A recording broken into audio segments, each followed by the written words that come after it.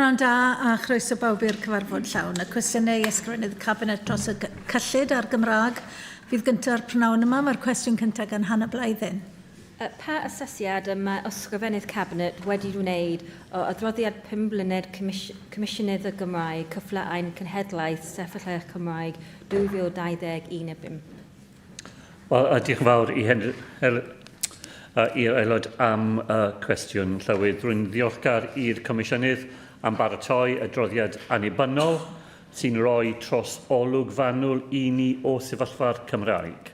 Rydym wedi gwneud cynnydd o ran ein targedau i gynyddu niferoedd siaradwyr Cymraeg a'r defnydd a wneud o'r iaith. Ac mae'r adroddiad yn gosod her adeiladol i'r Llywodraeth mewn sawl maes polisi. Diolch am eich ateb o ysgrifennydd cabinet. Yn personol, fel rwan sy'n dysgu Cymraeg, dwi'n gwerthfawrogi y cyfle yma fy ysgysio yn anffurfio yn y Gymraeg. Yn enghraifft, drwy ymweld siopa siswn neu dros paent yn tafadu y wyddgrig. Felly, sy'n mae'r Llywodraeth yn gweithio i ehangu cyfloedd yn enwedig mewn ardaloedd lle mae'n defnydd y iaith isel. Wel, diolch yn fawr unwaith eto i Hannah Blythen yn gyfrchiadau am a popeth mae hi'n neud i dysgu a defnyddio'r iaith ac wrth gwrs yn yr adroddiad y Comisiynydd defnydd yr iaith yw un o themau mwyaf yn yr adroddiad. Mae hi'n tynnu sylw at defnydd o'r Gymraeg tu fas o'r ysgol yn y gweithlu ac yn y cadarn leoedd ac cyfleon i bobl sy'n yn dysgu Gymraeg i defnyddio'r Gymraeg yn anffurfiol fel o'r Hannah Blythen yn ddweud. Ni'n ariannu prosiectau fel yna trwy'r mentrau iaith. Ni wedi ehangu prosiect perthyn yn ystod y flwyddyn ariannol hon. Nawr mae fwy o arian yn perthyn a mae bobl yn gallu rhoi mewn cais mewn am arian yn unrhyw le yng Nghymru. Dwi'n siŵr yn etholiad Hannah Blythen bydd ceisiadau yna ar gael. Yn barod, ni'n cefnogi gŵr cymunedol gwyddgrig yn yr wythgrig sy'n rhoi cyfleon gweithgareddau ac yn y blaen i teuluoedd plant, pobl ifanc a'r gymuned ehangach i defnyddio'r Gymraeg. A dwi wedi clywed trwy y mentrau iaith cynllun newydd Cymraeg yn y coed ym Mharc Loggerheads, lle mae pobl yn gallu cerdded a siarad Cymraeg ar yr un pryd. Tom Gifford.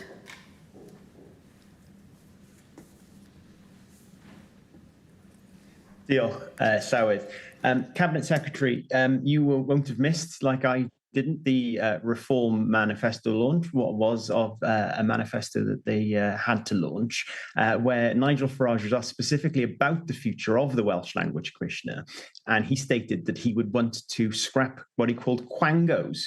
Now, we know that the importance of building and growing the language in Wales comes through evidence-based policy making, and then accountability in those targets and in those policies to ensure that those targets then are met. But what we've seen from Reform is this scrapping of the million Welsh speakers, and now we hear a scrapping of the Welsh Language Commissioner itself. The likelihood is the Reform government would ultimately lead to a decline in the number of Welsh speakers in Wales on a consistent basis. And it comes from a place where there is a lack of clarity and understanding about the position of the Welsh language in Wales from Reform themselves. Nigel Farage said in that press conference, from what I understand, the Welsh language is thriving in Wales. He obviously is not aware that the last two censuses have shown a decline in the number of Welsh speakers in Wales. So how important is the Welsh Language Commissioner in holding the Welsh Government and other organisations accountable in terms of Welsh language development and policy making? And also, how important is it that when we make up policy, we're not doing it off the top of our heads? Thank Tom Gifford for those remarks. Llywydd, Reform is an English nationalist party personified in its leader, Mr Farage, who never comes to Wales without putting his foot in his mouth over anything to do with the nature of Wales, and particularly the Welsh language. The Commissioner is not a quango at all. The Commissioner is a creation of this Senedd, a symbol of our united determination to support the Welsh language, to do more to increase the number of people who speak it and its daily use. And the Commissioner, as demonstrated in her 5-yearly report, does, I think, a very skillful job in supporting the efforts that are made through this Senedd, while at the same time providing constructive challenge to the Welsh Government and providing us with new ideas as to where we can do more and to do better. A vote for reform in Wales is a vote to take Wales backwards and particularly to damage some of those things that matter most to people in Wales. Mae cwestiwn 2 wedi tynnu nôl. Ewn ni'n syth felly gwestiynau y llyfarwyr yr wythnos yma. Llyfarydd y Ceidwadwyr, Sam Rowlands. Wel, diolch yn fawr iawn, Llywydd. Cabinet Secretary, given the Institute for Fiscal Studies has found that Wales receives not just the £1.20 Barnett consequential for every pound spent in England, but actually Wales receives around 25% more funding per person than England for comparable services. Do you accept that the issue facing Wales is not simply one of amount of money coming from the UK Government, but it's about how effectively the Welsh Government is choosing to spend that money?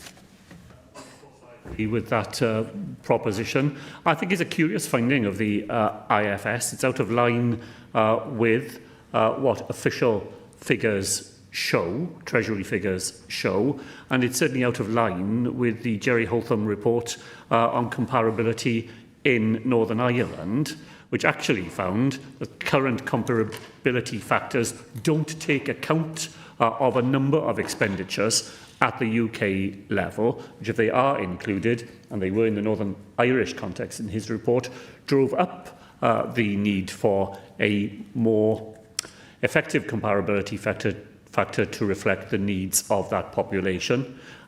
Whatever the debates about whether it's 120 or 125 or should be more, the proposition the member makes about the importance of how you spend money, of course, is something that preoccupies me in my job, in all my conversations.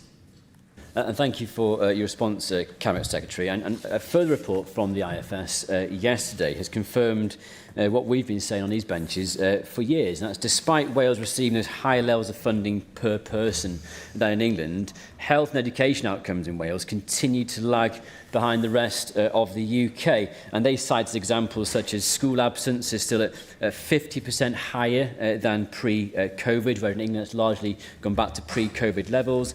And they also cite that the average hospital stays are 40% higher here in Wales than over in England. So again, the issue is not about simply funding levels, but policy decisions and the way services are delivered by this Welsh government. And of course, at a time when that funding growth is slowing, it becomes even more important that every pound of taxpayers' money is spent wisely. Yet people across Wales continue to see examples of wasteful spending and poor priorities, while frontline services remain under real pressure. And of course, within this Senedd term, the decisions by Welsh Government have consistently been supported by Plaid Cymru and the benches opposite me here. And they've prioritised, along with you, non-essential initiatives rather than focus on improving those core public services. So whilst the Labour government has received criticism for some of these decisions, and Plaid Cymru tried to take the credit when things go their way, do you think Plaid Cymru have had the fair share of criticism around some of these decisions as well? Really not a question for me at all, Llywydd. Let me make a more serious point to the member, that the other side of the coin from the amount of money you have to spend is the need you are trying to match. And the reason why, throughout the whole of devolution and before it, Welsh patients spend longer recovering in hospitals than is the case in England, is because we have an older, sicker and poorer population here in Wales. The conditions that people present themselves in hospital require different sorts of treatment and sometimes longer forms of treatment than would be the case if you had a younger, fitter and better off population. So it's a curious absence in the IFS report as well, that while it does provide its own account of the money that is provided and the use to which that money is put, it simply doesn't attend to the differential need that drives those sums of money and lies behind those policies. Thank you, Cabinet Secretary. And of course, I recognise that this is probably the last time I'll be asking these questions to you in this capacity. And I just want to, whilst we have absolutely disagreed many times in terms of philosophy, political positions and probably policy very much so, I certainly acknowledge your principled position on different matters, which I may disagree from time to time, of course, your commitment to this chamber and to your part in the leadership you've shown over your time here.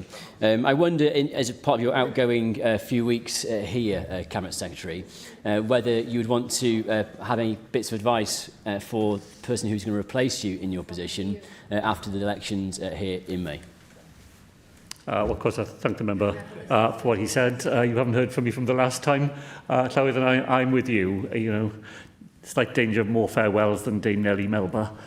So I thank you, the member, for what he said.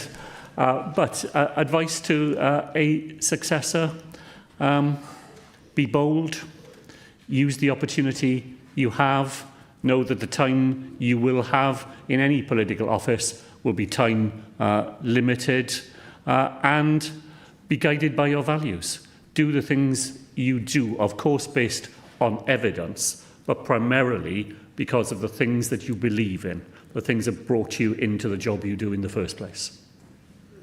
Llywodraeth Cymru, Heledd Fychan.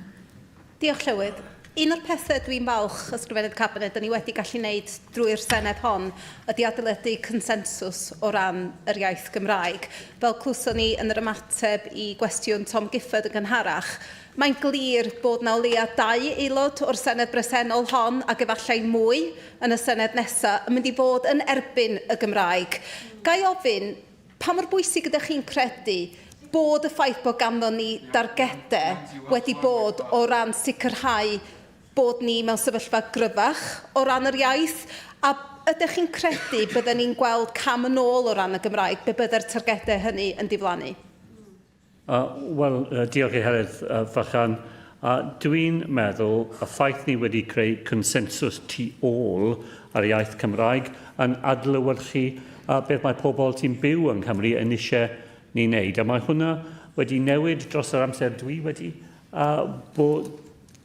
wedi bod rhan o'r ddarl pan oedd ni'n tyfu lan yn Gyfyrddin, oedd ffrau bron bob dydd am y iaith Gymraeg, a oedd hwnna ddim yn helpu neb. Nawr, yn y siambar hon, ni'n bron I gyd yn cefnogi'r iaith Gymraeg, a mae hwnna'n rhan o'r cryfder y iaith yng Nghymru heddi. Mae targedau pwysig I hynny wrth cwrs. Mae'n helpu ni gyda'r uchelgais sydd 'da ni, a mae'r targedau sydd 'da ni, ni wedi cytuno arnyn nhw dros y siambr. Dwi eisiau weld hwnna'n parhau at y dyfodol. Diolch. Dwi yn meddwl bod o'n bwysig bod ni ddim yn gweld y Gymraeg yn cael ei thrin fel rhywbeth fel I sgorio pwyntiau gwleidyddol yn y dyfodol, a dwi'n falch bod ni wedi gallu peidio gwneud hynny yn ystod tymor y Senedd hon. Os gai droi at fater arall, sef yr 14 biliwn o fuddsoddiad gyhoeddwyd ar gyfer rheilffyrdd, allwch chi amlinellu sut cyrhaeddwyd at y ffigwr o 14 biliwn, a newch chi ymrwymo at gyhoeddi nodyn yn egluro hyn, gan bod na amwysedd yn atebion ysgrifennydd y Cabinet dros drafodiaeth ynglŷn â hyn wrth iddo ateb cwestiynau ddoe, wrth iddo gyfadda y gallai'r ffigwr hwn fod yn uwch, gallai fod yn llai. Dwi'n siŵr bod chi'n cytuno bod yn bwysig o ran craffu a thrylwyder bod y Senedd yn cael wybodaeth fanwl o ran faint o arian bydd yn cael ei ryddhau a phryd. Ken Skates yn ymateb cwestiynau ar llawr y Senedd ddoe. Clywais I yn esbonio y ffigurau tu ôl yr 40 biliwn o bunnoedd, a mae gyda'r Trafnidiaeth Cymru wedi cyhoeddi dogfen sy'n dangos ble mae'r posibiliadau I buddsoddi arian yn dod yn y dyfodol. A clywais i Ken Skates yn dweud oedd e'n barod i roi fwy o wybodaeth am y ffigyrau hefyd. So, wrth gwrs dwi'n fodlon i siarad â fe a trial ei cael fwy o manylion i'r aelodau. Beth oedd ysgrifennydd y Cabinet dros drafnidiaeth yn ddweud oedd, pan chi'n edrych ymlaen a chi'n trial i chynllunio dros degawd neu fwy, wrth gwrs mae ffigyrau yn gallu newid, mae'n dibynnu ar lot o pethau, ac heddi allwn ni ddim rhagweld popeth sy'n mynd i digwydd. Diolch yn fawr iawn i chi am hynna. Wrth gwrs, da ni gyd yn deall hynny, ond pan mae rhywbeth yn cael ei gyflwyno fel mae na 14 biliwn o bunnau bendant yn dod i Gymru, dyna pam da ni'n herio hynny, os gael dyfynu chi'ch hun yn 2019 wrth ymateb i gyhoeddiadau gan yr ysgrennydd gwladol dros drafnidiaeth ar y pryd. Not a single one of those business cases announced by the Secretary of State for Transport has seen a single penny of funding, and there is no clarity at all on next steps and timescales to live up to that second set of commitments. Wel, oni dydy hynna'n wir o ran y 10 biliwn o'r 14 biliwn gyhoeddwyd hyd yma. Dyna da ni'n trio deall ydy. Dych chi'n deud, neu mae'ch Llywodraeth chi'n deud, mae yna 14 biliwn bendant yn dod i Gymru. Dydy hynna ddim yn wir o'r hyn da ni'n weld fan hyn. Is completely fair, Llywydd. The previous government claimed when it abandoned its plans to electrify the main line to Swansea that it had a series of other plans ready to go that would compensate for the loss of the investment that they had promised. That turned out simply not to be true. In the case of the 14 billion, the Welsh Government with the UK Government has published its prospectus. You can see the schemes, you can see the sums of money that are attributed to them, and you have a commitment from the UK Government that over the period in which those schemes could be delivered, it will find that £14 billion that is needed for investment in Wales. I don't think it's feasible to expect, and I heard Ken Skates explain this yesterday, to have detailed plans for each one of those schemes at this point in that cycle, but it is surely to be welcomed that we have a UK Government recognising the importance of those schemes and declaring its commitment to fund them. Rhiannon Passmore. Diolch, Newydd, and thank you, Cabinet Minister. What assessment has the Welsh Government made of the consequences of the UK Government's spring statement for the people of Llawn? Thank you, Rhiannon Passmore. So with the stability provided in the spring statement will ensure that the people of Llawn go on benefiting from direct investment in coal tip safety, rail improvements and town centre regeneration, to mention just 3. Now, an incoming Senedd Government will have an additional £555 million to respond to the needs of Welsh citizens in Llawn and beyond. Thank you, Cabinet Secretary, for that initial response. The people of Llawn will welcome the restoration of stability to the economic and public finances brought about by the UK Labour government against the backdrop of scalic geopolitical volatility. And as a direct result that the Welsh Government settlement for the first time over the next 3 years is nearly £6 billion higher than it would have been under the spending plan set out by the previous UK Tory government. Cabinet Secretary, what difference on the ground throughout Llawn communities will be visible from an extra £6 billion of public spending from Labour governments in Westminster and Cardiff Bay over the years to come? The good people of Llawn will see that investment in many different parts of their lives, as they already have under a Labour government, because Llawn has already benefited from the 21st century schools investment. There's been new health developments in the constituency. And looking ahead, as I said, Llywydd, the investment in coal tip safety has a direct relevance to so many communities in the members' constituency. That's the difference that we are now able to make with that additional £6 billion. And the spring statement was welcomed. I understand the political knockabout that goes on, but if you look at more serious commentaries, it was welcomed for the fact that it just reaffirmed spending plans, it reaffirmed fiscal plans, it didn't introduce new instability into the system, and the Chancellor was in the happy position of being able to identify £24 billion in a reserve that she will create over the 3 years of the Spring Statement period. Cabinet Secretary, I quite frankly believe the Chancellor is out of her depth. Based on her Spring Statement, it's clear that she's living in a parallel universe and not in touch with what's going on in reality. Unemployment is up, inflation is up, growth is down. The Chancellor has no plan to fix our economy whatsoever. And Cabinet Secretary, in response to the Chancellor's Spring Statement, you said, and I quote, "What we're seeing today is encouraging for Wales. The global economic picture remains difficult. Nobody's pretending otherwise, but the UK government's plan is working. The economy is stabilising, it's growing, and people in Wales will feel the benefit of that." Cabinet Secretary, I would love to know which plan it is that you think is going to be working, because quite frankly, I'm mystified. Things are getting worse, not better. And I'd really appreciate if you can kindly explain what specific projects will benefit my constituents within Newport and Isloyn from this Spring Statement. Thank you. Well, there are two parts to that question.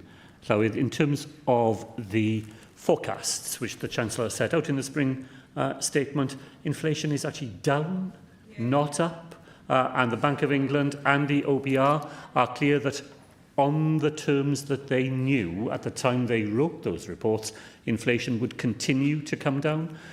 Interest rates have been cut 6 times since the general election, and the Bank of England was expecting interest rates to be cut at least twice more over the rest of this financial year. Productivity is up in those forecasts. Disposable household income is up in those forecasts. Of course, there are difficulties in the economy. That's not a surprise to anybody. But just a partial reading, picking a few things out of it and saying that that's the whole story, really does no service to people in Wales. And in terms of where people will see the specific benefits of that £555 million over 3 years, that's an additional 555 million, of course. That will be for the next Senedd Government to determine, not this one. Cwestiwn 4, Joyce Watson. Thank you, Will the Cabinet Secretary make a statement on business rate relief for pubs and restaurants in Mid and West Wales? Thank the member for the question. So with many pubs and restaurants in Mid and West Wales benefit from the £335 million of non-domestic rate support we are providing in this financial year. This includes our permanent reliefs worth £215 million annually and the additional £78 million allocated to retail, leisure and hospitality. We've confirmed a further £8 million of targeted relief for next year. Diolch, Cabinet Secretary. I very much welcome the recent Welsh Government announcement that pledges further financial support for hospitality businesses in Wales for the year 2026 to 27. The 15% relief on rates bills for 4,400 hospitality businesses will be vital for the survival of many of these businesses in the coming year. Like many small to medium businesses, pubs and restaurants, cafes and music venues face a number of financial challenges through rising costs and people not visiting these venues as much as they did pre-COVID. But they are often at the heart of the community and provide crucial local employment, so our support for them is vital. Cabinet Secretary, do you agree with me that this additional support, along with other support such as the small business rates relief, does demonstrate the Welsh Government's commitment to supporting hospitality businesses in Wales? Well, so it is the most tangible demonstration of that commitment, and it's not the only one, as Joyce Watson has just said. I was very glad we were able to provide £8 million next year. That's £3 million more than the equivalent sum that we get in a consequential, and that has allowed us to extend the range of businesses that will benefit from that 15% rate relief. So it's a more generous scheme than in England, and it offers help to a wider range of businesses. And that's on top of two other new things that we're providing this year, over and above the general business rate relief. The differential use of the multiplier that we've introduced for the very first time in Wales this year will benefit shops on the high street in those communities that Joyce Watson referenced, and the first year next year of a new transitional rate relief scheme worth £116 million over 2 years. The Welsh taxpayer makes an enormous effort to support those businesses, and we do it on their behalf as a Welsh Government for exactly the reasons Joyce Watson suggested, Llawn, the importance of these businesses to the local communities where they are rooted. Samuel Kurtz. Last week I met hospitality businesses in Tenby, many of whom raised serious concerns about the impact recent changes to business rates are having on the viability of their businesses. Indeed, I've raised this with you on the floor of the Senedd before, Cabinet Secretary, and the mood was bleak. But one conversation particular stood out. A local business owner who now runs 3 businesses in the town told me that while their turnover has increased fourfold, they were actually more profitable when they were operating just one business. That just can't be right, because entrepreneurs who take risks, invest in their communities and create jobs for local people should not feel that they are being penalised for growing their businesses and employing more people. So what would you say to those hospitality businesses in Tenby and across Pembrokeshire who increasingly feel that under the current business rate system, success and expansion are being punished rather than celebrated? Well, so I think I would have explained to the business owner the help that the Welsh taxpayer is providing to businesses in Tenby. All the things that I have just outlined, all those things that those businesses get and would not get if it was not for the help mobilised on their behalf and gladly mobilised by this Welsh Government. So I have no way of knowing the details of the case to which the member refers, but I imagine that those businesses benefit from a whole range of support that's available to them because of the actions of this Welsh Government, with more help every year, not less. Jane Dodds. Llawn, and good afternoon, Cabinet Member. I just really wanted to come back to Mid and West Wales raised the issue around our business rate system and hospitality sector. There are severe challenges, without a doubt. We're seeing in towns across Mid and West Wales declining footfall, empty properties and struggling community businesses.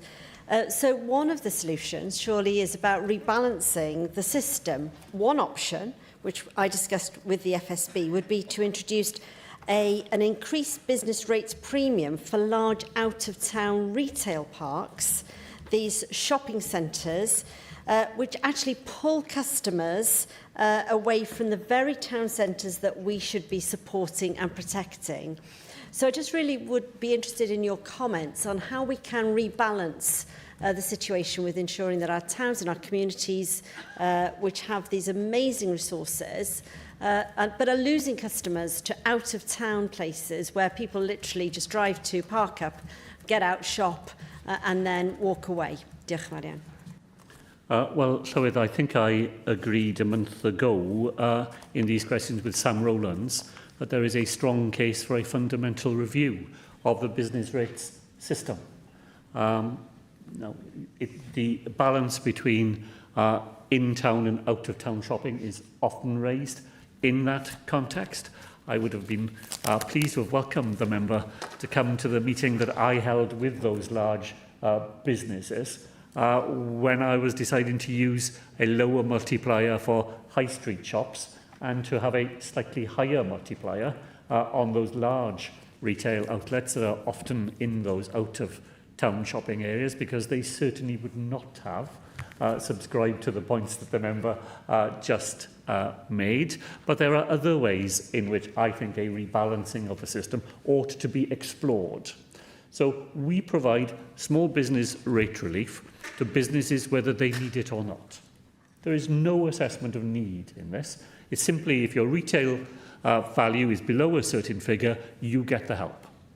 And we don't differentiate between those businesses who are thriving and would be perfectly profitable without that help and those businesses which need more help. We don't distinguish between start-up businesses, where you might think the case for public investment to help a business to get off the ground would be stronger, compared to businesses who've been getting business rate relief for years and years and years. There are many ways, I think, in which the very large sum of money that is invested in this area could be used differently. And I know that my party, if we are to be in government in the next Senedd term, will wish to take a root and branch look at the way the system operates. Cwestiwn 5, Laura Jones. Diolch. What assessment has the Cabinet Secretary made of the impact of proposed council tax rises in South Wales East? Thank the member. Llywydd, the setting of budgets and council tax levels each year is a matter for local authorities. I ask councils carefully to consider the balance between maintaining services and the financial pressures on households, and to engage meaningfully with communities on the decisions they make. Diolch. Year on year, residents across my region are being hammered by eye-watering council tax rises by Labour-implied run councils, but getting slashed services and getting less for their money. Proposed rises in my region include 6%, almost 6% in Monmouthshire and over 6% in Caerphilly. Reform in Wales is committed to capping council tax rises at 4.99%, with any council wanting to go above that being required to hold a local referendum. Do you agree with me, Cabinet Secretary, that that local government has long been underfunded by the Welsh Government, and that needs to be addressed? But there are also been councils who have been very lackadaisical and quick to reach for the levers to increase council tax rather than find efficiency savings, and putting in place a referendum at 4.99% will encourage councils to find those savings. Deal. Well, I've got good news for the member, which I'm sure will cheer her up, because council tax rises in her region are lower this year, lower next year than this year, and lower than the year before. So they will have the lowest council tax rises in the last few years. And again, some good news for her, and indeed for her residents, that there will be no need to engage her referendum, because in her region, the average council tax rise next year is 4.96%. So would not be captured by her referendum, and people will save all the money that she would spend on holding a referendum in the first place. Here's another piece of good news for her, that there's an extra £112.8 million going into local authorities next year as a result of the budget that was passed in the Senedd, in which she voted against, despite her complaints about underfunding. She voted against an extra £112.8 million for those local authorities. This government believes that local authorities are best placed to make decisions on the responsibilities that they exercise, and they face their electorate when they come to the end of their term. That is the way in which to exercise democratic oversight of their decisions. Local authorities should be allowed to exercise those responsibilities, and then their electors can cast a verdict on their discharge. Peter Fox. Diolch, Llywydd. Cabinet Secretary, I'm sure you will agree it's somewhat ironic that Reform members are raising concerns about council tax and financial efficiency, given that their Worcestershire-controlled council has just approved a 9% council tax. And they did that by circumnavigating the referendum and asking for government approval to do so. So much for a low-tax party. However, Cabinet Secretary, on a similar vein, though, the Welsh Conservatives, as you know, and was clearly taken from us to the Reform Manifesto, have repeatedly called on you to follow the same sensible system used in England to introduce local referenda. And I've heard your arguments many times. You've rejected that every opportunity. Yet Labour colleagues across the border have kept the system in place. Two countries, two different approaches, but the same party running both. It's difficult to understand the logic. Cabinet Secretary, do you think it's right that in England people have a say in council tax levels, whereas here in Wales the public just have to pay whatever is proposed? Well, so the logic is called devolution. It's why we have different systems in England and Wales. There would be no point in having the Senedd at all if all we ever did was to copy what somebody else did in their circumstances, when we are charged with the responsibility of devising system that meet the circumstances of Welsh people. I enjoyed the opening points the member made. I think Worcester is not the only reform-run council where lower council tax bills now turn out to be entirely mythical. I believe I'm right that the council that was led by the leader of reform in Wales, a London council, as we remember, is having to be bailed out with large sums of money from the UK government because of the way that council had been run. I'm afraid there's a lesson in all of that. And as reform councils actually have to make decisions rather than deliver leaflets, people are discovering what that actually means. Lindsay Whittle. Diolch, Llywyd. I just wanted to raise a point of order about a question.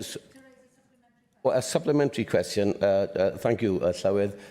It's about the council tax rise, which was referred to by Laura Jones, the increases what Plaid and Labour councils have undertaken in her region. There are, of course, no Plaid Cymru councils in her region and haven't been since 2016. And do you not agree that, in fact, had the deal not been reached with Plaid Cymru and the Labour Party, the situation in the councils in the South East and across the whole of Wales would be made much worse, much worse?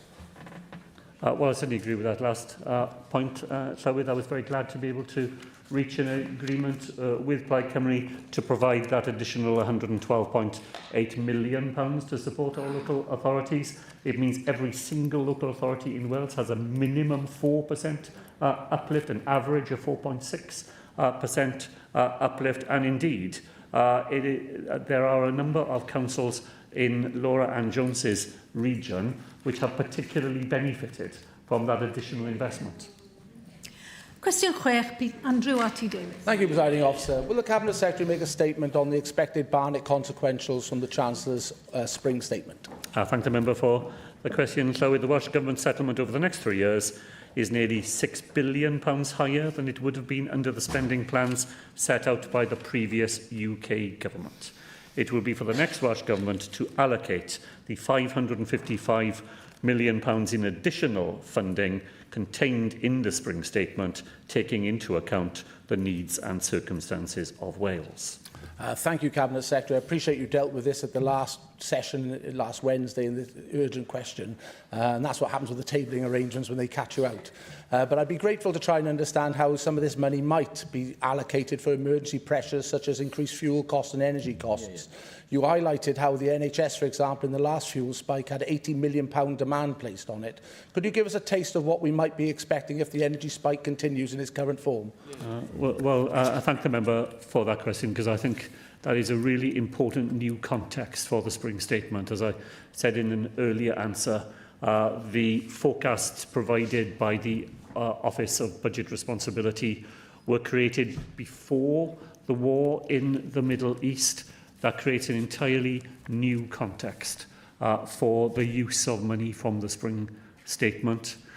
We know that Wales is as exposed as anywhere else to hikes in oil prices, to the impact on liquefied natural gas supplies, to the impact on fertiliser. Anywhere between 25 and 35% of the world's fertiliser supplies go through the Straits of Hormuz.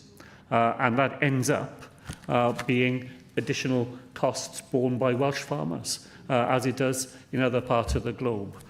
So it's my belief that an incoming finance minister will be very glad to have that £555 million that's not committed as yet, because there may be some very serious calls on it as Welsh citizens, Welsh businesses and Welsh public services face the consequences of what we see happening in another part of the world. Julie Morgan.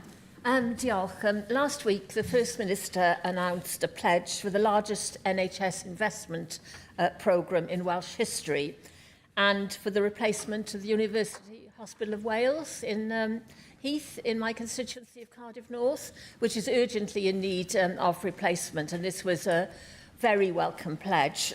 How does the money which will come to Wales through the spring statement support this commitment? Thank Julie Morgan for that, and as a Cardiff Senedd member, of course, I share her welcome for the pledge to invest £4 billion in the health estate over the next Senedd term and to attend to the needs of the University Hospital of Wales. There is help, of course, in that £555 million towards those costs. A relatively small amount of it comes directly in capital, but the capital that will be needed to meet that pledge will be a combination of conventional capital, capital borrowing, the extended capital borrowing we are now able to deploy, and the new financial instruments that we have developed here in Wales and which have allowed the rebuilding of the Dilynwch Hospital in the member's constituency. And I look forward very much to the next 4 years where we will see that combination of measures being able to support really important developments in West Wales, here in Cardiff, and of course in the Mae'r Hospital in North Wales as well. Cwestiwn 7, Natasha Ashka. Will the Cabinet Secretary make a statement on the impact the Welsh Government's visitor levy will have on South East Wales? Thank the member for that, Llawn. There are currently no visitor levies in operation across Wales, and no local authority in South East Wales has consulted on whether to introduce a levy. More general impact assessments on the levy are available as part of the documentation presented to the Senedd when the bill was before members. Cabinet Secretary, we on these benches know how damaging a Labour-implied tourism tax would in fact be on Wales, not just for the region of South East Wales, but across the country. I can't believe I'm saying this, but in Newport it appears that there is at least one Labour politician with a common sense approach. The City Council's leader has distanced himself from this policy, confirming that the local authority has no plans to bring forward such a tax, which is a welcome relief for many. Newport has a lot to offer, and I believe we should be doing all that we can to promote the city to tourists, not just slapping them with taxes. So, Cabinet Secretary, how are you working with your colleagues in the Welsh Government to boost tourism in places like Newport? Because to me, it looks as though the Labour administration is doing all it can, in fact, to put people off from coming to Wales. Thank you. There's a great deal of nonsense talked in that question because it denies the basic premise of the visitor levy, which is that it is a permissive tax for each local authority to decide whether or not they would find that a useful tool to deploy in their areas. And if the leader of Newport Council feels it's not a useful thing, for him that is every bit as good a decision as the leader of Cardiff's decision that it would be a useful tool in the Cardiff context. What has happened to the Welsh Conservative Party, Llawn? I remember the days when in David Cameron's New Society, the Conservative Party believed in shrinking the role of central government and handing decisions to local authorities, local communities and local residents. That's exactly what the visitor levy bill does. But now we have a Conservative Party in Wales that believes that it knows better than they do. Where local people have decided to do something, the Welsh Conservative Party will step in and tell them, in that big brother way, that they know better than they do. That's exactly what the member has said. It's exactly what your manifesto says. We believe that local people should have that choice. And if local authorities decide it's right for them, having gone through all the process, they should be allowed to do it. We turn out to believe in localism, and they turn out to believe in exactly the opposite. Cwestiwn 8, Kevin Campbell. A wnaeth yr ysgrifennydd Cabinet roi datganiad i ni ar oblygiadau datganiad y Gwanwyn gan Senedd yr UK ar gyfer canolbarth a gorllewin Cymru. Diolch yn fawr i Kevin Campbell. Llawn, mae Llywodraeth y Denes Unedig yn adfer sefydlogrwydd i'r economi a chyllid cyhoeddus. Cadarnhaodd ar agolwg y swyddfa'r cyfrifoldeb cyllidebol a bydd cynhyrchiant enillion ac incwm gwirioneddol a lwydydd yn cynyddu, byddion a fydd yn cael eu teimlo ledled Cymru drwy wella safonau byw a sicrhau bod pobl sy'n gweithio yn well eu bywyd a phlant yn cael eu codi allan o dlodi. Diolch yn fawr iawn. So my question on the implications of the UK Spring Statement refers to one area of particular concern, which you've referred to already in answer to Joyce Watson's question. It's around the support given to restaurants, pubs and other hospitality businesses in rural areas, which are vital employers and social hubs, yet they're facing rising costs. So in light of the wider fiscal context, following the Spring Statement, pubs in England will receive 15% business rates relief in 2026-27, with their bills then frozen in real terms for the following 2 years until 2029. Now, in contrast, the Welsh Government has announced the same level of relief as in England in 2026-27, but this support is currently confirmed for only a single year. So given the pressures in hospitality businesses in my region and in light of the wider fiscal context following the Spring Statement, why has the Welsh Government chosen only 1 year of relief when England has provided multi-year certainty? Well, there is a very simple explanation, Llywydd, and it's this, that we did not know until the final estimates, which we don't get until February, how much money we would get in years 2 and 3 of the scheme. So it was impossible when we announced next year's plans to anticipate what we could do in years 2 and 3, because we simply didn't have knowledge of how much money we would have. We do know that now. We know it as a result of the Spring Statement. There is £5 million as a consequential of the scheme in England in the next financial year. As explained in my answer to Joyce Watson, actually in Wales we will spend £8 million next year, £3 million more than the consequential. In the second year of the Spring Statement we will get £8 million, and in the third year we will get £11 million. So it is now open to an incoming Welsh Government, knowing the facts, to make provision for years 2 and 3. We have only a 1-year budget for next year, so an incoming government would need to use the first supplementary budget of next year to extend the scheme for 2 more years. It simply wasn't technically possible at the time of our first announcement. It will be now we're in possession of the full facts. Cwestiwn now, Gareth Davies, yn ola.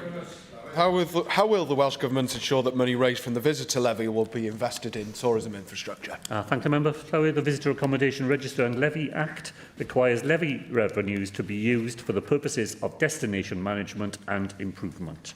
Local authorities that introduce the levy must establish a partnership forum consisting of local tourism representatives, ensuring spending aligns with local tourism needs.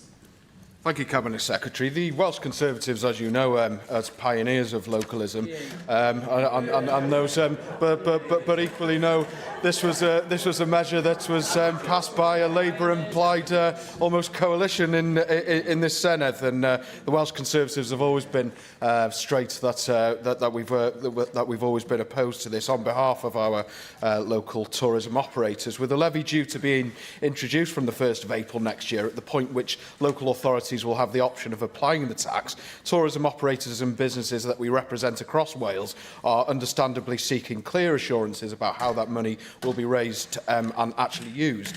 There is a real concern within the sector that the revenue raised could simply be absorbed into a wider local authority funding pot and used to meet pressures on other services.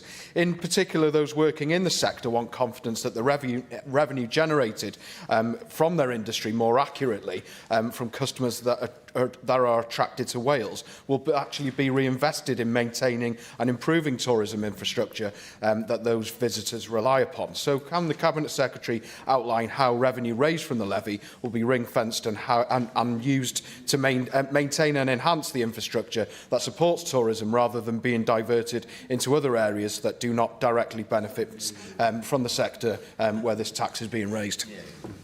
Well, so the design of the visitor levy is exactly to give confidence to people that the money raised will be reinvested on creating the conditions of success for the industry and for the communities in which the industry operates. No levy can be introduced until a local authority has carried out a consultation with its local population, including businesses that operate in that area. If a local authority decides to go ahead with the levy, then the legislation requires them to keep any money raised in a separate account that will be visible to anybody. They will then have to report annually on how that money has been spent. Those are safeguards to ensure that the money cannot be diverted to doing things that are not covered by the statutory obligation in the Act that money must be spent only for the purposes of destination management and improvement. Now, Llywydd, the member and I had, I thought, an interesting exchange in committee last week about support for the Welsh language. And he'll be pleased, I think, to know that in the Act, it is specifically allowed for money raised to be invested in supporting the Welsh language, where the language is part of the tourism offer, part of what brings people to visit that area. One of the things that you could use the proceeds of the levy to do would be to sustain the character of that area, continuing to make it attractive to people to visit. It's the whole purpose of the levy. It's designed from the very beginning to ensure that it gives confidence to local residents and to business owners that the money raised is being spent in a way consistent with the views of the Senedd. Diolch yn fawr iawn i'r ysgrifennydd Cabinet. Yr eitem nesaf yw'r cwestiynau i'r ysgrifennydd Cabinet newid hinsawdd y materion gwledig. Cwestiwn cyntaf gan Carlen Thomas. Thank you. Will the Cabinet Secretary provide an update on how the local places for nature and nature network schemes are connecting people with nature? I will indeed. Thank you, Caroline. Through the initiatives including the Nature Networks Programme, the Local Places for Nature and Natur am Byth, Welsh Government have now invested over £150 million this Senedd term alone to restore nature and to create those green spaces right on people's doorsteps. Now, these projects, as you know, connect communities with nature, they improve well-being and they strengthen Wales's resilience to climate change. Thank you for the response. I wanted to highlight how, without the local places for nature funding created by this Labour Welsh Government, local authorities would struggle to employ biodiversity officers, ecologists, and create more than 4,000 green spaces for nature and growing food, with more than 20,000 volunteers involved, transforming their lives. That's more than 2,400 pollinator sites, 700 community orchards, 86 therapeutic gardens for mental health and well-being at the last count. Environmental organisations have also used the Nature Networks Fund to enhance biodiversity and access. Deputy First Minister, I'm really proud that this Welsh Labour Government cares about our natural environment. It's one of the priorities. And would you agree that connecting people to nature is so important for our physical and mental health well-being, but also for educating them about the importance of biodiversity and healthy ecosystems? We ignore it at our peril, and without it, there's no food, no economy. So how are you promoting all that good work that is taking place so that it's not undervalued and can continue? Karen, thank you very much. And can I just say, as this will be my last oral questions for the moment, I do just want to genuinely thank Caroline for the way she has championed biodiversity and the natural environment all the time. She's been here in every oral questions there, including the work you've done yourself in organising things such as the Senedd Biodiversity event. You, amongst others, have really pushed this hard. And we are pleased as Welsh Government to continue championing the importance of a natural environment and the join-up between people and their green spaces as well. We should absolutely be celebrating all the positive work that's been undertaken across Wales, including with many volunteers that are involved. This is multiple gains here, including those well-being gains. In fact, I've seen this, it's been one of the delights of my tenure in this role to visit these right across Wales and see the showcase of initiatives that we have. In fact, I'm doing it tomorrow as well. So I'm out visiting several of our Nature Networks projects. Together, I have to say, with additional announcements planned before the end of the Senedd term as well. So yes, it's absolutely key that this government and any future government does not walk away from its commitments to this agenda, does not ignore the nature and the climate crises, but also goes on the optimistic note that says we can together as a society in Wales make a difference, lead the way, and that's what we need to continue to do. I'm on a losing battle here. Not only do I have members thanking ministers, now I have ministers thanking members. I'm a big fan of thanking you, Caroline Thomas, so I didn't intervene on the minister, but if we can please focus on the remaining scrutiny of government that needs to happen over the next 2 weeks. That would be great. Altaf Hussain. Thank you, Presiding Officer. I am privileged, and we are privileged, that we are here in Wales, where we are very near to nature. Cabinet Secretary, I'm sure you'll agree that with me that connecting people with nature should not be at the expense of nature and habitats. I would like to draw your attention to the creation of a butterfly garden at the Wellness Garden in Porthcawl. Bulldozers and crew armed with chainsaws have been chopping down trees in order to create a habitat for butterflies. Local residents were told there would be some ivy removal to improve light. Instead, a large number of trees have been killed and tons of gravel imported to create footpaths for future visitors. Cabinet Secretary, how will the Welsh Government prevent local councils from carrying out this type of habitat vandalism under the guise of connecting people with nature? Well, thank you for raising that, and I'm not aware of that particular instance, but I'm more than happy if you want to drop me a line, and I can ask my officials then and team to look at it. But the way that we actually promote this is through our investment alongside communities in nature initiatives. Many of them are indeed focused on pollinators as well, including in your own area. If you walk across the downs above Ogmore by Sea, the success we've had there in the return of the brown fritillary butterfly. It's through work of volunteers and also Welsh Government supported investment there as well, and some real expertise on the ground. So please do drop me a line on that particular issue and I'll look into it. We're not there to micromanage every local authority. I would also suggest you take that up directly with the local authority as well. But balancing between people and places in nature is exactly where we should be in protecting nature. John Griffiths. Diolch, Llywydd. Minister, the Maindy area of Newport on the edge of the city centre was lacking in green spaces until an organisation called Green in Maindy came along with a hardy small band of volunteers, which thankfully have grown since. They've created several green areas by planting, areas where people can sit and rest and chat. And it's been an absolutely game-changing initiative for that part of Newport. Through local places for nature and partnership with Welsh Government, the local authority, small businesses and others. Their latest initiative is Maindy in Bloom, which encourages the creation of pollinator-friendly gardening and colourful gardening and would be judged in accordance with those criteria. It's absolutely wonderful to meet the people involved, Minister, and to work with them and connect them to some of the support that's available. Would you join me, I'm sure you would, in congratulating their efforts and possibly coming to meet with them if it's possible to squeeze in another such visit in the limited time left in this Senedd?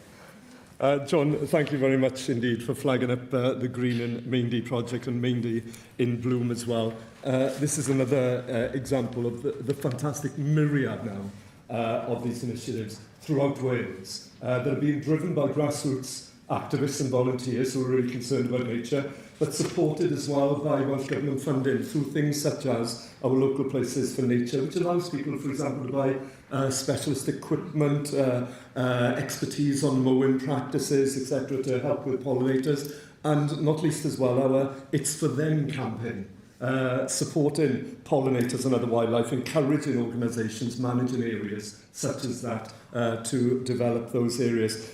Look, if I have time, I'd love to, but if I can't before, because it's slightly busy at the moment, I'd love to still come along and visit the work that they're doing there. And can I say as well, one thing that members might want to look at as we connect people with nature is the latest initiative that I was at only last week on the 4th of March, where I was down at Portkerry Country Park, wonderful country park, and we launched the first part of what will be the National Forest Trail, Llwybyr Cymru, going from north to south with branches and routes going off through different communities, where you can have a woodland-connected walk throughout the whole of Wales. Let's keep on building on this, green building on this, so that we connect people with nature. Cwestiwn 2, Joyce Watson. How is improving water quality in rivers? Thank you, Joyce. This Welsh Labour Government has the very highest ambition for healthy rivers and water quality in Wales.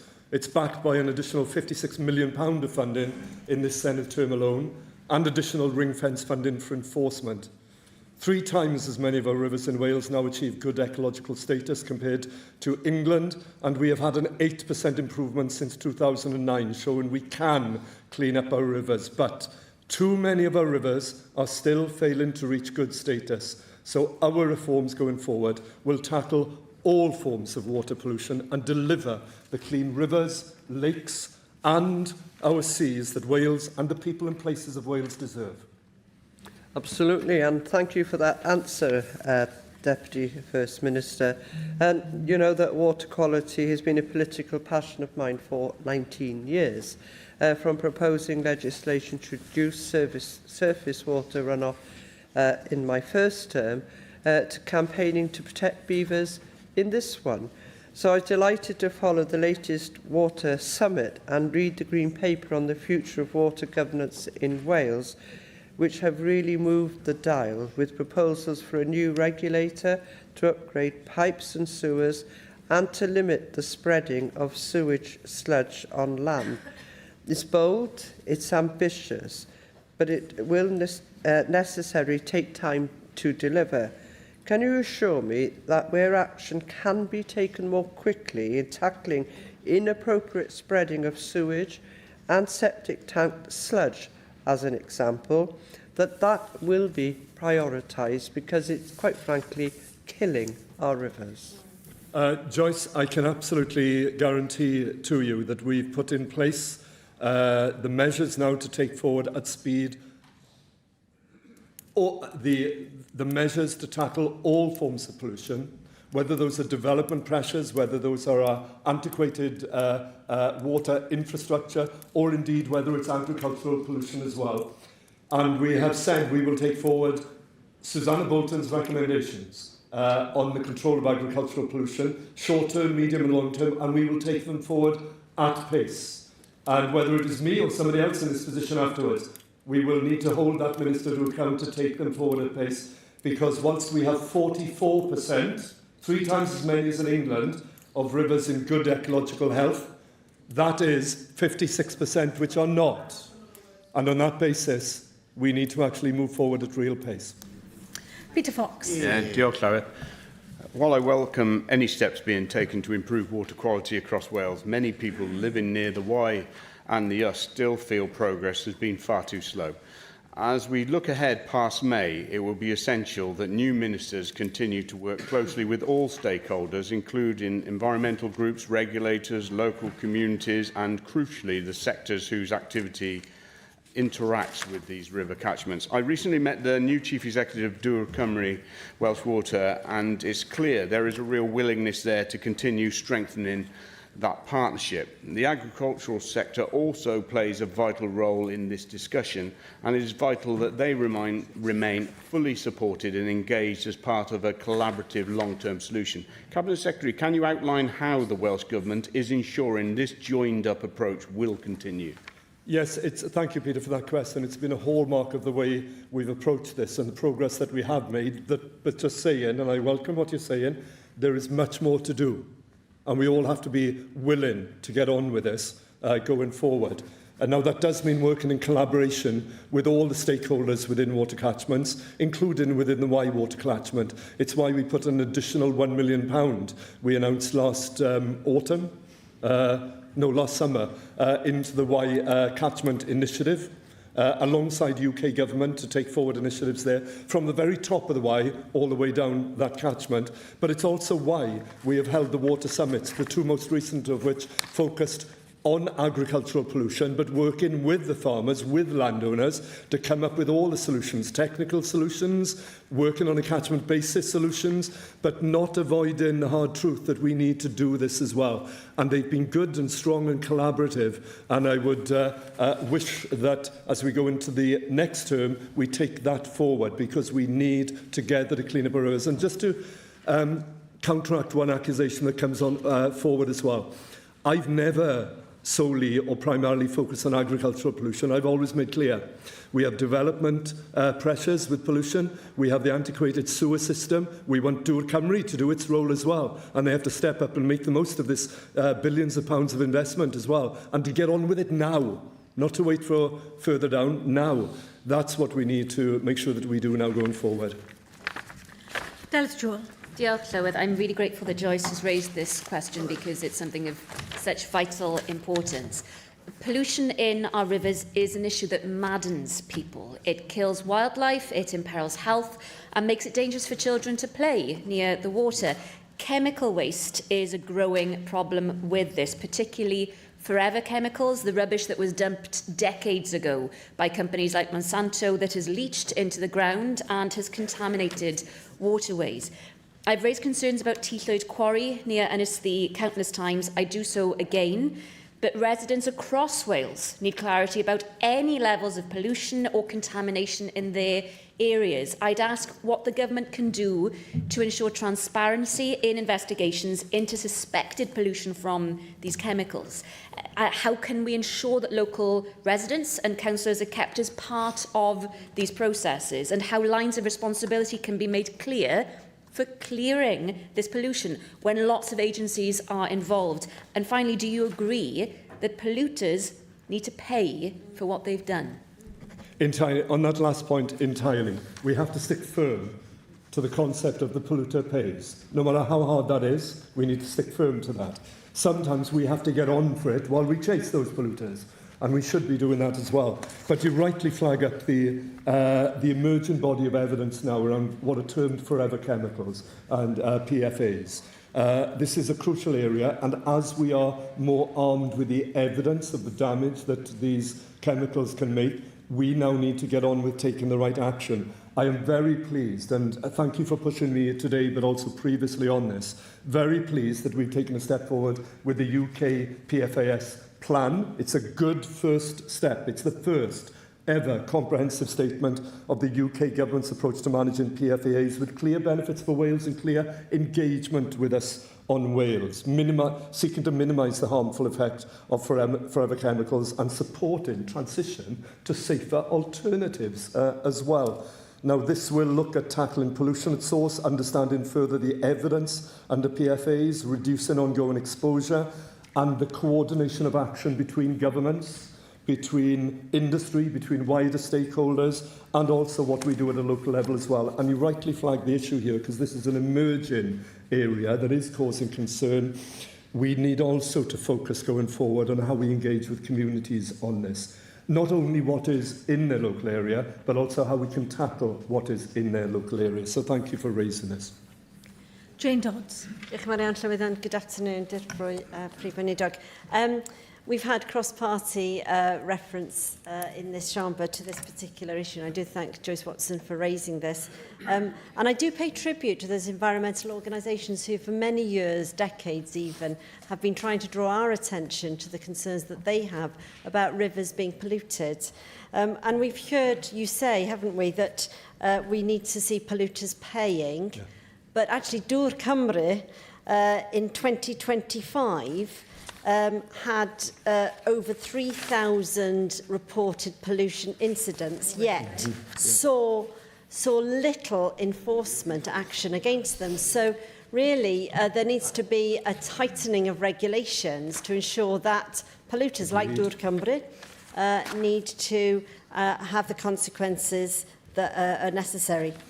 Just going back to those environmental organisations, I've been working with them to promote their Bill yw'r Glan, which is a bill for clean water to come into the next Parliament and to work with the next Welsh Government.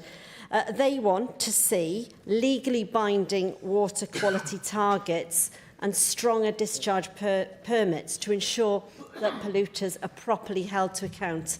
I've said in the chamber before that I think targets for everything are the way forward. So I'd like to hear your response to having legally binding targets and ensuring that polluters do pay. Diolch yn fawr iawn. Yeah, indeed. Thank you so much.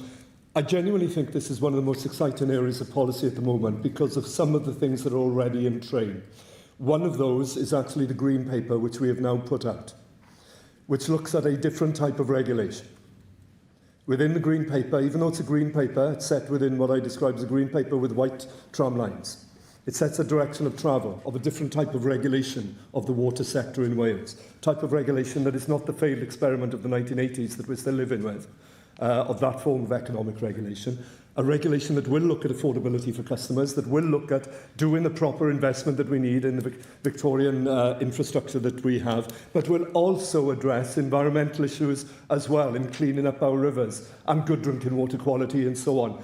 A different type of regulation fit for not only today, but also fit for Wales, where we proudly have the Wellbeing of Future Generations Act to guide what we should be doing. Now, I would encourage you and others to actually input your thoughts into that Green Paper, because it does look at the right type of regulation. It does look at systems planning. So we don't look in silos at different aspects of how we deal with water governance. We look at all of the parts that can actually clean up our waterways as well. So there's great opportunities going forward, and we need to seize them and then act on them, and will the means as well. Put the money in, the additional money that we put into enforcement, the additional money we put into investment to build the evidence of what works in catchments as well. All of that, but yes, the regulatory space as well. We have an opportunity to develop a leading-edge regulatory structure here in Wales that does better for the people of Wales and for nature in Wales as well.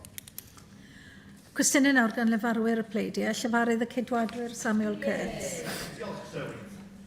Cabinet Secretary, as a former chair of Pembrokeshire Young Farmers Club, I have seen firsthand the important role played by Wales Young Farmers Clubs as a voluntary youth service in rural communities, with almost 6,000 members aged 10 to 28 across 12 counties and 138 clubs, and members contributing over 1.4 million hours each year through competitions, events and volunteering. YFC really does play a significant role in developing skills, leadership and community engagement across the young people in rural Wales. Indeed, you saw that firsthand at the Wales YFC event that I sponsored in the Neuadd earlier this year. So what consideration have you and your department given to providing long-term, secure funding to support the work of Wales YFC in recognition of its role as a voluntary youth service and its contribution to rural communities across Wales? Thank you, Sam, and thank you for organising that event as well. It was a delight once again to meet with some of the brilliant young representatives from the young farming community, who I've had the pleasure as well of meeting in so many opportunities throughout many parts of Wales. They do an incredible range of activities that grows the confidence and the skills and the experience of those people, and some of them, my goodness, end up here within the Senedd. They do, and it's commendable. But look, we've been very pleased over the tricky challenges of budgets over the last couple of years to find funding to actually put into young farmers clubs, not only recognising the wide range of support that they do for young people, but what those young people do for their communities, including, by the way, in support of the Welsh language. Now, we've made that possible. The next government now will need to take that forward and decide how it puts on a level footing that long-term financial stability, in line with what Welsh Government priorities are and the priorities of the people of Wales. And I think the people of Wales do want to see thrive in rural economies, young people being given skills, support the Welsh language as well. So I think we're on a good wicket here. Thank you, Cabinet Secretary. Moving on to my second question. Recent reports indicate that the conflict involving Iran and the disruption to shipping through the Strait of Hormuz, through which around 1/5 of global oil supplies and roughly 1/3 of global fertiliser trade normally pass, are already placing upward pressure on fuel and fertiliser prices and threatening wider food price inflation. So given the potential knock-on impacts for agriculture, including higher input costs of fuel, feed and fertiliser, what work are you undertaking to assess the impact of the conflict in Iran and the disruption to the Strait of Hormuz on rising farm input costs in Wales? And what steps are you taking to support farmers facing increases in the 3 Fs, fuel, feed and fertiliser? Sam, once again, thank you for raising this. It's a critical issue, and whilst a lot of the media focus has been on the headline issues of impact on oil and gas and so on, that has an impact on farming and food production, but there is also, as you rightly say, fertiliser and other expensive inputs. And the conflict that we see in the Middle East is costing lives, but it is also having an impact, and depending on how this unfolds over the days and weeks ahead, could have severe impacts way beyond what we're currently seeing at the moment. But yes, my officials are already working with their counterparts in the UK Government and with other devolved governments to understand and to closely monitor the input costs. We are doing that work now, not least as part of our ongoing work with the UK Agriculture Market Monitoring Group. We're very closely monitoring the effect of the Gulf shipping crisis through the Straits of Hormuz and elsewhere. We've not seen any significant negative impact on food supply or related prices so far, but that's not to say they won't. Okay. So we are very aware of increased fertiliser costs. We keep a close contact now with other governments and stakeholders as this develops, and we will engage with our Welsh stakeholders on this as well. We are, by the way, Sam, it's helpful to point out, we're maintaining a web page at the moment on the Welsh Government site, which is signposting to advice for farmers on input costs. And also, the other aspect to bear in mind as well, the work that we're doing through ADHB on the nutrient management guide, helping farmers make the most of organic materials that can also help them with some of the sustainability costs of this reducing fertiliser consumption. But yes, what is going on in the Middle East is not only dangerous in the cost to lives and the region itself, including British citizens who are currently out there, but it has much wider implications, and we need to keep a close eye on it here in Wales. Thank you for that comprehensive answer there, Cabinet Secretary. Now, moving on to my third and final question to you this parliamentary term. I supported the introduction of the Genetic Technology, also known as Precision Breeding Act of 2023, but the Welsh Government opposed the legislation and the Senedd withheld consent at the time. Now, the Act now enables the use of regulation of precision breeding, not GM, in England, while Wales has not adopted a similar framework. However, the United Kingdom Internal Market Act 2020 means precision-bred products authorised in England may still be sold in Wales, potentially creating regulatory divergence because of the Welsh Government's refusal to align and maximise the huge opportunities that exist in this field. So what assessment has the Welsh Government made of the practical impact this divergence is having on Welsh agriculture, and does it intend to review its policy position on precision breeding to ensure Welsh agriculture can really seize the opportunity that exists, especially given our university research strength in precision breeding? On precision breeding, we never have a completely closed mind on this, but we have to recognise that at the moment, beyond that trialling and piloting, there is limited applicability here within Wales. There is more direct applicability across the border. However, I do take your point in terms of research and academic institutions and so on. It will be for the next government to look at this. But what I would say to you is as well, is we must also jealously protect the ability of this Senedd and Welsh Government here in a devolved context to actually make decisions that occasionally will be, for the right reasons, slightly different from what is happening elsewhere. Very often, by the way, and in fact in many of the advice papers that pass across my desk, we actually go in concord with the UK Government because it makes absolute sense. But sometimes there is a need to actually protect our ability in a devolved context to do something slightly different. But it will be for the next government to consider that. Llywodraeth Plaid Cymru, Lly'r Griffith. Diolch yn iawn, Llywydd. Cabinet Secretary, the Welsh Government highlights regularly that herd incidence with bovine TB has fallen, but farmers listening to this exchange will probably be asking a very simple question. If progress is being made, then why are more and more cattle being slaughtered every year, more in fact than ever before in the last year, which saw over 12,000 cattle slaughtered compared to, I think, 8,000 or so when I first became a member of this Senedd 15 years ago. Now, I know you've explained in a written statement today that there is more stringent, more sensitive testing, etc. would be part of that. But the lived reality for farmers, of course, is escalating losses and the enormous emotional impact that comes with that. Now, today we've learned from the TB Programme Board that the Welsh Government is clearly off track when it comes to meeting your target for Wales to be TB-free by 2041. In fact, the current projection indicates that it'll be well into the 2050s by the time we get to that point. So my question is simple. Do you agree with the Programme Board's position paper that was published today? And will you admit that the current approach and the current strategy is clearly not delivering because you're not going to meet your target? Well, the first thing to say is, and I've often been accused of being the eternal optimist on a range of policy areas, but we can actually make a difference. And you are right in saying the number of cattle we are now slaughtering is higher than it's been. But that is, and I'm more than helpful for you or for any members to arrange some discussions with the Chief Veterinary Officer as well. It's evidenced by the increased and more sensitive testing that we are doing.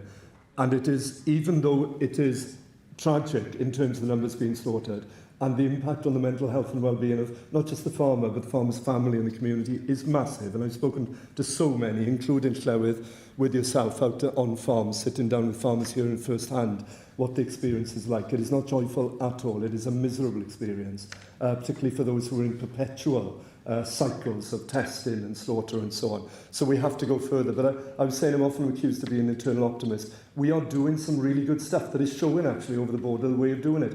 We have interest not just from England but from Northern Ireland and elsewhere about what we are doing with working with on-farm vets in the Pembrokeshire Pathways project. It's why we're rolling it out to North Wales. So even though the incidence of slaughter are going up, we're taking cattle out earlier as we identify them. We are also having progress on managing herds themselves with farmers, not being done to, but with farmers, and that has to be the way that we go forward. So we are having, what we are seeing is lower levels at the moment of herd incidence, which is good. So we're managing to stop it more.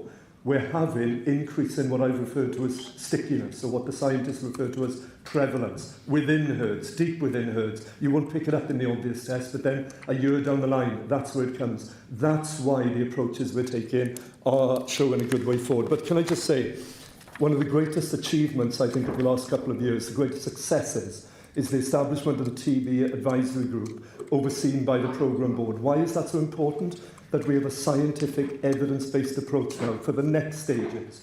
And if we're not on target to do it, they will be the ones to advise. So look, I welcome, I've said in the statement today, they brought forward a position paper on bovine TB in Wales. I genuinely want to thank both groups for their ongoing work on this. It will now be clear for the next government following the Senedd elections in May to consider that position paper and then to think about how do we hit that ambitious target of 2041. I still think it can be done, but we need to keep thinking what are the ways what are the ways we take forward to eradicate TB. Thank you for that. We got there in the end. Sorry. Lambing season is well and truly underway, of course, and the Welsh Government's joint consultation with other governments in the UK on proposals to reform the rules for castrating and tail docking lambs, I think closed earlier this week, didn't it? We know that farmers in Wales only undertake castration and tail docking when it's necessary for animal welfare and effective flock management, whether that's preventing unwanted breeding or, of course, protecting flocks from fly strike. And for those of you who don't know, fly strike is a painful and sometimes fatal condition caused by flies laying their eggs on an animal, which hatch into maggots, and then they start eating their hosts. So, you know, the sector's been clear that any changes must be based on scientific evidence, aligned with real-world farming practices, and supported, of course, by appropriate training and resourcing so that farmers can safely and practically adopt any new methods. So given that, I'd like to ask whether you agree with me that if any changes result from this consultation, that they need to be practical, deliverable and workable for farmers across Wales. Yes, I have no difficulty in agreeing with that, and also that we need to do it engaging with those stakeholders as well. And, importantly, as you say, we base it on the evidence. Thank you. Good. So the Gwaredu Scab programme, I'm in the same space here again somewhat. The Gwaredu Scab programme has clearly delivered. Well, usually you give us very long answers, Cabinet Secretary, and you know it's a bit late in your tenure to start giving us succinct answers. But there we are. There we are. I like the surprise. Yeah, but you did catch me up there.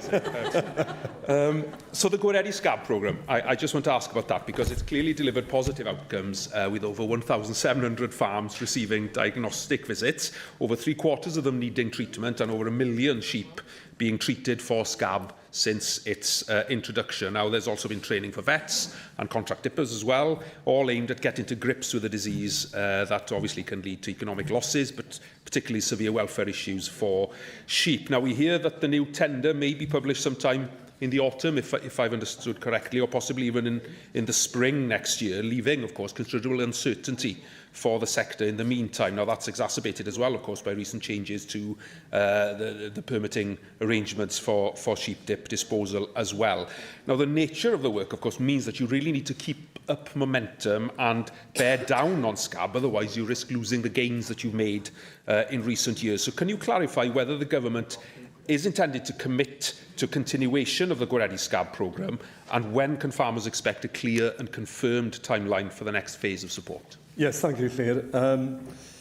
So we will commission an independent review to assess the effectiveness and the long-term benefits and the sustainability of the outcomes achieved to date. And I think this has been an excellent initiative, I have to say.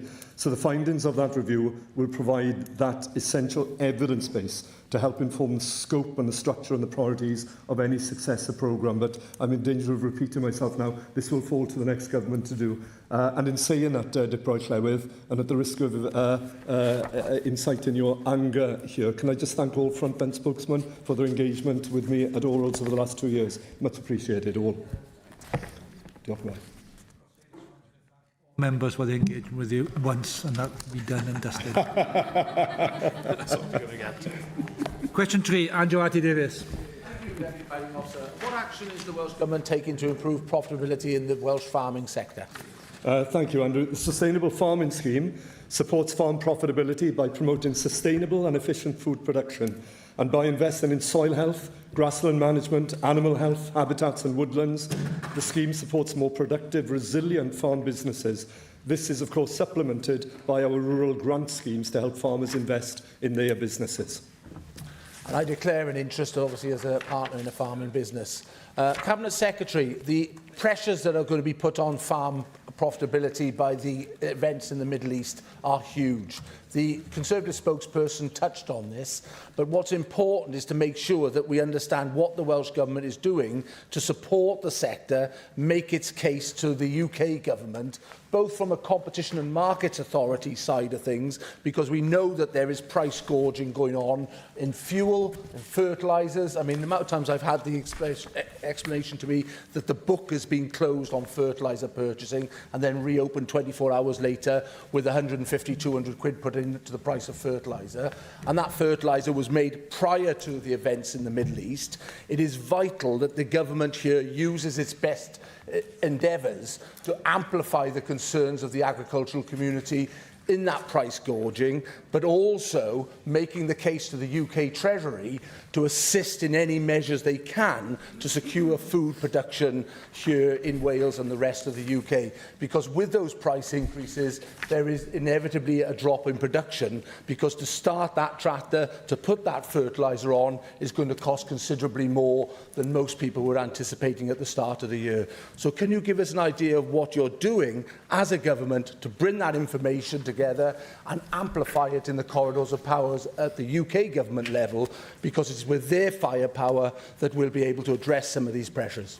Yeah, thank you, Andrew. I don't want to repeat the points I made to Sam earlier on, which are on record about our engagement, not only with the UK Government, but our involvement with the UK Agriculture Market Monitoring Group as well. That will continue. But it's worth pointing out to supplement the answer I gave earlier to you, to inform you a little further, Andrew. The ADHB are also involved on sector-specific analysis. So looking at the potential impacts, and at the moment it is potential impacts on, for example, cereals and oilseeds, the dairy sector, beef and lamb and pork sector. So they're doing that sector by sector analysis. It is worth pointing out that, as you rightly say, fertiliser is one of the big areas of concern. Fertiliser costs typically account for about 15 to 20% of the costs on any average farm. Farms vary enormously, but 15 to 20%. Oil, of course, and oil prices could have a major impact, including on issues like red diesel, but also, by the way, on things such as on-farm plastics and wrappings and so on, as well as oil-heated homes in rural areas. I think it's 2% off, it's 98%. Of farms actually use red diesel in one form or another. But it's also the Straits of Hormuz as well, and the delay of supplies coming through that machinery equipment as well. So, Andrew, we're keeping all of this under close scrutiny, and we will engage with the sector as well as UK Government. Question 4, James Evans. Diolch, Deputy Presiding Officer. How is the Welsh Government supporting the agricultural sector in Brecon and Radnorshire? Thank you, James. We're supporting a sustainable, productive agriculture sector in Wales and in Brecon and Radnorshire through the Sustainable Farming Scheme. In the Powys region, farm businesses have received over £60 million in basic payment scheme payments for 2025, and with further assistance available through the rural investment schemes and, of course, advice via the Welsh Government-supported Farming Connect.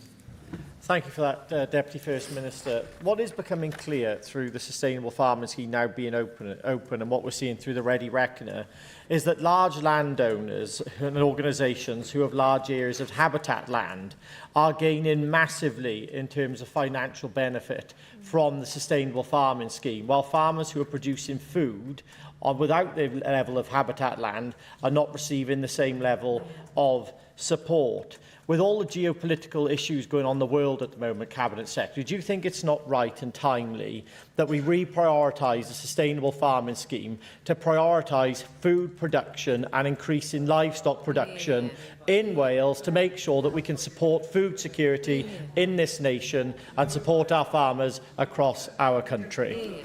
Well, just first of all, I think you're factually a million miles away from being accurate. Because actually the support is very much targeted at small and medium-scale farms in Wales.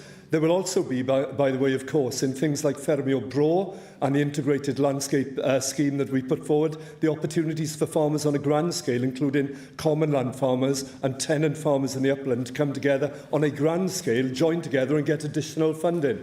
I noticed, by the way, and can I just commend you, even though reform itself has turned its back on the nature and climate crises, you have contributed towards recycling in your manifesto, your policies, your MPs and your MSs, so credit to you on that.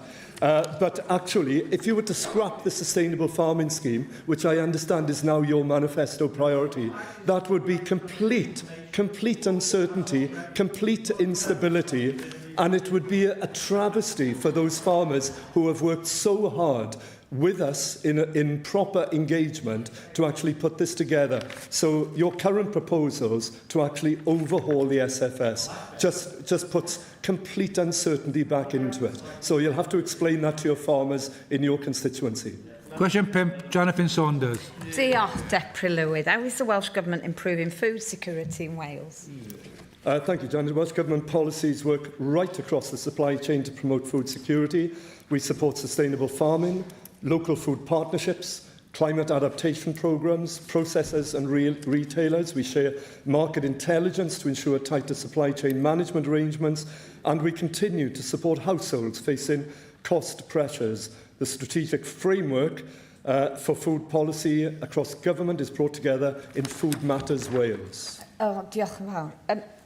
I'm really concerned, actually, because, like it or not, I do feel that the Welsh Government is putting us on course to have a food security issue.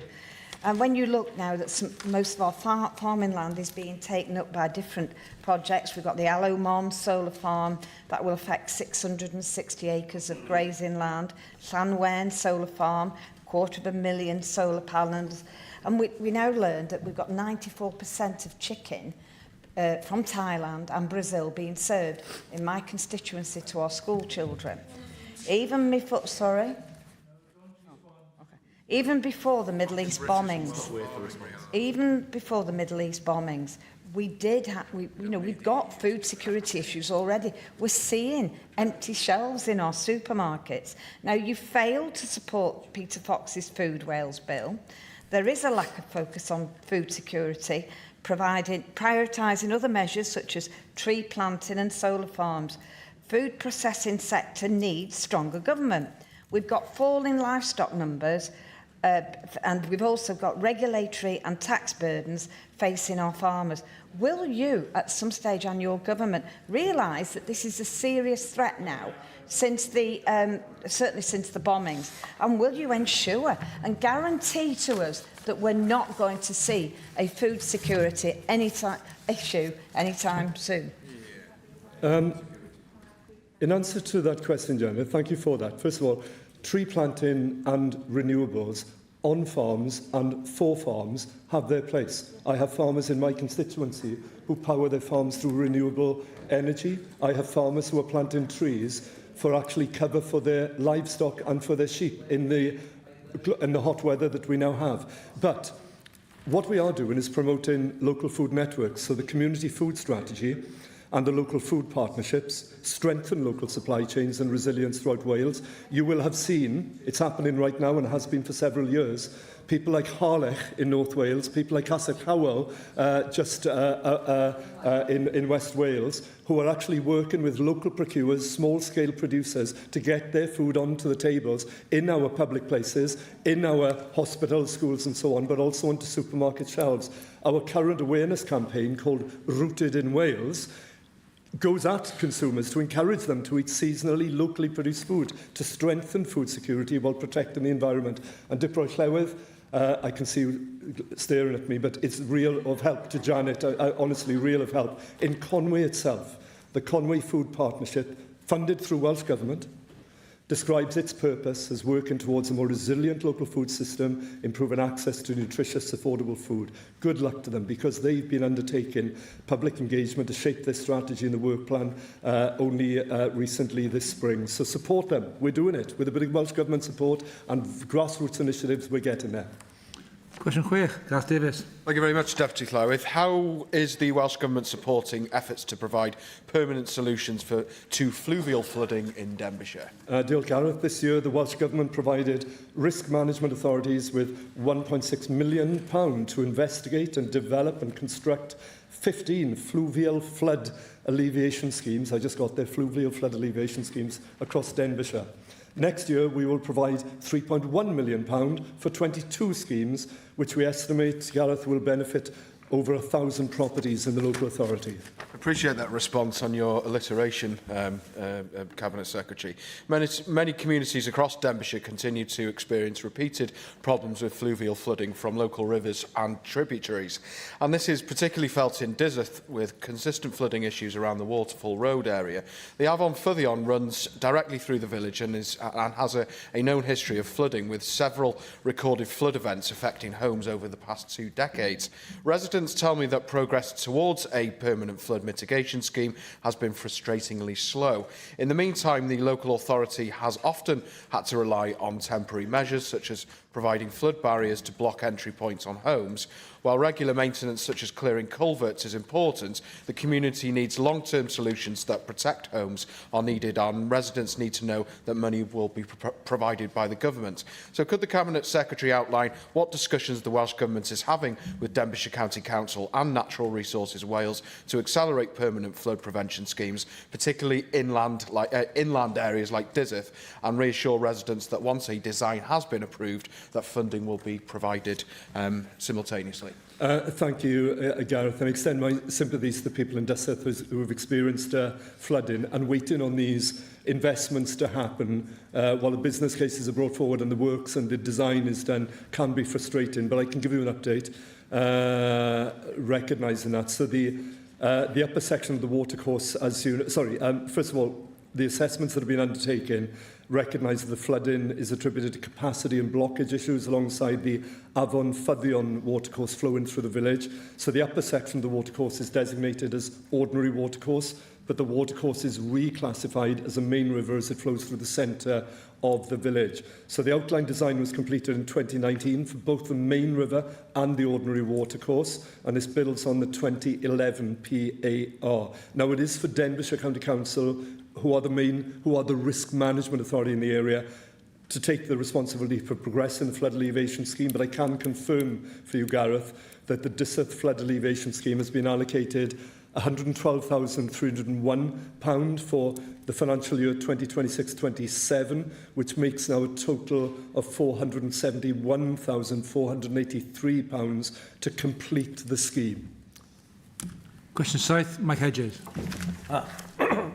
Will the Cabinet Secretary make a statement on air and water pollution in Swansea? Thank you, Mike.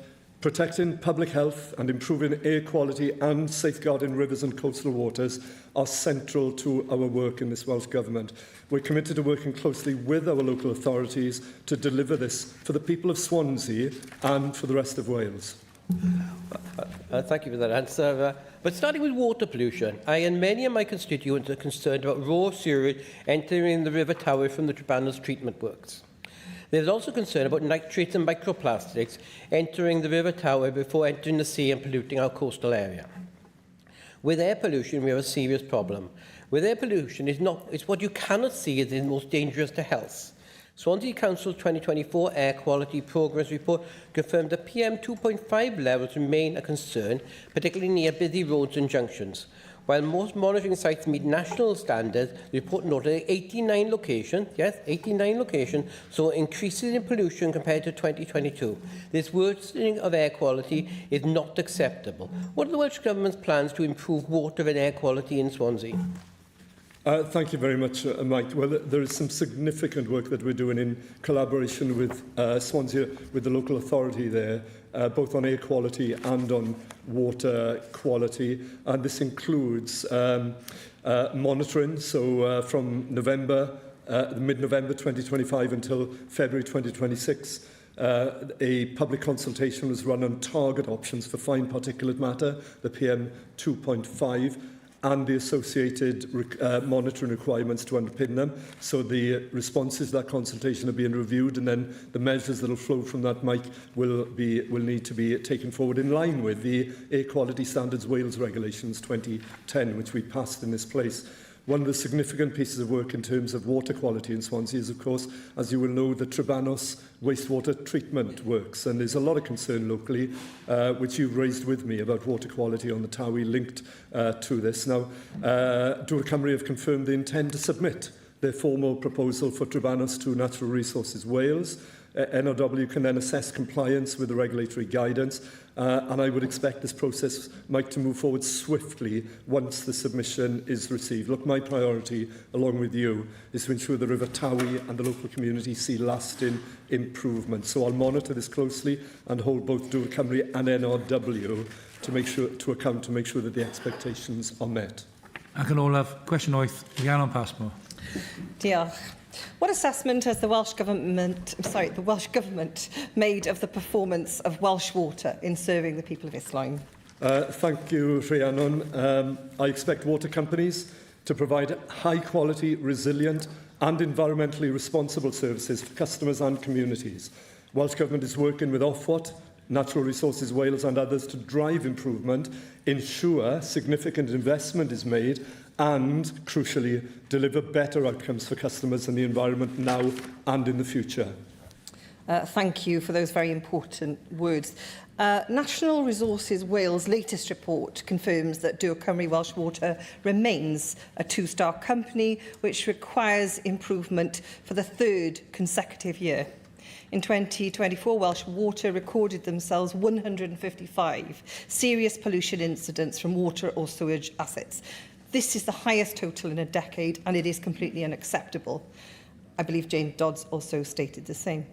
Recently, I organised a productive multi-agency meeting to resolve dangerous flooding and sewerage problems at Abercarn Welfare Ground alongside sportsman Craig Roach, the Rugby Club, the Football Club, Welsh Rugby Union, Welsh Water, Caerphilly County Borough Council. So, Deputy First Minister, rugby, football and cricket has been played for over 50 years, for decades, by Abercarn, where I grew up, on their covenanted ground.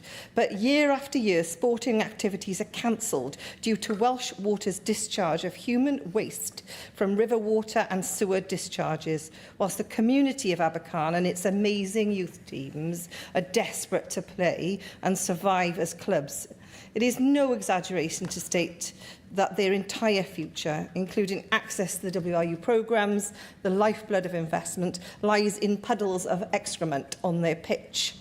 Whilst I am pleased at the engagement of the meeting, thank you, it is even more disturbing that Welsh Water executives are reported to be earning over £500,000.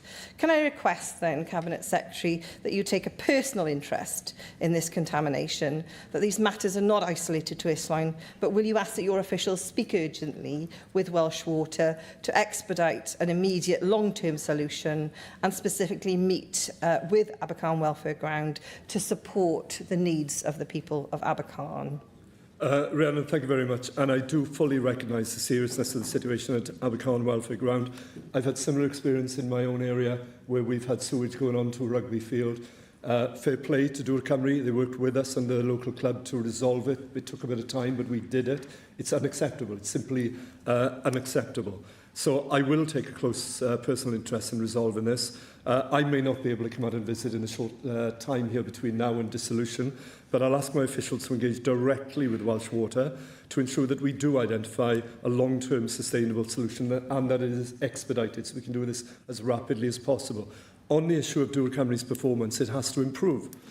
Ofwat's latest performance assessments show that yw'r Cymru falls short on key commitments, leakage, supply interruptions, pollution reduction. We've been consistently clear that this level of underperformance is not acceptable for communities in Llawn or, frankly, anywhere elsewhere in Wales. So we will hold them to account, both the company and regulators, to account on delivering the improvements for customers and the environment. We will continue to push for measurable progress on behalf of the people of Llawn and also on the people of Wales. And again, I would refer you and others to our Green Paper, Shaping the Future of Water Governance in Wales, which we launched. It is a once-in-a-generation opportunity to shape a modern, resilient system of water governance for Wales. Diolch I ysgrifennydd y Cabinet. Item 3 yw cwestiynau amserol, a bydd y cwestiwn amserol cyntaf gan Senedd Williams. Diolch Dir Pylywydd. A wnaeth y prif weinidog ddatganiad ar goblygiadau costau byw i Gymru yn sgil y gwrthdaro yn y dwyrain canol. We are in regular contact with the UK Government counterparts and relevant trade unions to monitor the emerging situation and the potential mitigation options. And as you would expect, the First Minister has also written to the UK Government seeking assurance regarding energy security and the cost of energy following disruption to oil markets because of the conflict. Diolch, a diolch am ddod yma I ateb ar rhan y prif weinidog gan hi sy'n gyfrifol wrth gwrs am faterion rhyngwladol. As Trump and Netanyahu's illegal war continues to escalate in the Middle East, which has included the slaughter of almost 300 children, according to Save the Children. The inevitable economic repercussions are already reaching Wales. The disruption to the Strait of Hormuz has not only led to a spike in international oil prices, it has also stalled vital shipments of other key commodities such as fertilisers that will damage agricultural production. We should not be supporting this war. This war is killing innocent civilians, endangering UK citizens in the Gulf, and is hitting the pockets of people here in Wales. And unlike Reform and the Tories, Plaid Cymru has been clear from the outset that there is no legal, moral or strategic justification for this war, and that the Labour UK government should utilise every diplomatic lever at its disposal to bring the conflict to a speedy resolution rather than deepening our involvement. There's no contradiction between abhorring the brutality and oppression of the Iranian regime and lamenting how this war is senseless, directionless, illegal and dangerous. Cabinet Secretary, there are many warnings, including from National Energy Action, that the conflict with Iran is having an immediate impact on households reliant on heating fuel, which is not protected by the price cap. And of course, we know many households in some areas of Wales have no connection to mains gas and are reliant on heating fuel. And we are already hearing from constituents that the price of heating their homes has skyrocketed. So could the Cabinet Secretary explain what plans the government is putting in place in conjunction with the UK government to respond to the economic convulsions of this conflict and to insulate households, especially those already struggling with energy bills, remembering, of course, that a quarter of Welsh households live in fuel poverty? And what conversations has she had with Welsh Treasury officials to understand how the inflationary pressures will affect public finances in Wales? Diolch. I'm grateful for the question and the range of really important points raised this afternoon. In terms of the discussions that we've had with the UK Government, so yesterday morning I spoke to the Financial Secretary to the Treasury, specifically actually about people who are dependent on heating oil. And during that meeting we were able to talk about the work that Michael Shanks has been doing. He met with the heating oil industry, and the Secretary of State, Ed Miliband, also has written to them warning against price gouging, because we know that is a particular concern at the moment. I know from that conversation with the Financial Secretary to the Treasury that the Chancellor has instructed the CMA to monitor the suppliers very, very closely to look at price gouging. But, you know, I know from my own casework and from letters that colleagues have been sharing with me as well about the difficulty that some people are finding in terms of getting heating oil. Actually, the issue at the moment is an issue around price volatility rather than supply. However, we do know that some suppliers are holding back supply with the aim of profiteering as a result of that. And what I would say there is that we're not that far from the pandemic. We all know and we all remember those suppliers who hiked the prices of essential goods, toilet paper, of hand gel and so on. And we will make choices as a result of that. So people will have choices as to where they're able to procure their oil from in the future. And they will remember those companies who tried to take advantage of them at this particular point. The First Minister has, as I say, written to the Secretary of State for Energy Security and Net Zero. That letter, as well as outlining the issues immediately facing households in Wales, 7% of whom rely on heating oil, also asked for additional protections for the other customers outside of the off-gem price cap as well, and additional support for businesses should there be sustained higher prices also. So I would say the cross-government working at the moment is very good with the UK Government in terms of sharing intelligence, in terms of trying to make sure that the industry itself acts responsibly.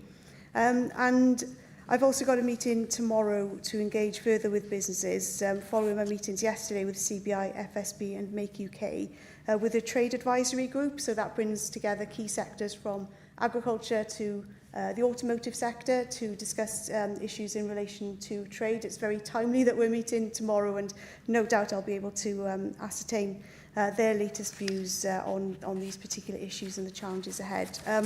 But as I say, at the moment, lots of the issues are around price volatility rather than supply. But of course, in the meetings that we're having with the UK Government, both at ministerial level and official level, we are planning for a range of outcomes depending on how wide the conflict goes and how long it lasts. But to echo the points which were made, we all absolutely hope for a speedy resolution. Diolch i'r Ysgrifennydd Cabinet. Bydd yr ail cwestiwn gan Hannah Blythen. Will the Cabinet Secretary provide an update on what action is being taken to tackle the impact of deep fakes in respect of this year's Senedd election following recent news reports? Media regulation is reserved, but the Welsh Government is working closely with the UK Government, the Electoral Commission, the police and other partners to safeguard the integrity and security of the Senedd election, and with civil society and the Electoral Management Board to improve the supply of credible information to voters. Diolch, I can Sir Councillor Cyffredinol. I've raised previously the question on the use of so-called deep fakes on well-known social media platforms, particularly in respect of the fake sexualisation of girls and women and called it out for what it is, technology-facilitated violence against women and girls. And now a BBC article has set out the very real threat to our devolved democracy from overseas content farmers using AI to create social media posts about UK politics. The same article states it uncovered examples of AI-generated videos falsely showing Welsh politicians in compromising situations. Therefore, Llywydd, I'm not going to go into the details on these because I do not wish to provide any further oxygen to the perpetrators nor cause additional unnecessary distress to those targeted. But the risk is very much sadly real, with the videos having the potential to have a detrimental impact on devolved politics and indeed on politicians on a very personal level too. You know, just because whoever is sharing the image is stating that it's fake or it's clearly satirical, it doesn't make it okay. It is still as equally abhorrent and absolutely unacceptable. And my belief is sharing such things should make you just as culpable as creating it in the first place. So, Councillor, I welcome what you said about working with partners such as the Electoral Commission, UK Government and the policing. Are you able to further elaborate on that in terms of what pressure people put on governments elsewhere? Because we know this is not a Welsh-specific problem, it is a global problem, and the concerns about the EU level. I do very much believe, I know it's not for you now, Councillor Jenner, but for a future Senedd, I think more work needs to be done to look at actually what we can do within the parameters that we do have here, in terms of actually how we can do our own processes and standards around it. Like you say, media regulation is not devolved, but if you could set out further what has been doing on this with those partners, because it's not just dangerous and destabilising threat to our democracy, it very much risks further dividing communities and doing both irreversible individual and institutional damage. Diolch. Yes, diolch, Hannah. I think we can all agree that the way that high-quality deepfake materials can be easily created and disseminated is a real worry for us all, especially those of us who care about democracy and truthful competition of ideas and policies. And I completely agree that there is a really worrying misogynistic aspect to many of these deepfakes, and we're all aware of cases here in Wales and in Northern Ireland in particular of female politicians having fake pornographic images created of them, which is particularly abhorrent. We are working closely with the Electoral Commission and other partners to prepare for the elections in May. Our Electoral Management Board is supporting returning officers and their teams, and that includes police involvement in security planning to make sure that it's as fair and open and honest and transparent as possible. The Electoral Commission recently briefed the Cabinet Secretary for Housing and Local Government on its new deepfake monitoring technology trial, and that's providing valuable intelligence to us as well. We also welcome the UK Government's Online Safety Act, which established a new regulatory regime to address illegal and harmful content online. Ofcom is now the regulator of online safety, and the UK Government has said it's prepared to do a lot more, including in response to the creation of deepfake images. We recently had the example of the Grok AI to go by. We've also shared candidate security guidance with all political parties in Wales, and further guidance is available on the Gov.uk website and the National Cyber Security Centre website. The National Cyber Security Centre is also offering briefings to candidates, political parties and other local authorities.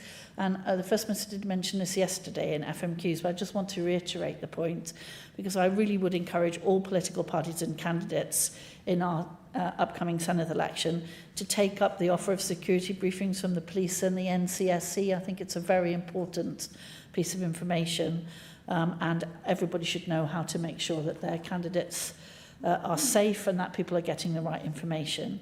And then in addition to that, we've got enhanced resilience planning structures within the Welsh Government, and that helps us ensure robust coordination with UK partners to support the security and integrity of the Senedd election. And in fact, the Cabinet Secretary for Social Justice is today attending the Defending Democracy Task Force, which is part of the deep joint working between the Welsh and UK governments on the secure delivery of the May elections. She's actually gone up to London today because we take it extremely seriously, and the UK government is taking it extremely seriously. And obviously here in Wales, the Senedd elections are in the forefront of our mind, but there are elections right through the UK, including in the big metropolitan areas. So this is a matter of serious concern to all of us. And we're making sure that the new elections information platform, which the Electoral Management Board has just launched, It's at vote.wales, if you're interested in looking at it. Ensures access to reliable and accessible information about the elections as well. Yes. President Officer, very grateful to Hannah Blevin for bringing this matter to our attention. I have seen a number of different Facebook pages, for example, being circulated and copied and shared in Blaenau Gwent, which presume to demonstrate certainly a right-wing propaganda with names such as Proud to be British, Life of a UK British Lover, and they're all based overseas. The pages I've just quoted are based in Spain and Sri Lanka. There are other pages based in Nepal and Portugal and elsewhere. And all of these pages are being used in order to undermine our democracy and to undermine our ability to hold a national debate in Wales. And it's mainly a matter for the United Kingdom government has to address these issues about international and foreign intervention and interference in our elections. At the same time, we have one political party represented, although they are rarely actually represented in the chamber in Reform, who are largely funded from the Middle East and the Far East, from billionaires who have no interest in any of the people that the rest of us represent, but great interest in their own bank balances, of course. So we do need to ensure that we address the issues that Hannah Blevin has raised here about foreign interference and about the manipulation of AI. But we also need to address the fundamental issue of the foreign funding and foreign purchase of our democracy. Yes, thank you, Arlene. I completely agree, of course, that we need to make sure that we have the best information available, and the rise in these sort of deep fakes is really worrying. We've all seen them. Some of them are a bit more obvious. The ones that are much more worrying are the ones that are not at all obvious. But just to say that we are working very closely with the UK government in implementing the Online Safety Act regime, which tackles some of that problem alongside Ofcom. But just to say very specifically, our Democratic Engagement Grant, which was awarded to Shout Out UK to deliver a media literacy training programme directly to young people in Wales. We've had approximately 920 learners from Year 9 to Year 13 supported through those sessions so far. And we've also got a stakeholder misinformation toolkit, which aims to help community leaders support people to consider whether information is accurate or intended to cause harm and what can be done to mitigate this. And we've commissioned Compass to deliver a media literacy pilot across the South Welsh valleys to improve adults' ability to identify and deal appropriately with misinformation and online hate. And then at the interministerial level, the Interministerial Standing Committee and the IMG and elections held last month had really positive discussions on preparations for the upcoming elections. And I just wanted to make sure everybody is aware that the extension of the police protection programme called Operation Ford is now extended to all Senedd members and candidates for the upcoming election. I'm really pleased to welcome that as part of the real need to combat much of the misinformation you've just highlighted. Llawn Williams. Diolch, Dyr Prylywydd. I think we can all agree here that deepfakes are becoming a real and growing threat to our democracy and also to the safety of women and girls, because if we're genuinely committed to tackling violence against women and girls, then we have to deal with deepfakes effectively. And I think that threat to democracy, as we've heard this afternoon, is a real one. And as you'll know, Council General, I tabled an amendment in Stage 2 proceedings of the Senedd Cymru Member Accountability and Elections Bill that would have provided on the face of the bill a clarification that political material defined as deliberate deception would specifically include deepfake imagery. You didn't support that amendment, as you said the definition as to the type of statement that could count as deliberate deception wasn't needed on the face of the bill. But given the evidence before us and the research that the journalists have uncovered, do you believe that should remain the government's position? And I recognise as regards the UK government that some action has been taken on deepfakes, and you've said today that the UK government is taking this matter very seriously. But the UK government has an elections bill going through Parliament, and unbelievably, it doesn't mention AI at all. So, Council General, what pressure are you putting on the UK government to ensure the elections bill properly deals with AI and deepfakes? Diolch, Sioned. So we've just had the recent publication by the UK Government of the Representation of the People Bill, and that has provisions tackling foreign interference and abuse of candidates and electoral staff. We're just working closely on the application of that to Wales and the need to bring forward an LCM, so that will be coming, I hope, very shortly. We haven't got very much time, so it has to be pretty shortly forward. And then in Wales, the Elections and Elected Bodies Act 24 ensured third parties looking to campaign in Welsh elections had to be UK-based, so that was a fundamental tenet of that. And then, as you know, we've just referenced, we've introduced the legislation, the Senedd Cymru Member Accountability in Elections Bill, and assuming that the various things go through next week, stage 3 is next week, this would place a duty on Welsh ministers to make provision in a future conduct order to prohibit the making or publishing of false statements during a Senedd election, although the bill will not be implemented in time for these elections, which is what Hannah originally asked. The conversation we had, as you know, but I'll reiterate it because it's worth reiterating, is our legal advice is that we should, although the temptation is to include a list of things, including deep fakes, in the bill, actually there's a danger that by putting a list in, we actually limit it. And my legal advice is very firm that the wording prohibit the making or publishing of false statements, the statement is wide enough to cover anything you can think of, that there's case law to say that the word statement covers AI-generated images, social media posts, and so on. And we're concerned that if we start to give examples, we might inadvertently limit the scope of that. And you know, you and I have had that conversation, but I'm just reiterating it for the record and for the Chamber. So I think it is very important we have that in the bill, but that we have it in the widest possible way, so that it future-proofs it, because who knows what comes next in this terrible journey of misinformation. Diolch I Councillor Gyffredinol. Item 4 yw datganiadau 90 eiliad, a bydd y datganiad gyntaf gan Sian Gwynllian. Diolch yn fawr iawn.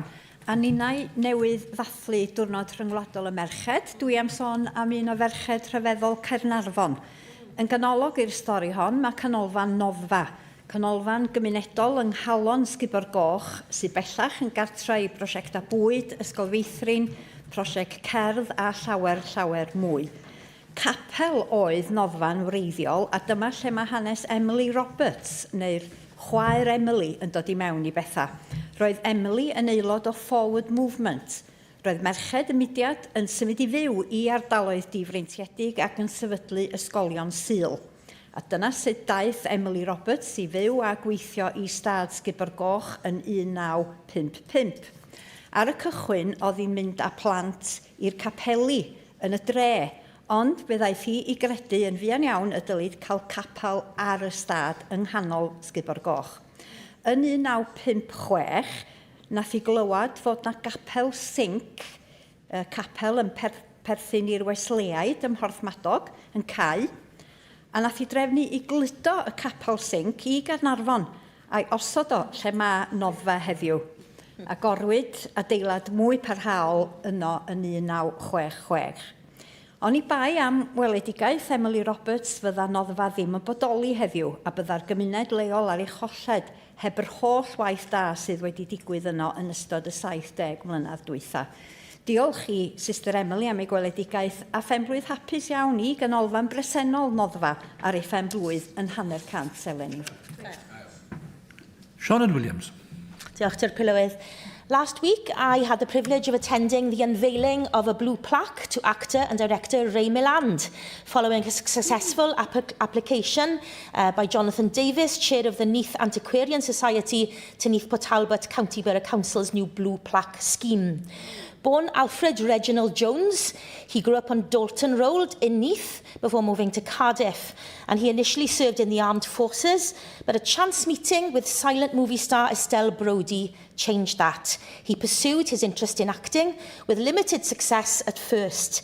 When he moved to America, he slowly began to gain more and larger roles.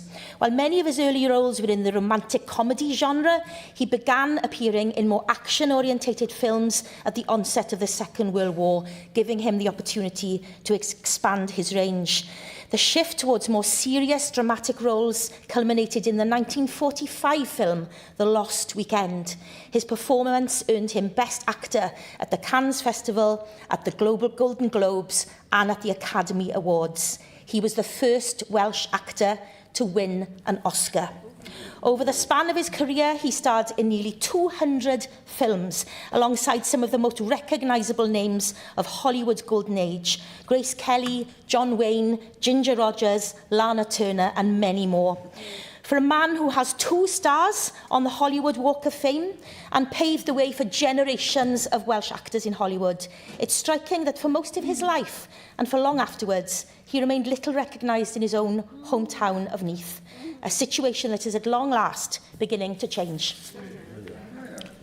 Jane Dodds. Diolch yn fawr iawn, Dilynwch, ac i dilyn o datganiad Sian, i ddathlu hefyd dydd ryngwladol menywod, dwi eisiau just sôn am menyw o Aberhonnus, gwelwch na. Gwen Llian Morgan was Brecон's first female mayor and the first woman in Wales to hold mayoral office in 1910. She took office at a time when most women did not even have the right to vote. She was a committed public servant, a campaigner for women's political participation, and a champion of education and social reform. Through her work in the temperance movement and her dedication to community life, she demonstrated that public service is about improving the lives of others. Her election more than a century ago was a milestone for Brecon and for Wales. It reminds us that progress is often driven by determined individuals willing to challenge convention. So, as we celebrate International Women's Day, we honour Gwen Llian Morgan's legacy and all the women who continue to serve our communities, strengthen our democracy and inspire future generations. Diolch yn fawr iawn. And Lindsay Whitlaw. Diolch, Deborah Llawydd. I wish to share a story of exceptional Welsh achievement that spans from the classrooms of Caerphilly to the historic halls of Oxford University. I'm delighted to celebrate the news that Professor Kate Watkins has been named a recipient of the 2026 Suffrage Science Award in Life Sciences. This prestigious award, inspired by the suffragette movement, recognises not only scientific excellence, but also the vital work of mentoring the next generation of women in STEM.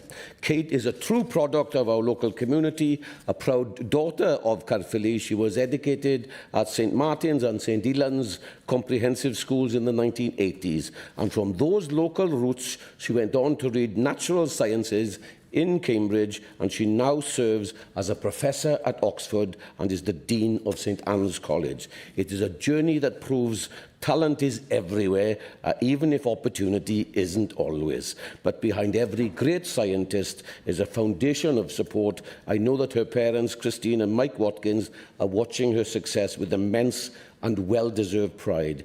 The Suffrage Science Award involves the passing on of heirloom jewellery from one winner to the next, a literary passing of the torch. And today we recognise Kate for carrying that torch for Wales, for women in science and for Caerphilly. Llawydd, I'm sure the whole Senedd will join with me in congratulating Professor Watkins and her family on this magnificent honour. Diolch yn fawr. Thank you. And diolch bawb. Rhaid am 5 ar gen ni yw cynnig I ddiwygio reolau sefydlog, cyfrestru buddiannau aelodau. Ac ar oedd a Llawydd I wneud y cynnig yn ffurfiol. Cynnig yn ffurfiol. Y cwestiwn yw oedd y diwygio reolau sefydlog a oes unrhyw aelod gwrthwynebu? Ac oes, felly dibynnu y cynnig yn unol o reol sefydlog 12.36. Eitem nesaf yw cynnig I ddiwygio reolau sefydlog datgan buddiannau aelod. Aelodau, galwodd y Llawydd I wneud y cynnig yn ffurfiol. Cynnig yn ffurfiol. Y cwestiwn yw oedd y diwygio reolau sefydlog a oes unrhyw aelod gwrthwynebu? Ac oes, felly dibynnu y cynnig yn unol o reol sefydlog 12.36. Eitem 7, cynnig I ddiwygio reolau sefydlog busnes seneddol yn y 7fed Senedd a galwodd y Llawydd I wneud y cynnig yn ffurfiol. Cynnig yn ffurfiol. Y cwestiwn yw oedd y diwygio reolau sefydlog a oes unrhyw aelod gwrthwynebu? Ac oes, felly dibynnu y cynnig yn unol o reol sefydlog 12.36. Eitem 8 yw cynnig I ddiwygio reolau sefydlog biliau aelod a galwodd y Llawydd I wneud y cynnig yn ffurfiol. Cynnig yn ffurfiol. Y cwestiwn yw oedd y diwygio reolau sefydlog a oes unrhyw aelod gwrthwynebu? Ac oes, felly dibynnu y cynnig yn unol o reol sefydlog 12.36. Eitem 9 yw cynnig I ddiwygio rheolau sefydlog biliau cyhoeddus, a galw fach Llywydd I wneud y cynnig yn ffurfiol. Cynnig yn ffurfiol. Y cwestiwn yw, a ddylid diwygio rheolau sefydlog a oes unrhyw ailwyn gwrthwynebu?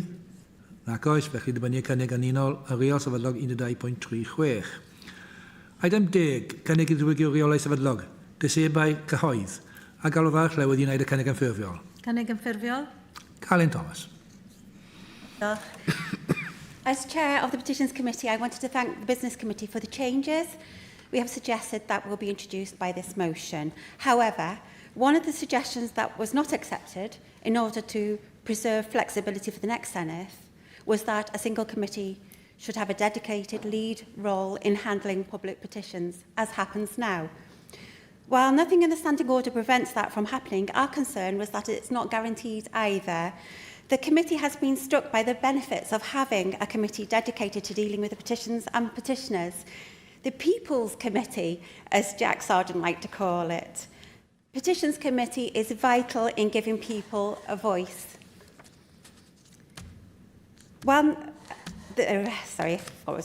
During this term, there have been occasions where having a committee that doesn't have to scrutinise budgets and legislation, as the subject committees do, means we have been able to respond in a more agile manner to issues raised by petitioners. We've done some inquiries, we've had some great debates with action and results as well. It will be up to members of the next Senedd to decide how to allocate responsibilities to committees. We would encourage them to ensure that a committee for petitions is established at the earliest opportunity, and I just wanted to put that on public record. Thank you very much. Quickly respond. I was doing so well in getting these standing order changes through until that, however, from the Chair of Petitions. And just to agree with everything you've outlined as the Chair of Petitions, the Business Committee does accept and support the fact that the Petitions Committee, since its inception here, has been an excellent contributor to the work of this Senedd. And some of the finest debates I've chaired in this Parliament have been from the Petitions Committee, and it has played a role in exercising change as well. The point of differentiation, of course, between the Business Committee and yourselves as a Petitions Committee is on whether the next Senedd and future Senedd should be mandated to create a Petitions Committee, or, as in most cases on committees, be free to establish its own pattern of committees. So that's the point of differentiation. I think we would all be united in thinking that hopefully the next Senedd will develop further the practice that this Senedd has in having a petitions committee, but as you said, it will be for that next Senedd to decide on that, and it is not precluded from doing that by the standing order changes before us today. A cwestiwn yw, ydryd diwygio rheolau sefydlog, a oes unrhyw ailwyn gwrthwynebu? Nac oes, felly dibynnu cynnig yn unol o reol sefydlog 12.36. Item 11. Dadl a adroddiad pwllgo economi, masnach a materion gwledig, cywain yn cynhaif, a cefnogi diwydiant prosesu bwyd Cymru, a galwad a gyrraedd y pwllgo I wneud y cynnig, Andrew R.T. David. Thank you, Deputy Presiding Officer. And when you wait for one bus, then two buses come along. We've got two debates from my wonderful committee today, so I'm sure everyone's going to be enthralled by them. They are then. But I'd like to thank you, Deputy Llawn, for introducing me, and I move the motion on the debate on the order paper today. We make excellent food here in Wales. The Welsh food sector is something we can be truly proud of. It is big business too.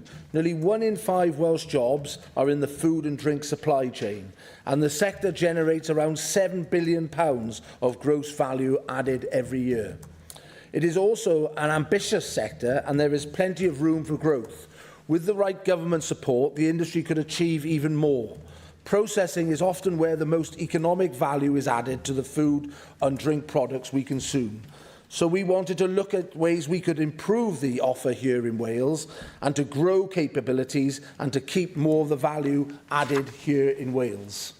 The report sets out a vision for a resilient, sustainable and thriving Welsh food processing industry. It makes 6 recommendations which we believe will help create and secure jobs, increase the GVA for our food sector and build those strong local supply chains. The first recommendation is that the next Welsh Government must coordinate an approach to the food system, including creating an overarching and holistic strategy for the whole food system. I was disappointed that the Welsh Government rejected this. The recommendation builds on the committee's food bill report. The evidence we received both during our inquiry and during the progress of the bill very much supported the creation of the overarching and holistic strategy for the whole food system. The evidence came from people who work in the industry or are close to it, from people who know the issues and understand how that would be of benefit to fixing some of the issues. So it is disappointing that the Welsh Government has decided not to take this recommendation forward. We heard how the decline in Welsh livestock numbers could threaten the viability of our abattoirs. Supporting successful abattoirs in Wales is critical to maintaining high animal welfare standards and keeping value-added processing here in our rural communities. We also heard concerning evidence that lower stocking rates on Welsh farms could lead to imports of higher carbon, lower welfare meat. It is important that the Welsh Government examines how we can avoid an illogical scenario of destocking Welsh farms but then importing lower quality, lower welfare meat which has higher carbon footprint than the meat that we produce. I am pleased to say that the Deputy First Minister accepted our second recommendation on this point. Recommendation 3 was that the Welsh Government should adopt the Food Policy Alliance ambitious target that 75% of vegetables eaten in Wales should be from Wales. The Welsh Government have rejected this as they believe that this target is unattainable. However, I was pleased to see that the Deputy First Minister strongly agreed with the objectives of increasing sustainable production of vegetables in Wales through coordinated policies to improve the profitability, efficiency and environmental impact of the horticultural sector. Deputy Llawn, as the Deputy First Minister believes 75% is an unworkable figure, I would be keen to hear what he thinks is a realistic and stretching target that could be achieved. As this is a short debate, I don't have much time left, so I will quickly say that I was pleased that the Welsh Government accepted recommendation 4 around the support for seafood and 6 around public procurement. However, I want to concentrate on recommendation 5. This is another recommendation the Welsh Government rejected. We heard a lot of evidence about the missing middle in the Welsh food processing industry. Wales has a great selection of micro and small food businesses. They need support to grow. We heard the impressive feedback about Ireland's Food Harvest 2020 document and ideally how this should be replicated here in Wales. Whilst I accept that the Welsh Government is working in this area, I would like to thank the Deputy First Minister for his comprehensive response to this recommendation. I believe more work to identify the gaps and support small processors to grow would really help. One of the pieces of evidence that really sticks in my mind from this inquiry was the evidence about how relatively low property prices make it harder for Welsh businesses to get commercial loans to cover capital investment. This means it is much easier to build a processing plant in Swindon than in Pembrokeshire. This wasn't really addressed by the Welsh Government's response, and I would be interested if the Deputy First Minister had any views on how this issue might be tackled. Before I give way, I would like to quickly thank the Deputy First Minister for not using the dreaded accepted in principle line, fudge, actually the word that is written is fudge, for any responses. I feel that is refreshing. I look forward to hearing the other members' views on this report, and thank you, Deputy Llawn. Peter Fox. And can I thank you, Andrew, and your committee for your work on this fundamentally important topic, an issue that I have long campaigned for, as you know. I was very pleased to see the committee once again reflecting on the importance of the Welsh Government's food policy and in particular the impact of the Food Wales Bill on it. It is clear from the committee's work and the evidence taken is that there is still a strong feeling across Wales that we must have a joined-up food policy. And I'm glad that the committee has once again called for the Welsh Government to develop that holistic food strategy. It is disappointing that there still isn't truly that joined-up food system strategy, especially as stakeholders from every corner of Wales in the food sector are still calling for one. We know the Food Wales Bill was voted down by Labour members and the Liberal colleague. However, we were promised action, and to be honest, we have seen far too little of that. The community food strategy is welcome, but it is a mile away from what is needed to be in place to scale up local food production to the levels really needed for the future. Sadly, Welsh Government has failed to develop a holistic approach to the food system, but I would hope that lessons have been learned and that the next Welsh Government, whatever that looks like, puts forward meaningful action. I will be willing to work with any Welsh Government, no matter who runs it, to bring about this much-needed change. I'm very happy to take the food bill off the shelf and work with the next government to shape legislation that embraces the whole food system while also addressing the societal issues we see due to poor diets on health and especially in our children. Thank you. Lle Griffith. Diolch yn fawr iawn, Dir Prylywydd. Wel, mae'r gallu I gynhyrchu a phrosesu bwyd wrth gwrs yn asedau cenedlaethol strategol pwysig, ac 'y ni'n gwybod am gyfraniad y sector bwyd a diod yng Nghymru yn cynnal bron I 250,000 o swyddi yn gyfrifol am tua 17% o holl gyflogaeth Cymru, ac wrth wraidd y cyfan, wrth gwrs, mae'r cynhyrchwyr cynradd, craidd yna, benna amaethyddiaeth, ond dyframaeth a garddwriaeth hefyd. Ond eto I gyd, wrth gwrs, mae 95% o ddosbarthiad bwyd y Deyrnas Unedig yn cael ei ddominyddu gan dim ond llon llaw fach o archfarchnadoedd mawr, a mae'r crynodiad pŵer yna yn gallu gwasgu cynhyrchwyr yn aml iawn ac wrth gwrs yn allforio gormod o elw mas o'n cymunedau ni, ac un o'r dulliau mwyaf pwerus sydd ganddo ni yng Nghymru I ail gydpwyso hynny yw caffael cyhoeddus, wrth gwrs, ac ar hyn o bryd, beth yw dim ond ryw 50-55% o wariant caffael y sector gyhoeddus sy'n aros yng Nghymru. Wel, wrth gwrs, mae angen cynyddu hynny yn sylweddol I fod yn agosach at 75% a thu hwnt, a mae hynny'n bwysig, wrth gwrs, oherwydd am bob 1% yn ychwanegol I ni'n cadw o'r gwariant yna yng Nghymru, yna mae e'n cynhyrchu miloedd o swyddi. Felly, os allwch chi gadw 10% yn fwy, mae un ffigwr dwi wedi gweld yn awgrymu bydd e gymaint ag 20,000 yn ychwanegol o swyddi o fewn yr economi Gymreig.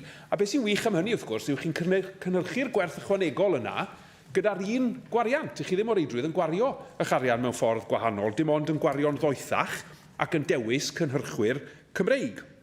A pan fydd ysgolion yn gweini cyw iar wedi fewnforio o bellafion y byd, fel I ni wedi cael atgoffa honno fe'n ddiweddar, wrth gwrs, tra'r un pryd bod cynhyrchwyr bwyd yng Nghymru weithiau'n cael ein anodd I oroesi, wel dyw hynny ddim yn rhywbeth sy'n yn anochel, mae hynny yn ddewis, ynddo e? Mae yn ddewis sy'n cael ei yrru gan arferion caffael yma yng Nghymru, ac mae angen I hynny I newid.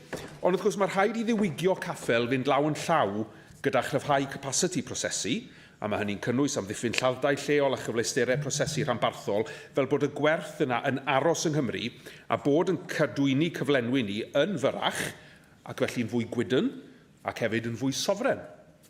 Now, a resilient red meat sector needs a network of local and regional facilities that can keep animals moving through the system efficiently, and if investing in processing helps retain more value in Wales, it supports shorter supply chains, it reduces, as the Chair mentioned, the amount of food that we need to import from the other side of the world, so it brings with it then an economic benefit, an environmental benefit, and certainly a benefit in terms of animal welfare and production standards as well. So we should be grasping those opportunities with both hands. Now, the report references concerns about the pressure that falling livestock numbers places on slaughterhouses and meat processors, particularly those maybe who are already, some of them, operating on tight margins. And we need to work with the industry and processors to develop strategies in response to those challenges.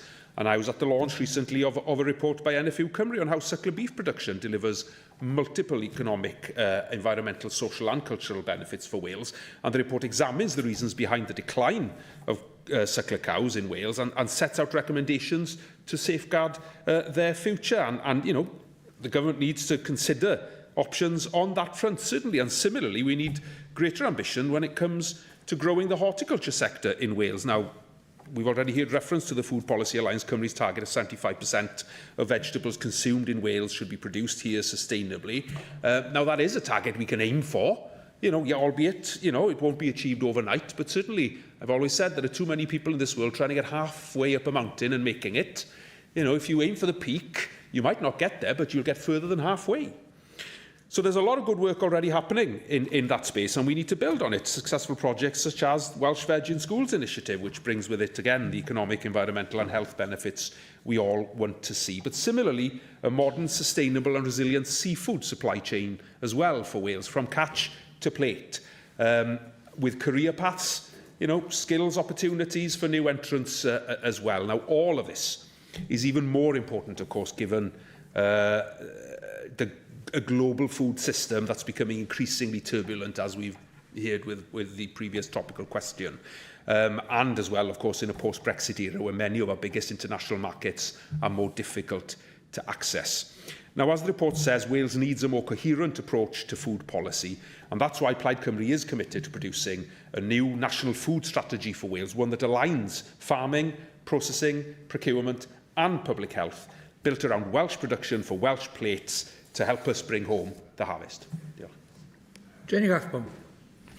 Thank you. The UK produces just over half of the food it needs. France, Australia and the United States all produce enough for everyone who's living there. Food sufficiency in Spain is 75%, in the Netherlands 80%. In Britain, we import nearly all our fruit and half of our vegetables. I think it's important to see Britain as all one in the event of a catastrophe such as is developing in the Middle East, because obviously there's plenty of trading that goes on across our island. But we have to point out that our domestic production of fruit and veg is concentrated in the east of England, which is also particularly vulnerable to both flooding and drought. Our rural areas are mainly growing food for supermarkets instead of necessarily our nearby cities. So we know that, for example, eggs laid in North Wales are transported to supermarket depots in England to put in egg boxes marked made in Wales and then brought back to Wales. If petrol and diesel prices are going to rise, as most people are predicting, this will no doubt considerably increase the cost to the consumer. Shorter food miles would reduce the cost of the item from farm to fork. So I am concerned that all three of the strategic recommendations that we put in our report, i.e. number 1, 3 and 5, have been rejected, though I fully acknowledge that the Cabinet Secretary has done a lot of work in this space. But I think we are now moving into a new environment where we may have a potential problem. As has already been raised by Janet Finn-Saunders, our chicken served in our schools comes from Thailand. In a crisis, I doubt whether that's going to happen. And in any case, under what conditions is it being produced? And would our children really approve of it if they knew about it? Now, in a national emergency, we ought to be able to divert food to feed the most vulnerable people in our population. That happened in the Second World War, where we had rationing. But really, are we fit for it at the moment? I was very interested to read about a mapping exercise commissioned by the Welsh Government by Miller Research, and it talks about the intense focus on economics, i.e. profitability, and agriculture, which actually have a minimal role in the current community food system, aside from contributing to surplus food. And the stakeholders perceived a substantial structural divide between the community on one side of the map and the influence of the big retailers on the other side. And Tim Lang has already pointed out, both a few years ago and most recently last weekend, that the concentration of the distribution centres for supermarkets make us extremely vulnerable to terrorist attacks or other disruptions. And I think that we really do need to think a lot more about it. Now, I want to say that I am pleasantly surprised at the amount of work that has been generated by the community food partnerships and the publication of the community food strategy. Because this is something that the Equality and Social Justice Committee has had an inquiry on, and we're not going to be able to publish this in time for it to be debated here in the 6th Senedd.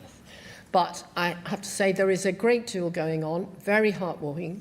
There's over 100 schools who are properly educating children on where food comes from, as well as endeavouring to educate parents on how to cook in the context of 6 out of 10 households never cook from scratch. They are eating the junk meals that the supermarkets want to sell us.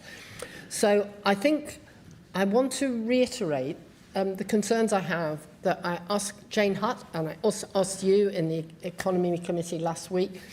What mapping has been done by the Welsh Government on those communities that are least resilient because they have less volunteers, less on-the-ball schools?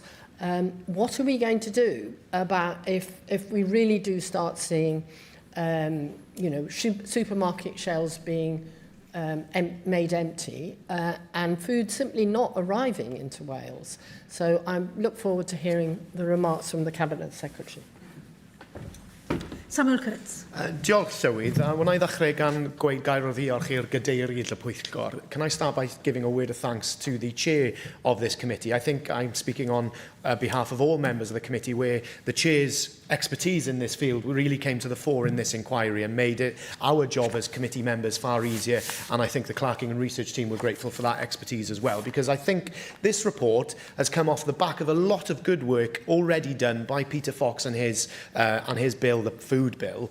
And that groundwork, and I come back to this, Cabinet Secretary, how you, in this old chamber before this extension, stood there as a backbench and said this is a government bill in response to Peter Fox's food bill. You are now a government minister, a deputy first minister no less, and I was so hoping that you would have brought forward some of the good work that had been done by Peter in that inquiry and through the work that he'd done in his food bill. And it's interesting to hear Lleir's commitment from Plaid Cymru to bring forward Peter Fox's food bill. Should they be successful, we would do exactly the same, because this is fundamental to how we feed our nation going forward. And I've been involved with the community food partnerships in Pembrokeshire led by Planed, cutting the ribbon on a number of vending machines with them, which has been great to shorten the miles between food and the consumer. But I think there's an opportunity missed there about how we anchor those food producers and those food growers and manufacturers in those areas so that that supply chain is far more resilient. I think we do have to look at the Irish model. The Irish have done incredibly well out of this. What they've done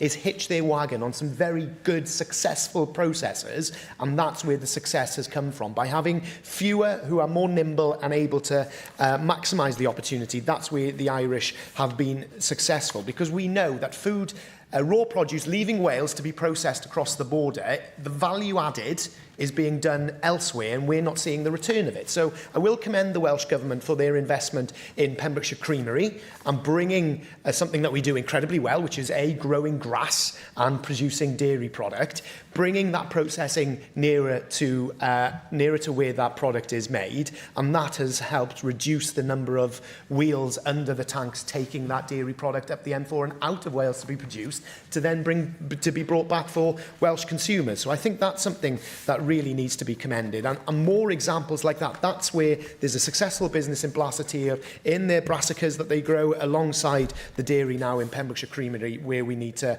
maximise those opportunities. And let's do what we do well, find what we do well, and maximise those opportunities off the back of that as well.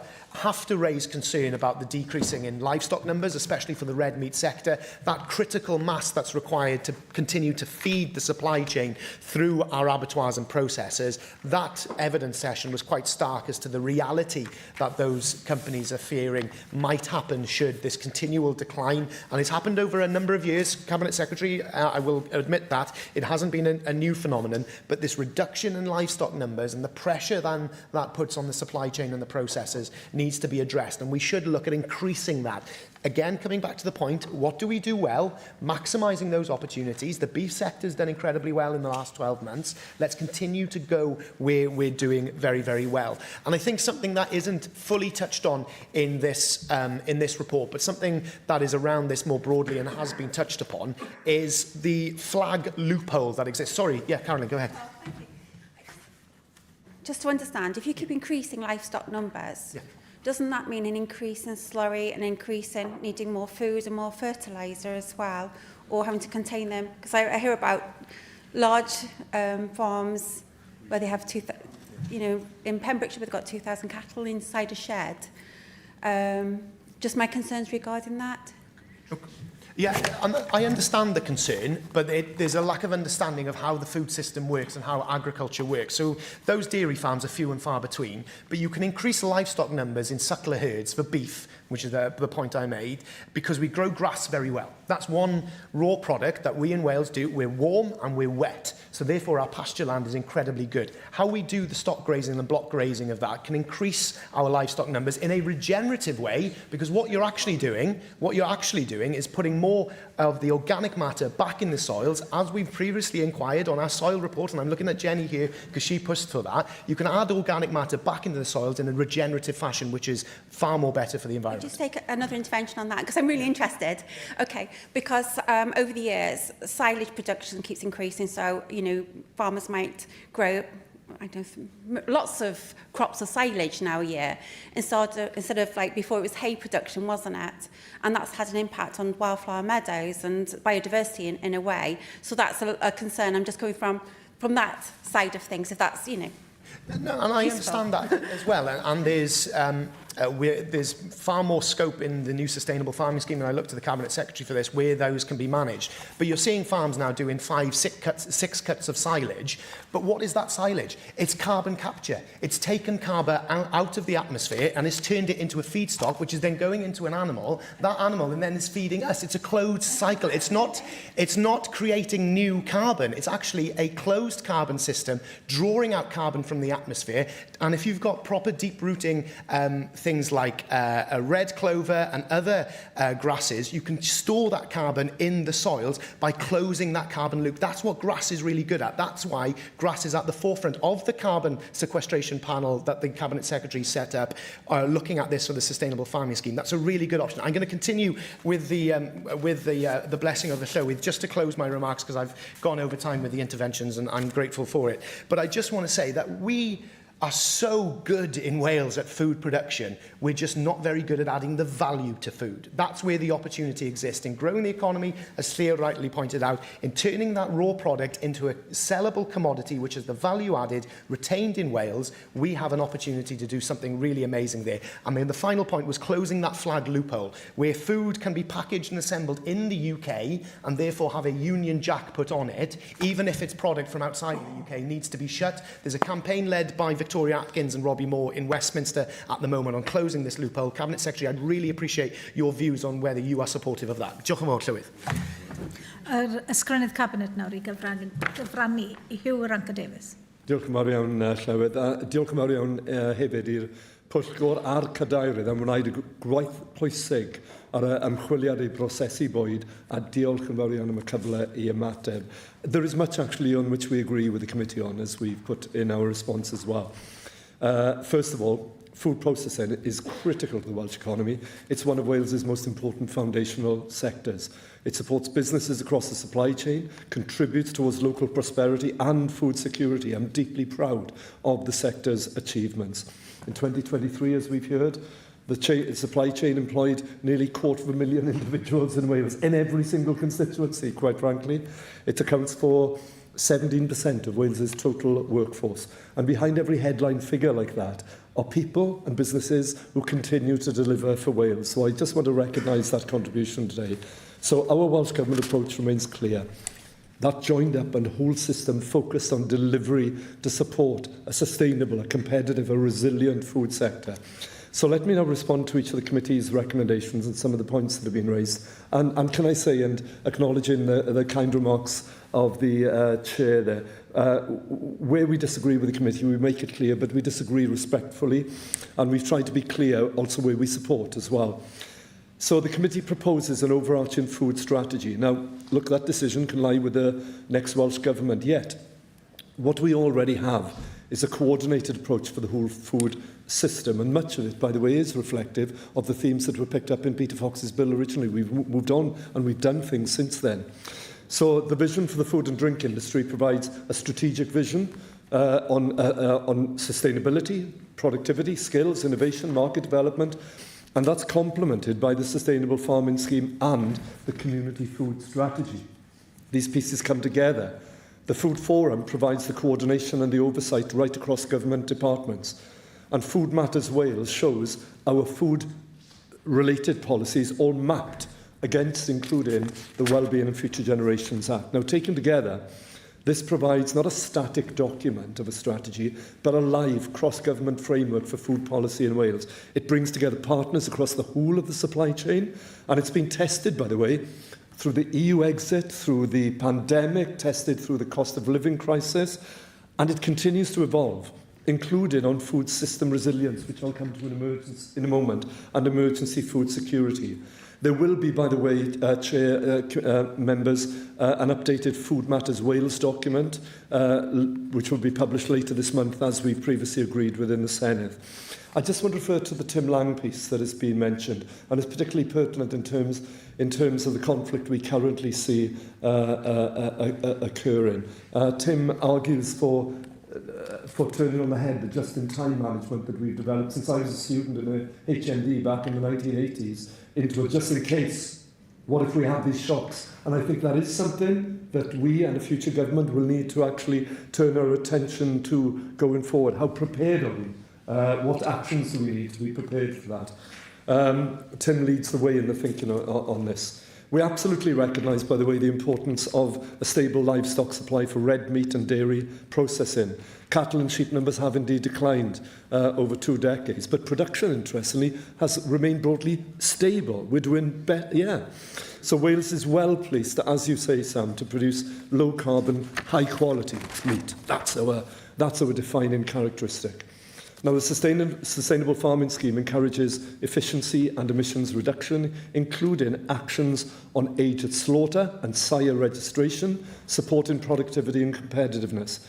We don't support reverting to an old-style head-edge scheme, but we do agree it's essential that sustainable Welsh meat underpins our domestic processing capacity and continues to access strong markets both within Wales and far beyond.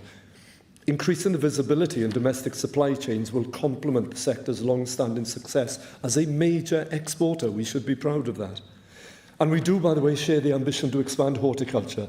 But what we cannot do, as we've said in our response, is commit to a target to produce 75% of the vegetables consumed in Wales, given our seasonal and climatic realities. Progress, however, is being made. The latest planning guidance supports business growth, and Welsh Government capital schemes for horticulture startups and agricultural diversification deliver investment in infrastructure and equipment for horticulture. Farming Connect is now providing training and advice and peer learning with rising engagement every week from horticultural enterprises. And public procurement, as we've said so often, also plays a key role. So initiatives such as the Welsh Veg in Schools shows how coordinated demand can stimulate local supply chains. But we do need to do more as well. And you talked... yes, I will give that. You talked about seasonal climatic reality. With polytunnels, you can produce vegetables 11 or 12 months of the year. Indeed. And we need to build the investment and the infrastructure and the confidence and the knowledge and the understanding to do that. Because you're right, we can do this. The question is getting everybody lined up to say, let's do this. And increase then the resilience and the food security aspect of producing more here on these shores. Now, we accept the recommendation to set out our work to support the Welsh seafood processing industry. This is very important. Through the Welsh Marine and Fisheries Scheme, we fund investment across the seafood supply chain, including upgrading of processing facilities. The fisheries management plans, which are working really well under the Fisheries Act, they help manage the stock sustainably. We're doing really well in Wales, and to secure long-term resilience for our processors and for coastal communities. We have commissioned an analysis of Welsh fisheries and processors to inform where future support should go. We're also promoting sustainably sourced Welsh seafood in schools and wider public services, though I know we've got more to do. That's why we're commissioning this. It's supported by the updated Health Eating in Schools regulations and guidance, which also tries to direct seafood onto our plates. And the Welsh Government provides a comprehensive business support under the Food and Drink Wales brand. Very important. The Welsh brand is selling our food both domestically and internationally. I've gone over time, but this is focused on sustainable growth, innovation, skills, market development and resilience. Our national food centres, the challenge on the how we provide the support. Our national food centres, our cluster programmes, deliver the technical expertise on reformulation of products, accreditation, process improvements. Capital grants, including the Food Business Accelerator Scheme, help to upgrade facilities and increase capacity. Food and Drink Skills Wales supports the workforce developments through diagnostics and training. I have to say we are the envy of other countries in what we're doing in this, with the right investment really cleverly targeted. Collectively, these measures are strengthening our domestic capability and support the missing middle identified within the report. Since the vision for the food and drink industry was published in 2021, the sector has faced unprecedented shocks, and the Food and Drink Wales offer has supported resilience across the supply chain. And some barriers to growth, including infrastructure capacity and planning, can't be addressed by capital funding alone. Llywydd, you're asking me to wind up. I'm happy to do that. I was going to touch on things such as the offer that we're making through the free school meals and how that supports local supply chains. I was going to touch on the community food strategy and the carbon reduction pilot, working with suppliers, but I can't go into detail on that. Felly, Gai ddweud, mae Adroddiad y Pwyllgor yn dangos cyfleoedd a heriau hefyd. Mae Llywodraeth Cymru yn parhau i fod wedi ymrwymo i ddiwydiant prosesu bwyd sy'n ffynnu yn ganlyniadwy ac yn wydn gan gefnogi busnesau, cynorthwyo cymunedau a darparu ar gyfer Cymru heddiw ac I genedlaethau'r dyfodol. Diolch yn fawr iawn. Cadeirydd y Pwyllgor nawr I ymateb, Andrew Davies. Thank you, Presiding Officer. And could I thank everyone who took part in the debate this afternoon, and in particular the Cabinet Secretary. I don't think anyone is not enthused by what we're doing here in Wales with added value to the food. It's just that there's so much more we could be doing and capturing that value here in Wales. And the Cabinet Secretary, in fairness to him, highlighted, and I in my opening remarks highlighted the scale of the operation we're talking about. We're not talking about some cottage industry. We're talking over 200,000 jobs involved in the food processing sector, and £7.2 billion worth of value at the moment. This is a huge opportunity for Wales, and whoever sits at that bench after May, I hope will embrace this report and embrace its recommendations. And it was so good to hear Peter, who was a new member here in 2021 and got pulled out of the ballot for the backbench bill, and he chose the food sector to be the theme of that bill. And it is such a shame that that bill never got taken up by the government and brought forward as a substantial package to enhance the offer that we could do to build more in public procurement, in safeguarding the authenticity of Welsh produce, and giving that drive to public procurement in particular to make sure that we do get that healthy food through the food chain that has the health benefits that Peter touched on. And Clea touched on the public procurement as well and the importance of public procurement. But the one thing we did get back was a bit of pushback from processors who highlighted how they weren't really that interested in public procurement because it was quite difficult to access and navigate the rounds. And ultimately, very often, it was the lower value product that was going into that public procurement sector. So from the British Meat Federation, I think it was, they were highlighting how they tend to look more at I was going to say the dearer end, but the added value end that actually gets the premium cuts, if you like, then. And so there is a bit of a disconnect between what we'd like to see is greater driven public procurement, but ultimately the maybe lack of processors who want to take up that mantle then. And it was good to hear from Jenny, who's always a strong advocate for the vegetable sector here in Wales. And there is a great opportunity to produce more veg in Wales. I can remember the days when you go down to St Mellons, for example, huge amounts of grade A land was turned over to vegetable production. But from the 80s to the 90s, there was a huge transit of that production out to Holland because they could do it so much cheaper under glass because of various subsidies and support that was given to the sector at that time. And so there is an opportunity there. And the one thing I would be critical of the Cabinet Secretary's response was I did offer him the challenge that he knocked our 75% target, but he never came back. And I did notice he had copious amounts of reams of written notes there. He didn't come back and say what he thought was a manageable and achievable target that a government might be able to adopt. And I'd like to thank Sam Kurtz for his kind words, in particular about bringing this report to the committee and hopefully developing some strategies that we can take on board. Of course, Sam highlighted the importance of investment that the Welsh Government have made to date, and in particular when it comes to obviously the Pembrokeshire dairy, for example. But yet you still travel the M4 and you see huge amounts of milk travelling up the M4. If you look at any of the tankers that are travelling up there, food product only use. And those tankers are all going to processors in England to be processed and very often coming back in carton form to Wales. So there is a huge opportunity that I hope the next government will take this report on board and ultimately develop a strategy accordingly. And from my point of view, I just really like to emphasise the importance, as I see it, of the Harvest 2020 document that the Irish government brought forward, which really did capture the primary produce from the farmers, the processors and the retailers in one document, because it's that joined-up approach that we need to make sure that the whole sector provides to the consumer who will buy the product ultimately. And if there's one missing link in that chain, then the international market takes its place. And that's something we don't want to happen. We want to see more homegrown food produced here in Wales, processed here in Wales, and added value. And so I commend this report to the Senedd, and I hope that people will look at it as a blueprint for taking forward greater processing here in Wales. Y cwestiwn yw o ddylid nodi adroddiad y pwyllgor, a oes unrhyw aelod yn gwrthwynebu? Nagos, felly mae'r adroddiad wedi cael ei nodi. And so it's time now for the second bus to come along. Ar ddadl ar adroddiad pwyllgor yr economi, eto'r cronfa twf lleol yw hwn, a'r cadeirydd yn cyflwyno Andrew R.T. Davies. Well, hopefully it's not a bendy bus, it's a straight bus.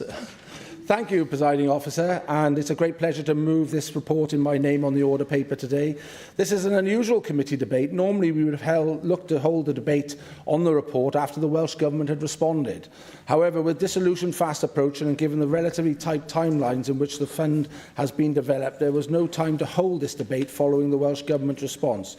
So I'm really looking forward to hearing the Cabinet Secretary's response to our report. When we were gathering evidence for this inquiry, Professor Kevin Morgan told us that Wales was about to celebrate an unwelcome milestone, 100 years of relative economic decline.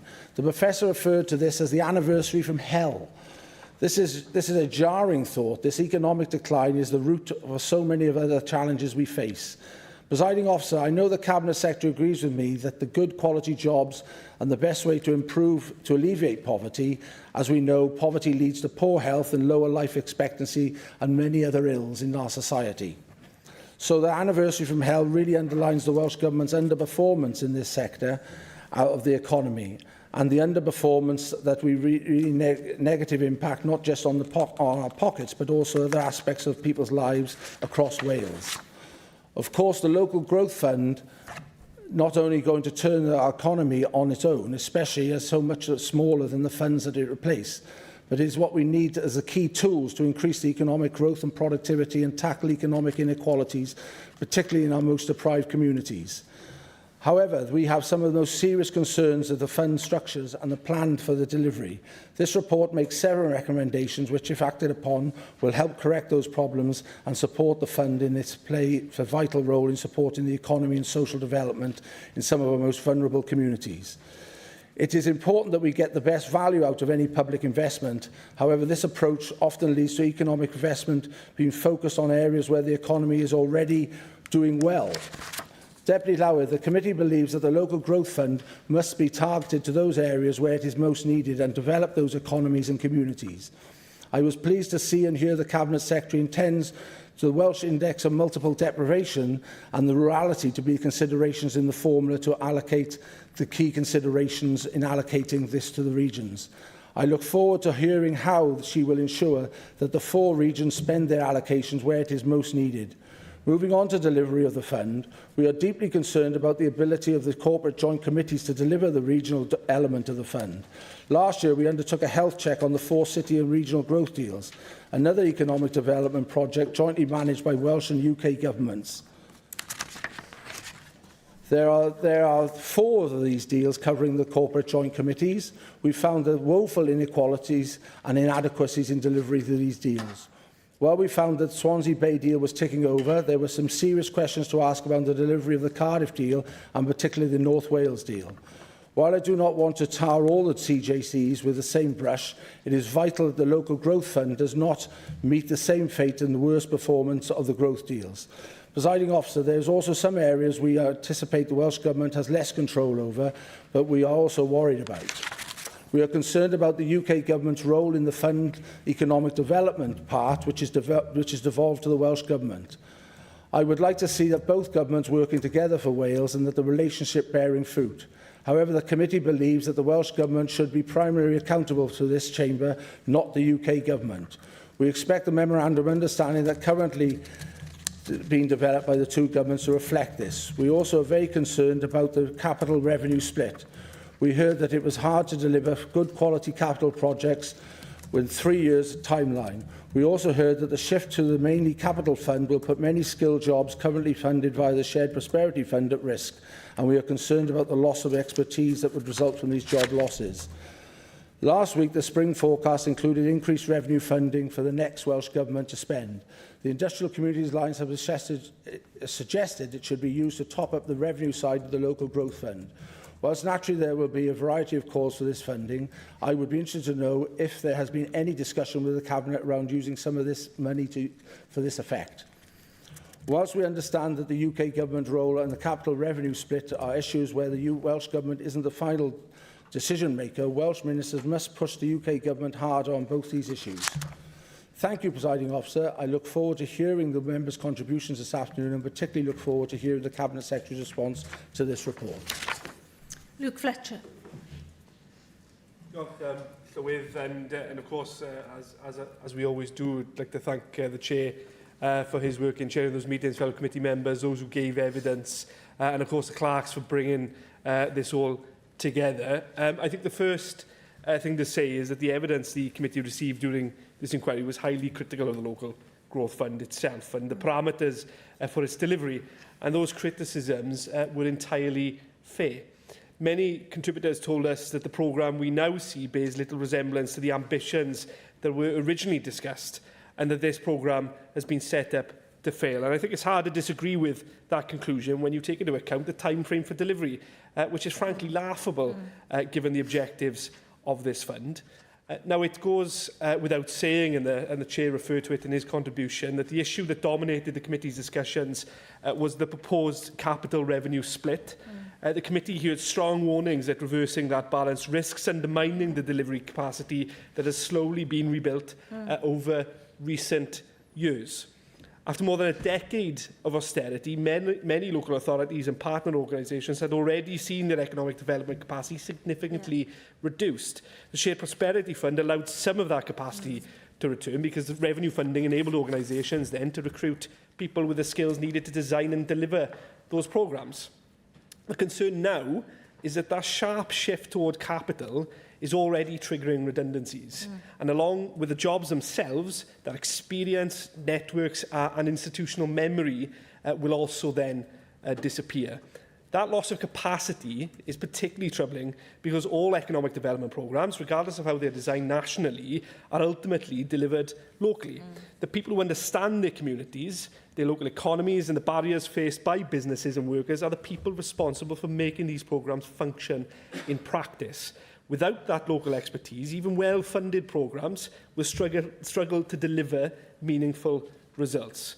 The committee therefore emphasised that retaining those skills and that knowledge must be a central priority as a new programme is implemented. And recommendation 3 is particularly important here and must be carried out by government. Funding programmes do not deliver outcomes on their own, people do. The bottom line is that we cannot afford to lose the knowledge, skills and institutional capacity needed to deliver gains on the ground. There was also significant scepticism about whether you could actually get transformative capital projects and whether it can actually be delivered within that 3-year time frame currently proposed for the programme, within the programme. And of course, again, the Chair referred to that in his opening. Major capital schemes, and I don't think I need to tell people in this chamber, require time for planning, they require time for design, consultation, procurement and construction. There's a clear debate, by the way, to have on that process itself. But attempting to compress those processes into such a short period of time creates a significant risk that the programme then will either under-deliver or default to smaller projects that are easier to complete quickly but less transformative in the long term. That concern is then compounded by the fact that equivalent funding arrangements elsewhere in the UK operate over longer capital horizons. So in England, combined authorities are working with a 4-year time frame. And by the way, there was no explanation as to why that had been offered to England and why there was a discrepancy between Wales and England. And I think we need to get that clarity as soon as possible. But I'll finish by saying that ultimately the central question being raised here is whether the local growth fund as currently designed is capable of delivering the kind of economic change that communities across Wales need. Now, I don't think anyone is expecting one fund to do anything in isolation, but what we see here is symptomatic of the kind of short-termism that has come to characterise regional economic development in Wales. Frankly, that style of thinking has been a blight on us and doesn't come anywhere near to meeting the scale of the challenges in front of us. Yeah. Now, I think the challenge for this Welsh Government and the next Welsh Government is to demonstrate how the big concerns will be addressed, how the fund will be integrated with wider economic development efforts, and how the capacity needed to deliver it will be protected. So some clarity from the Cabinet Secretary on some of these points in her response would be very welcome. Jenny Rathbone. Thank you. I think one of the biggest concerns I have on this is the lack of any policy by the UK government to target money on the areas with the least opportunity to attract capital money from the private sector without that incentive. We were very grateful to the Industrial Communities Alliance for pointing this out. And I think that that is something that is seriously lacking. And it's easy enough to deliver growth in areas which are already thriving, such as Cardiff or Newport, because success builds success.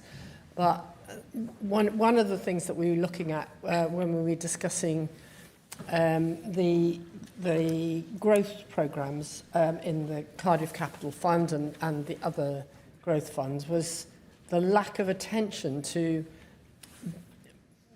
bringing up those communities which are the poorest in Wales, and there doesn't seem to be any strategy on that. For example, the Pride in Place funding, which was top sliced from the money that's left for the local growth fund, is only going to be awarded to one area in a local authority, and it means all the other areas can get stuffed. You know, that they get nothing out of this. And it feels like a very, very brutal way of doing things, and not at all the collaborative approach that I think we've always taken in Wales. So I think that because it's so capital heavy, one of the things we might be able to do is improve our energy resilience with things like heat networks, because so much of the money's got to be spent on capital. You know, we clearly still have a lot of work to do. We have a lot of renewable energy that we have produced, but we're sending it all back to the grid, and then we have to pay for it at a cost of what the wholesale price of gas is. And that doesn't seem to me to be a resilient, sustainable way of doing things. We have to capture the heat that we're already generating, as with the steel plant, the steel reprocessing plant down the road, and put it back into the community for use by the community. That means we're going to need a lot more community-owned facilities, which will obviously be targeted on those communities. that we're allowed to do that under the current regulations, and that might be one way of making those communities more resilient, because at the moment we know far too many people are suffering to try and keep themselves warm during the winter months, and who knows what's going to happen next winter. I'm sure we're all concerned about that. So I think that there is always going to be opportunities here, and we need to seize them.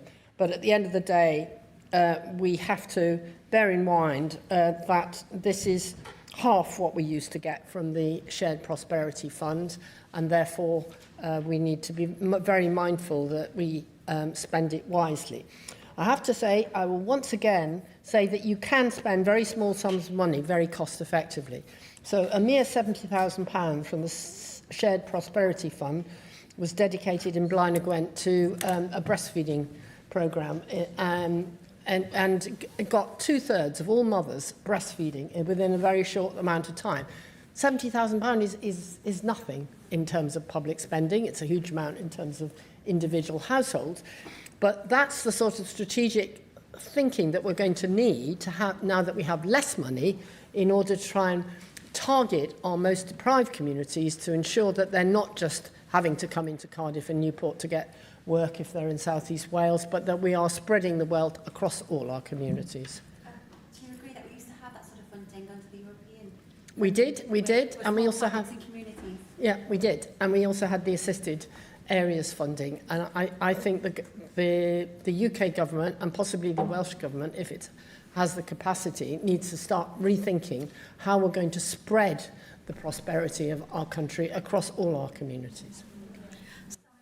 I'd like to put on record my thanks, as Luke Fletcher has done, as another member of the committee, to the chair, the clerking team, and all those who gave evidence. And I think, conclusion, and I'll quote from the report here, we are disappointed with the large reduction in funding received by Wales through the LGF compared to the previous economic development schemes, as this means there will be less money to invest in and support our most vulnerable communities. I think that says it all, really, as to the situation that we find ourselves in with the local growth fund. And I think Luke is absolutely right. The evidence that we had as a committee was hugely critical of this scheme. It's as if nothing has been learned through the SPF funding, which was a quantum more funding than the LGF is.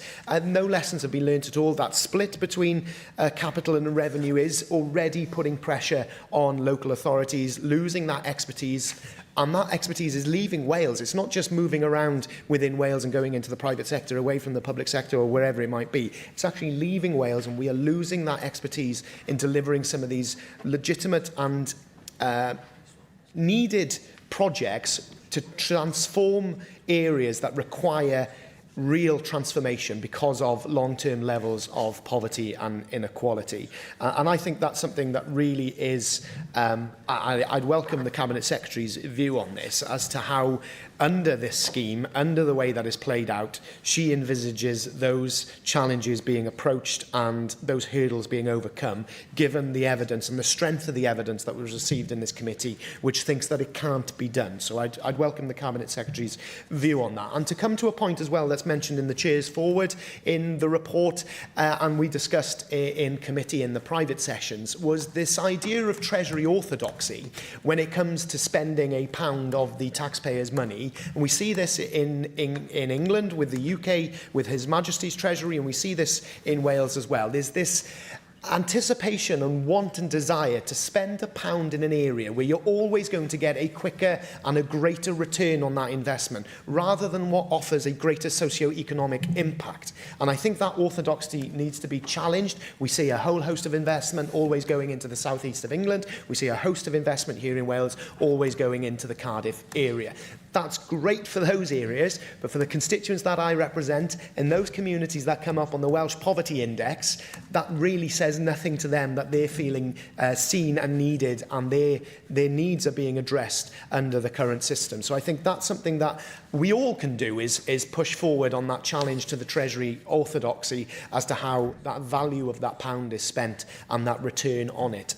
I think This committee has done a lot of good work over the 5 years. This is a really good piece, considering that we looked at the SPF funding model when that came forward, and now we're looking at this. But it's as if it just sat on a shelf and collected dust, and that's something that I found really frustrating in my time here. This good work that is done by a committee, the time taken to collect evidence, to come forward with recommendations on a cross-party basis. And I know that this design has come from a UK government, so they may not be reading what we come up with in our rhetoric committee, but still, that good knowledge that was collected under the SPF inquiry that we did should have fed into what the future local growth fund looked like, but sadly it hasn't, and that's why that conclusion that I opened with is so damning. Diolch, Dipper Lywydd. Rhys Owen.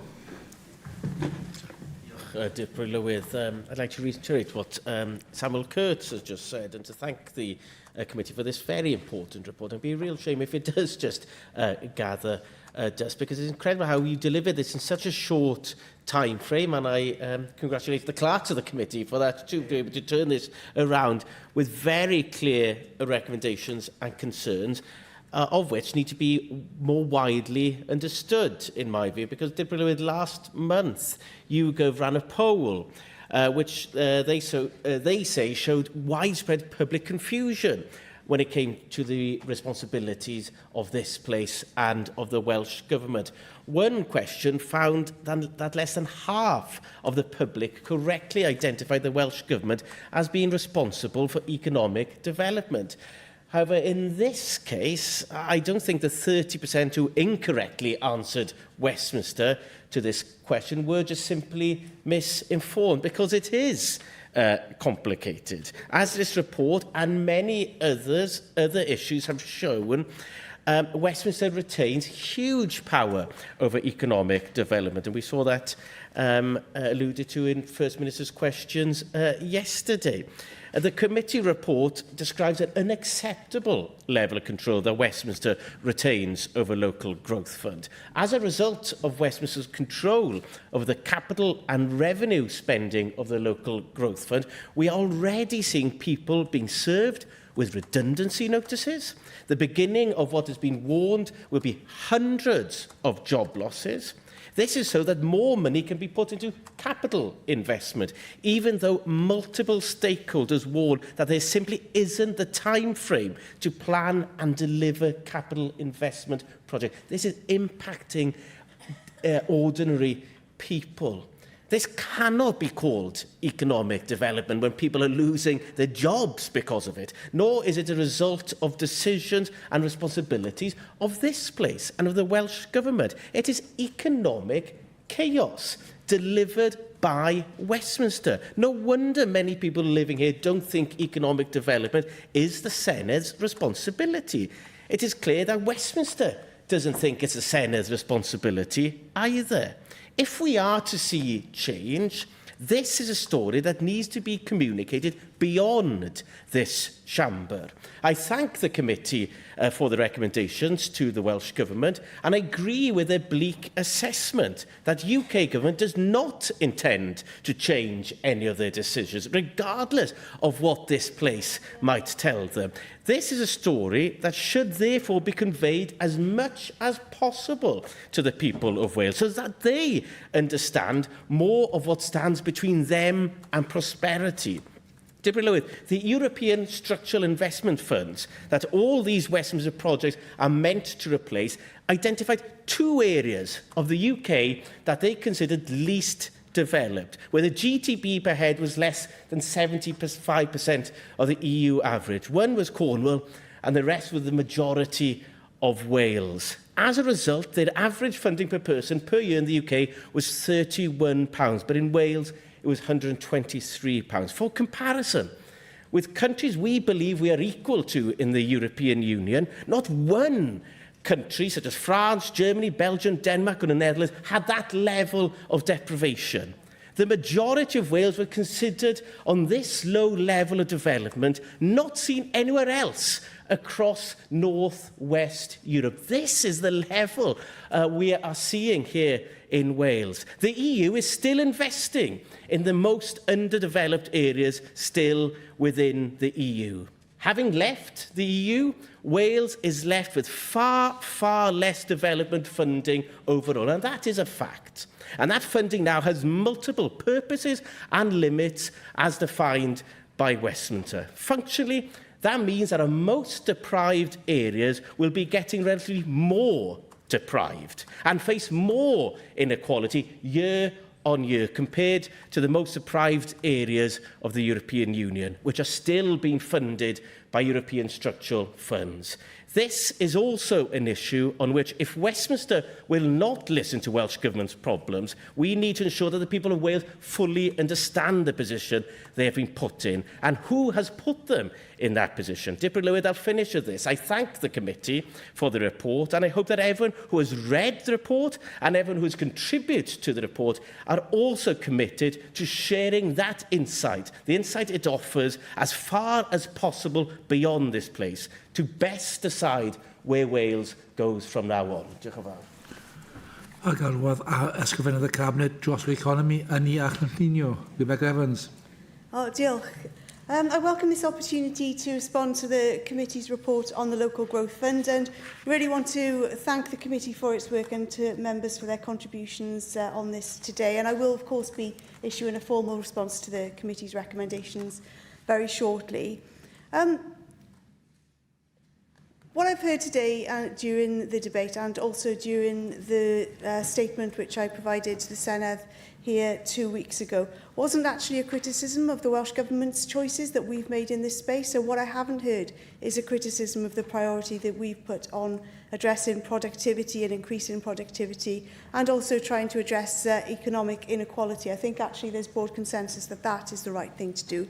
Also haven't seen criticism of the fact that we've looked at the funding formula and we've put in the majority of that towards the Welsh Index of Multiple Deprivation, whilst also recognising productivity issues and disparities across Wales, and also rurality. And similarly, I haven't heard any complaints about the flexibilities that we've put in place to try and help local government manage the transition between the two funding schemes, or the fact that we consulted widely. Actually, we're the only part of the UK which undertook a public consultation in the way that, that we did, to understand the views of partners and of communities. So, whilst I absolutely share the concerns that colleagues have raised very powerfully this afternoon and through the report and also in my statement a couple of weeks ago, those decisions around the capital revenue split, the lack of that longer-term vision and outlook for the funding. Actually, those are concerns that, as a Welsh Government, we absolutely recognise and that we continue to press the UK Government on.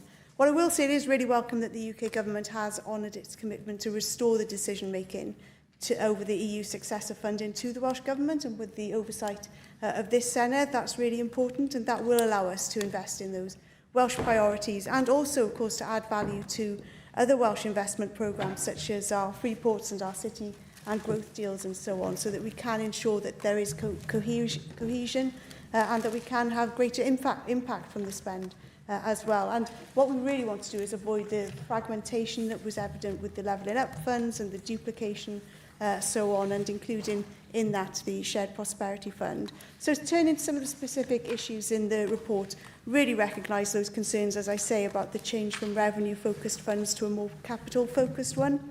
We are doing everything we can within our power to help local government and organisations affected. And I've previously informed colleagues that I agreed to the WLGA's request for a transition year during 26-27. That means the use of the existing Shared Prosperity Fund structures and the allocation approach, so funding is available to every part of Wales. And it also means that local government will design regional plans. They'll be making decisions on projects, and they'll be able to retain key capacity and jobs which are aligned with the new fund. And that again contrasts to the situation in England and Scotland, where there is an absolutely clean break from the Shared Prosperity Fund. There's no transition arrangement in place, and many regions and local authorities actually will have no access to any funding through the Local Growth Fund at all. So it's really important that we don't lose sight of the opportunities that the new fund will create for our economy, increasing productivity in areas which are falling behind. That's an absolute golden thread of our investment plan. And the fund's key investment objectives will enable support for capital investments, including in areas such as research, in innovation, in strategic business premises and sites, and also the enabling infrastructure for energy and transport. And all of that will work alongside the revenue support available to increase demand-led skills and support for people who are currently economically inactive to help them into work. So from lessons learned and international best practice, a regional approach is really key to delivering the outcomes that we want to see through this fund. And CJCs have been established to do exactly this, to underpin and strengthen regional collaboration. CJCs do strike the balance between the risk of over-centralisation by the Welsh Government and then also not learning the lessons of the fragmentation and duplication of what went before. And of course, CJCs are currently making really good progress against their economic development, their transport and their land use planning functions, and we're going to continue to support them in developing their capability and their capacity there. So I'll conclude. I know I only have 5 minutes to respond to this debate, so I want to thank the ETRA Committee for their Local Growth Fund inquiry and to all partners who gave evidence to that. We're currently finalising the Memorandum of Understanding with the UK Government, and as I promised to do so, we will publish that once it's agreed. And we look forward to continuing to work with partners across Wales to deliver a stronger, green and fairer Wales with what is £500 million of investment. Andrew R.D. Davis, the ymateb I ddadl. Thank you, Deputy Presiding Officer. And could I thank everyone who took part in the debate this afternoon. If I could just raise with the Cabinet Secretary, I think there is agreement on the goals that you've highlighted this fund will deal with. I mean, no one could dispute the fact that productivity needs to increase and the benefits that that will bring to communities and the overall economy of Wales. But I think where the committee were aghast at was A, the reduction in funding, which Sam Kurtz and other members highlighted, but secondly, this complete about-face on the split between capital and revenue. As someone who chaired a small, as someone who once chaired a small development group in the Vale of Glamorgan called Creative Rural Communities, as the member for the Vale of Glamorgan most probably be familiar with, back in the early noughties, the importance of having staff to develop these projects from small beginnings into the finished goal is really, really important for organisations to be able to draw on that expertise. Otherwise, what will happen is, with the greatest respect to local authorities and other maybe larger organisations, they'll have their oven-ready projects and they'll just grab all this funding, which don't necessarily have the local buy-in that we want to see with some of these projects. And so that's a real concern. I think it's been shared across the chamber today by everyone who's contributed to it. And Jenny touched on, it doesn't necessarily have to be the many millions of pounds that you spend on projects. She highlighted the project in Blaen y Gwent, for example, which encouraged new mothers to breastfeed. £70,000 spent on that project, 2/3 uptake. That is a result, that is, because we all know from breastfeeding the benefits that that brings to young children, right the way through their adult life as well, with healthy outcomes. And that is something that, you know, really is a tangible benefit of a public pound spent in a community that has struggled for many years. And I'd like to thank Rhys ap Owen for contributing as well. It's always good to see a committee report getting interest from someone who hasn't sat on the committee, but obviously has an insight into these projects, and the importance that you highlighted about the deprivation that exists in Wales after many tranches of money that has been spent, and how the original concept of these funds back in the day identified obviously Wales and Cornwall, and the lamentable figures after a series of funding. I mean, we can argue about Brexit, we can argue about pots of money, but I think one thing that is unarguable is that this huge amount of money over successive years has been spent, and that big numbers haven't been moved, and sadly Wales is still very much struggling with that deprivation and those real chronic problems. And the point that Jenny made about Cardiff is very often able to look after itself. It's really important that we direct this money into areas that really do struggle to attract that development opportunities. And it's good to hear the Cabinet Secretary talking about the multiple deprivation index and rurality as key drivers of ascertaining where this money will go. Because you get one chance at this very often, and if you miss that, the generational change that we want to see here in Wales will not be achieved. As a committee, we will look forward to hearing what the Cabinet Secretary says in an official response to us, but as I said in my opening remarks, given the timeline and the implementation of this, we obviously wanted to bring this debate to the floor of the Chamber as a committee so that it could get a public hearing, and we hope very much that the recommendations that we have put forward will be taken on board by this government and the next government to make sure that this fund, whatever we might think of it, does achieve what the Cabinet Secretary has highlighted she hopes it will achieve over the lifetime, the 3 years of its existence. I'd also like to put on record my sincere thanks to the witnesses who came and provided the evidence, and I can see the DPO looking at the red clock there, and I don't want to keep people here beyond their tea, but to thank the witnesses, the committee clerking team and everyone who contributed to this report, and I commend it to the Senedd. A cwestiwn yw, ydy nodi y droddiad y pwyllgor a oes unrhyw aelod gwrthwynebu? Nac oes, felly dibynnu y cynnig yn unol yr eol sefydlog 12.36. Eitem nesaf yw dadl a cyfnod 4 y bil iaith a wyrddion Prydain. A galwad a Mark Isherwood i wneud y cynnig. Well, diolch, Deputy Clwyd. It's an absolute privilege for me to stand before the Senedd today to move the stage for motion for the British Sign Language Wales Bill. This really is a momentous occasion and one that I'm very proud to be part of. This British Sign Language Wales Bill has been a long time in the making, shaped by persistence and steady progress over several years.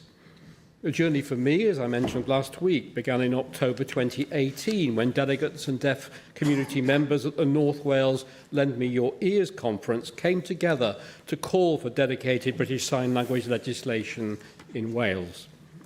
That momentum continued in February 2021 when the Senedd voted to note my proposal for a bill aimed at promoting the use of BSL and strengthening access to education and public services through the language. That vote sent a clear message. There was strong cross-party support for this ambition. During this Senedd term, in late 2022, members once again endorsed the principle of a proposed BSL Wales bill, reaffirming the earlier commitment. Then, after being successful in the members' bill ballot, the Senedd voted in June 2024 to allow me to bring this legislation forward. I'm delighted, therefore, to now stand here today at the bill's final stage and thank everyone who has contributed to this. To all the individuals and organisations who took part in the campaign and the consultation and the focus groups who helped shape the legislation. To the Equality and Social Justice Committee, the Finance Committee and the Legislation, Justice and Constitution Committee, together with their committee teams, for their valued approach to Stage 1 scrutiny. To the Equality and Social Justice Committee for their consideration of amendments at Stage 2. To both the bill's clerking team and my own staff who have worked tirelessly. To the Cabinet Secretary and Welsh Government officials for their support and work on the bill. And to all other members across the Chamber who have shown support for the bill. This really has been cross-party working of the highest order. British Sign Language is fundamental to communication and inclusion in everyday life. For many deaf people, it is not simply a means of communication, but their first language. The primary way they express themselves, connect with others, and access the services they rely upon.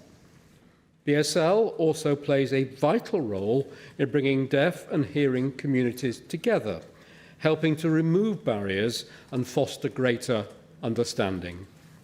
And yet, too often, deaf people are still prevented from accessing essential public services because those services are not available in the language they use every day. This bill, therefore, will put in place a framework to help ensure that this position changes.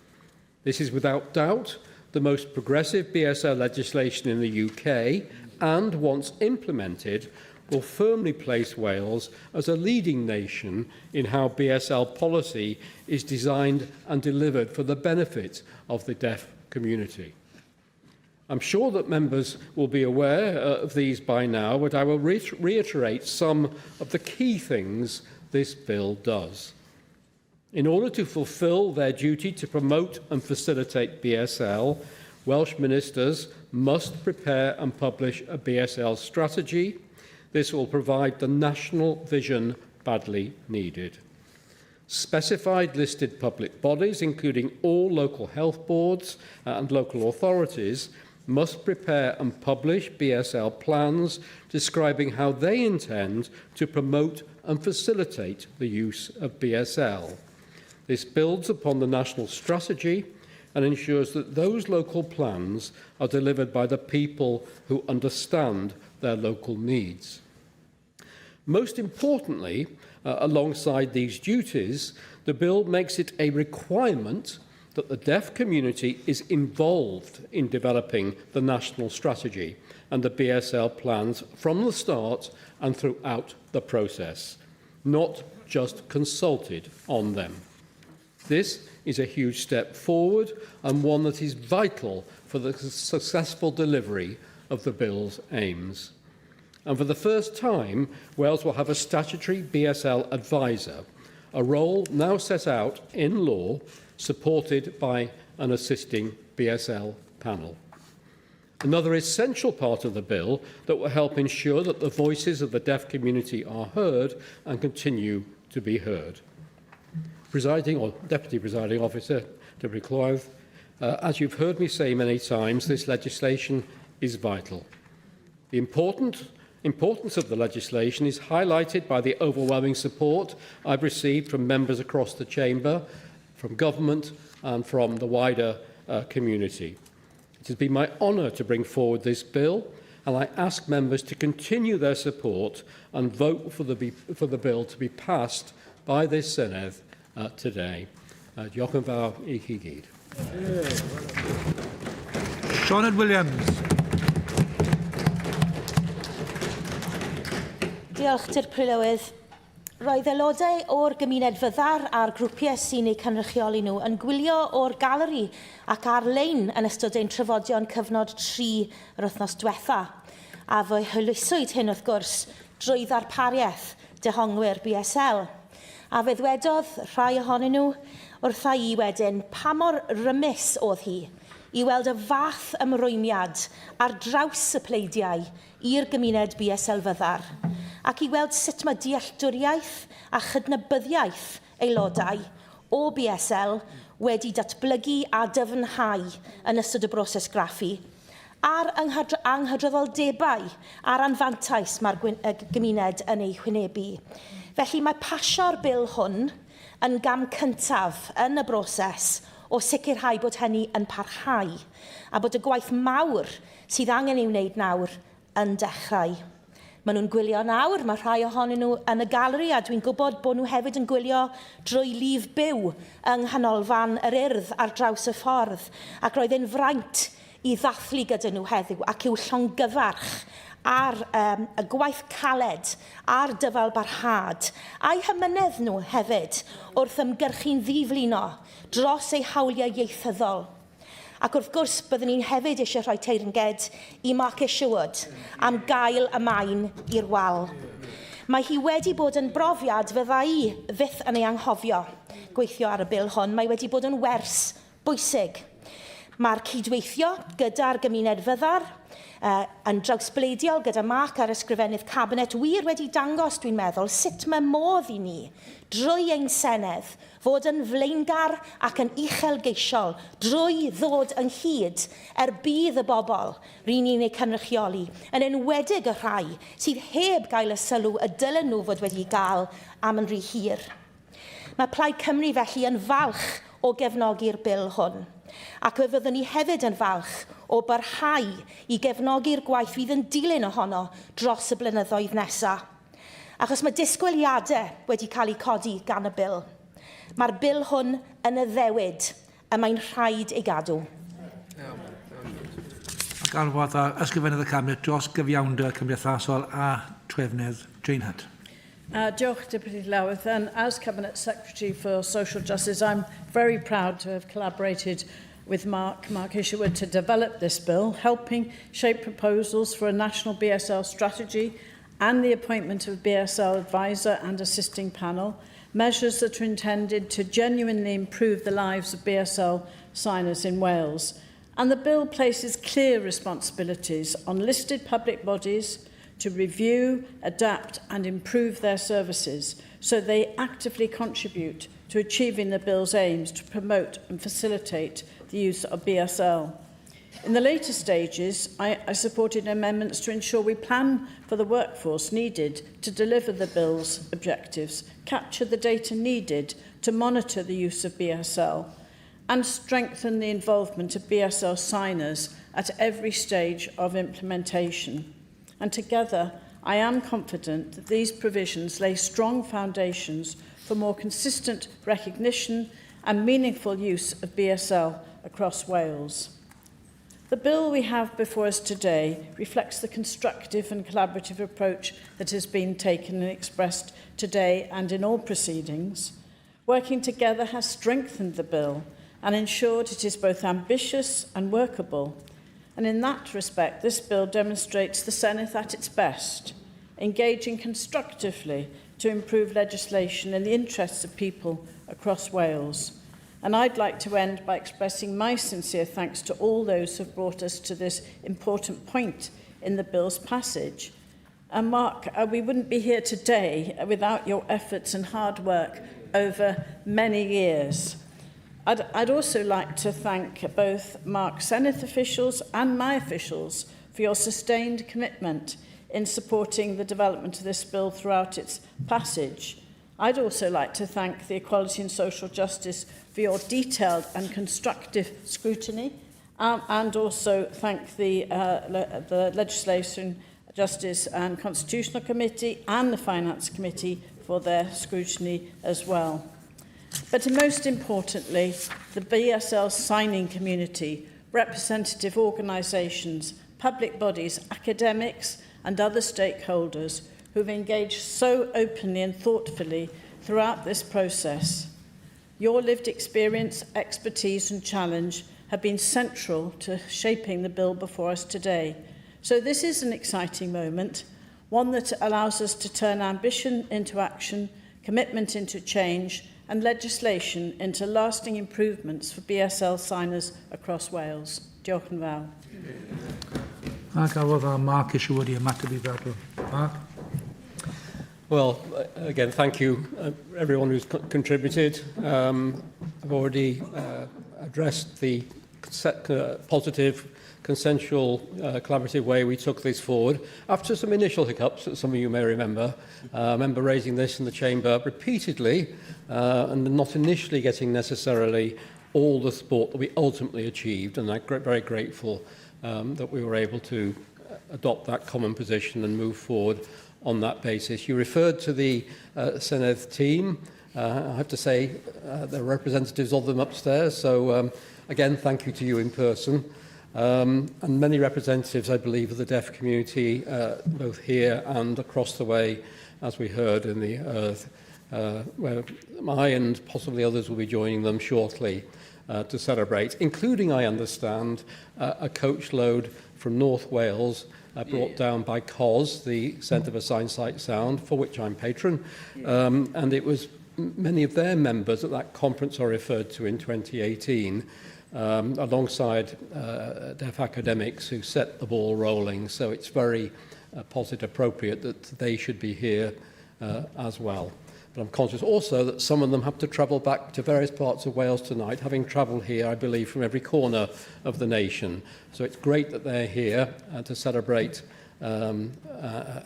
subject to your passing this, and it'll be wonderful to meet them shortly. So I won't go on. Again, diolch yn fawr, and again, I hope you will all see fit to support this when it comes to the vote.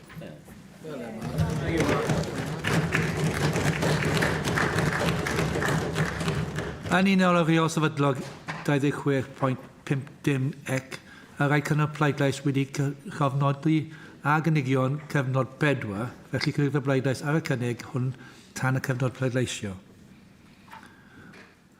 Item 14.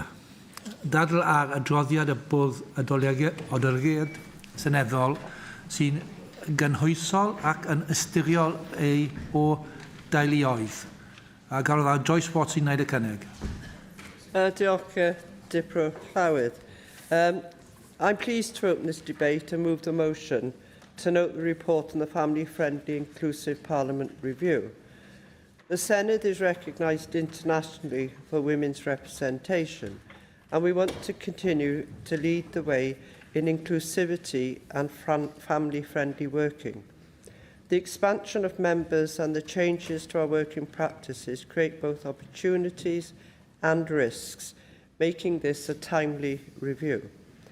My thanks go to my fellow board members, Jane Dodds, Peter Fox, Sian Gwenllian and Mike Hedges for their experience, insight and cross-party collaboration that has served to strengthen this report. I also extend my gratitude to Dr Alison Parkin, Dr Rachel Minto and Dr Leah Hibbs of Cardiff University and Hannah Johnson, our expert advisor. Their analysis has been instrumental in producing what's already being described as a game changer and an example of best practice. The Senedd has strong foundations, a progressive ethos and proven international credibility. We were the first legislator to achieve gender parity in 2003, and family-friendly working was embedded in our structures from the outset. However, implementation of equalities relies too heavily on individual champions and informal norms. This review aims to embed equality into our institutional framework, mainstreaming it within scrutiny and policy making. Our vision is for a Senedd for all, recognising diversity as a democratic strength. I thank the many members who contributed via interviews and survey responses. The response rate was significantly higher than any comparable exercise elsewhere in the UK, giving us robust evidence for our findings. The review focused on 4 key areas, beginning with the most urgent: personal safety. And personal safety is now the overriding concern for anyone seeking political office. Members experience relentless online abuse even before standing for election, and this continues throughout their time in office. Every member who participated in the review reported experiencing abuse directly or knowing someone who had. The level of hostility is rising, particularly for women, whose abuse is often gendered. Some members said it influenced their decision not to restand. This abuse affects not only members, but their staff and also their families. Staff are often on the front line dealing with hostile emails and social media activity. That's not what they signed up for, and it's affecting staff well-being, recruitment and retention. Abuse also limits how and where members work. Members know they face more hostility when speaking on equalities issues, and some are now restricting what they say.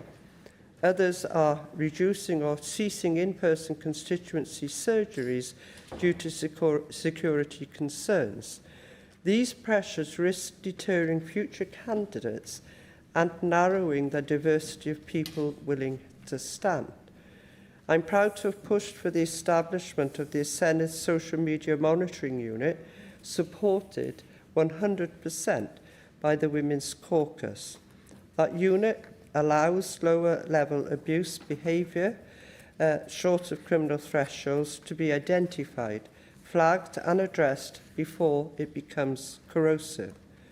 The board recommends the continuation of this monitoring beyond the pilot phase, especially in the run-up to this election. We also want the Senedd Commission to report regularly on how abuse is being handled, providing members with clarity on the support available to them. We recommend establishing a safe participation in politics task force to conduct an independent review of abuse and harassment of members and their staff. This includes exploring an unacceptable behaviour of citizens policy to ensure consequences for those who harass or intimidate elected representatives and their staff. And we recommend gathering feedback from members standing down in 2026, this year, on whether abuse influenced their decision. Ensuring people feel safe and supported to stand for election directly strengthens democracy. A diverse membership leads to more inclusive decision-making, and this is the second focus of the review. The Senedd has a strong record in women's leadership. Since the Third Assembly, we have consistently had a female presiding officer or deputy presiding officer. However, gendered patterns persist, particularly in committee membership and chairing roles. There is no current mechanism to ensure diversity within committees, and without intervention, there is a risk of slipping backwards. We recommend collecting data on members' protected characteristics to measure progress and inform future actions. We also propose ensuring there are no single-sex committees and, as far as reasonably practicable, that committee membership reflects the overall gender balance of the Senedd. The next Senedd should consider how to address gender imbalance in committee chairs. Following the election, we propose an equality impact assessment of the new electoral system and revised ways of working. We'll also begin collecting data on participation in plenary debates to ensure equitable opportunity to speak. Training will be provided on the Code of Conduct and the Dignity and Respect policy, emphasising that robust debate can and must remain civil. Family-friendly principles have long been embedded in our standing orders, but unpredictable plenary end times and long hours continue to challenge members with caring responsibilities. We recommend more predictable end times for debates, building on the successful introduction of proxy voting. We also propose developing a procedure for members to leave plenary in emergencies without their absence affecting legislative outcomes due to pairing difficulties. Hybrid participation has been particularly valued by members, balancing professional and personal commitment. We recommend safeguarding the ability to participate online and ensuring it has parity with in-person participation. We welcome the Senedd Commission's introduction of a members' hub, a one-stop advice and support service, and recommend evaluating its impact along with the revised determination on pay and allowance to ensure they adequately support family-friendly working. The review identified inconsistent advice on maternity and paternity leave. We recommend developing an agreed policy on leave length, procedural arrangements and cover, involving close discussions between political groups, the Senedd Commission, Business Committee and Remuneration Board. There is a recommendation for provision of a locum cover for members who are temporarily unavailable, that it be explored. We also believe that on-site childcare creche provision is essential and overdue. We are the only UK Parliament without one. Childcare provision provides a clear signal of the type of institution that we want to be: accessible, inclusive and family-friendly. Options must be explored in the first year of the next term. A more diverse Senedd leads to more equitable outcomes for the people of Wales. Since devolution, we've committed to promoting equality of opportunity, and we want to strengthen that, those founding principles. We recommend embedding equality considerations into standing orders and standing practice. At present, there is no requirement for Equalities Committee. We propose establishing both a dedicated Equality Committee and a formal Women's Caucus in standing orders. Committees should scrutinise equality evidence systematically, supported by training, data and specialist expertise.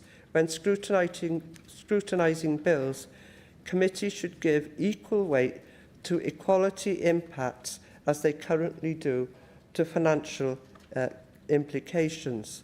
The Welsh Government should inform committees when legislative equality impact assessments are published. I've long advocated for the use of gender budgeting tools such as gender beneficiary assessments. Regular training will help ensure those approaches are used consistently, including through mainstream reviews of the programme for government. I look forward to hearing from members and from their remarks and the Llywodraeth's response to the 4 areas: equality, mainstreaming, representation and participation, abuse towards members and working practices. Llywodraeth, this is the Sened's first report of this kind, a gender-sensitive audit. It draws directly on members' experience and the expert work of Cardiff University.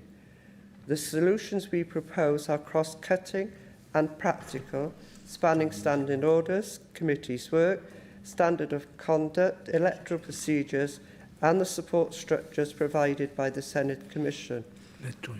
Effective implementation will depend heavily on the Commission's ongoing leadership. We therefore recommend retaining a Commissioner with responsibility for equality of opportunity, supported by a senior official dedicated to delivery.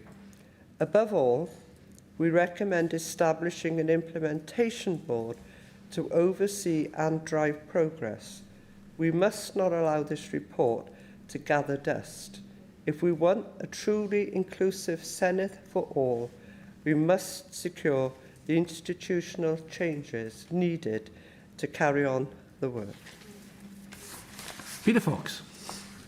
Diolch, Deputy Llawydd.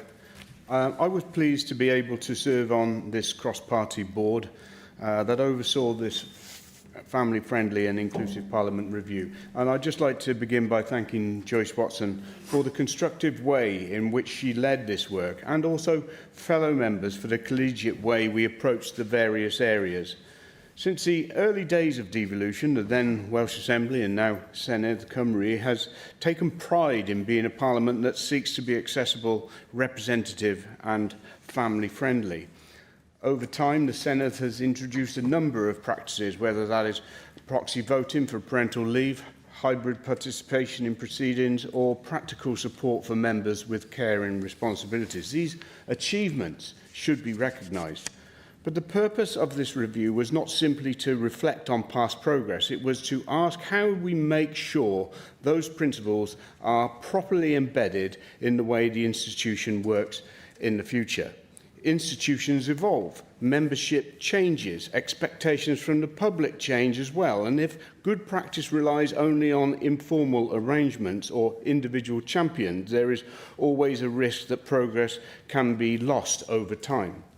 Many of the recommendations in this report are therefore about strengthening the structures and systems that support an inclusive Parliament, whether that is how we organise our business, how committees consider equality in their scrutiny work, or how the Senedd continues to support members with caring responsibilities. The report also addresses that important issue we've already heard about that unfortunately affects politicians across all parties and all levels of government, and that is the increasing level of abuse and intimidation faced by many in public life. If we want people from a wide range of backgrounds to consider standing for election, they must feel that the public service is something they can undertake safely and with dignity. The recommendations aimed at improving monitoring, support and protection for members are therefore an important part of this work. This is a substantial report with many recommendations following much debate. I was pleased to contribute to the work, and I support the overall aim of ensuring that the Senedd remains an accessible and welcoming place for people from all walks of life. However, there were a small number of recommendations that I expressed reservations during the review. For example, the review recommends, as we just heard, the creation of a new implementation board to oversee the delivery of these proposals. Now, my own view was that the work we undertook was very much intended to be a task of finished review, and as such, the responsibility for taking forward the recommendations could naturally sit within the existing structures of the Senedd. That said, I understand the intention behind the proposal, which is to ensure the work continues to receive attention. There are also recommendations that move into broader constitutional questions. For example, the suggestion that the Welsh Government should seek additional legislative competence under the Government of Wales Act. Members will understand then that I approach questions about further constitutional powers with some caution, and that reflects the position of my group also. And finally, on the business of the question of hybrid participation in Senedd business, the report itself in a footnote reflects the view I expressed during the review. I support retaining the option of virtual participation when it is genuinely necessary, for example, because of illness or caring responsibilities. But my view remains that the default position should be that Senedd business is conducted in person, which I believe reflects public expectations and recognises the value of personal interaction in parliamentary debate and scrutiny. That said, where virtual participation is necessary, it should absolutely be treated equally. None of those things detract from the overall value of the work that has been undertaken. The Senedd is approaching a period of significant change, particularly as we move forward to the new expanded 7th Senedd. So it is appropriate at moments like this to step back and consider whether our structures and ways of working are fit for the future. This review provides a thoughtful evidence base to help inform that discussion. Ultimately, a strong democracy depends not only on the laws we pass, but on the culture of the institutions that represent the public. If people from across Welsh society can see that this Parliament is accessible, respectful and supportive of those who serve in it, then that strengthens our democracy as a whole. I thank everyone who contributed to the review, and I look forward to the debate on how we continue to develop a Senedd that works for members, staff and, most importantly, the people of Wales. Diolch. Siân Gwenllian. I'r prylywydd, a dwi am wneud 3 pwynt yn y ddadl heddiw yma. Mae'r gyntaf o gwmpas yr angen am fecanweithiau statudol i sicrhau balans rhywedd yn Seneddau'r dyfodol. Yn ail, dwi am sôn am y cynnydd hynod bryderus mewn sylwadau sarhaus a chamdriniaeth o ferched ar-lein. Ac yn drydydd, dwi am ddadlau fod angen i'r gwaith o greu Senedd sy'n arddel cydraddoldeb mewn cynrychiolaeth a chyfranogiad ar draws y nodweddion sy'n cael ei gwarchod, y dylia hynny fod yn fater ar gyfer y sefydliad yn ei gyfanrwydd, nid yn waith sy'n cael ei yrru gan rai merched a grwpiau lleiafrifol ymroddedig yn unig. Mae tystiolaeth yn dangos fod Seneddau sydd yn gydradd o ran rhywedd yn sefydliadau mwy effeithiol o ran democratiaeth, gan fod lleisiau yn gydradd o gwmpas y bwrdd. Mae hynny yn ei dro yn arwain at sylw priodol i faterion sy'n effeithio merched ym mhob man, yn ogystal â'r materion sy'n effeithio dynion neu'r boblogaeth gyfan. O faterion yn ymwneud â'r misglwyf a'r menopos i ofalwyr di-dal, lle mae'r mwyafrif helaeth yn ferched, i ddiogelwch merched a thrais yn erbyn menywod. Fy mhryder mawr i ydy na fydd Seneddau'r dyfodol yn agos at fod yn gydradd o ran rhywedd. Da ni wedi disgyn yn ôl yn y Senedd yma. Felly dydy dulliau gwirfoddol ddim yn gweithio. Mi oedd o'n siom mawr i mi na wireddwyd yr ymrwymiad i greu cwotau rhywedd statudol, sef yr unig ffordd i sicrhau cynrychiolaeth cydradd ar draws y pleidiau yn y Senedd. Dwi yn falch fod argymhelliad 4 yn yr adroddiad sydd ger bron heddiw, ynglŷn â datganoli'r cymhwysedd i alluogi deddfu i gefnogi amrywiaeth ymgeiswyr etholiadol, bod hwn wedi cael ei gynnwys yn yr adroddiad, a mae hwn yn argymhelliad holl bwysig ar gyfer y Llywodraeth nesaf. Mae hyn yn greiddiol i wireddu'r nod o Senedd gyfartal. Dwi yn falch fod fy mhlaid i wedi sicrhau fod hanner yn ymgeiswyr yn ferched, gyda merched ar frig y rhestra mewn hanner neu fwy o etholaethau ar gyfer etholiad mis Mai. Y siom ydy nad ydy hynny ddim yn debygol o fod yn wir ar gyfer rhai pleidiau eraill, ac y byddwn ni fel Senedd gyfan wedi disgyn yn ôl ymhellach o ran cydraddoldeb rhywedd ar ôl yr etholiad. Troi at fy ail bwynt, sef y cynnydd hollol anerbyniol mewn camdriniaeth a sylwadau sarhaus yn erbyn menywod ar-lein. Mae adroddiad Prifysgol Caerdydd yn tynnu sylw at hyn, at y lefel hunllefus o gamdriniaeth ar-lein yn erbyn menywod. Mae'n holl bwysig fod y peilot sydd ar waith ar hyn o bryd, sy'n monitro cyfrifon cyfryngau cymdeithasol nifer ohono ni, bod y peilot yna yn parhau ac yn dod yn un sefydlog yn y Senedd nesaf. Dwi'n meddwl, a dwi'n cyd-fynd efo be mae Joyce Watson newydd ddeud, bod o angen hefyd bod y system monitro yma yn digwydd yn ystod y cyfnod nesaf sydd o'n blaenau y cyfnod etholiadol. A mae'n bwysig fod yr argymhellion yn yr adroddiad o gwmpas y maes yma yn cael ei gweithredu. Mae'r hinsawdd presennol o ymysodiadau personol ddiddiwedd i aelodau seneddol benywaidd ar-lein yn rhwystro merched rhag rhoi eu henwa ymlaen fel ymgeiswyr. Dwi wedi bod yn aelod o'r Senedd ers 10 mlynedd erbyn hyn, a dwi wedi gweld cynnydd syfrdanol dros y flwyddyn dwytha yn unig mewn ymosodiadau. Ymosodiadau arna fi, fel menyw mewn gwleidyddiaeth, fel menyw hun mewn gwleidyddiaeth, ac fel menyw sydd yn siarad Cymraeg yn fy mywyd cyhoeddus. Mae'r ymddygiad yn gywilyddus o wael. Weithiau mae'r sylwadau yn croesi'r trothwy troseddol, a dyna lle mae'r peilot mor werthfawr a'r gweithredu sy'n gallu digwydd wedyn mwyn dal y troseddwyr i gyfri a drwy hynny ddiogelu merched ym mhobman.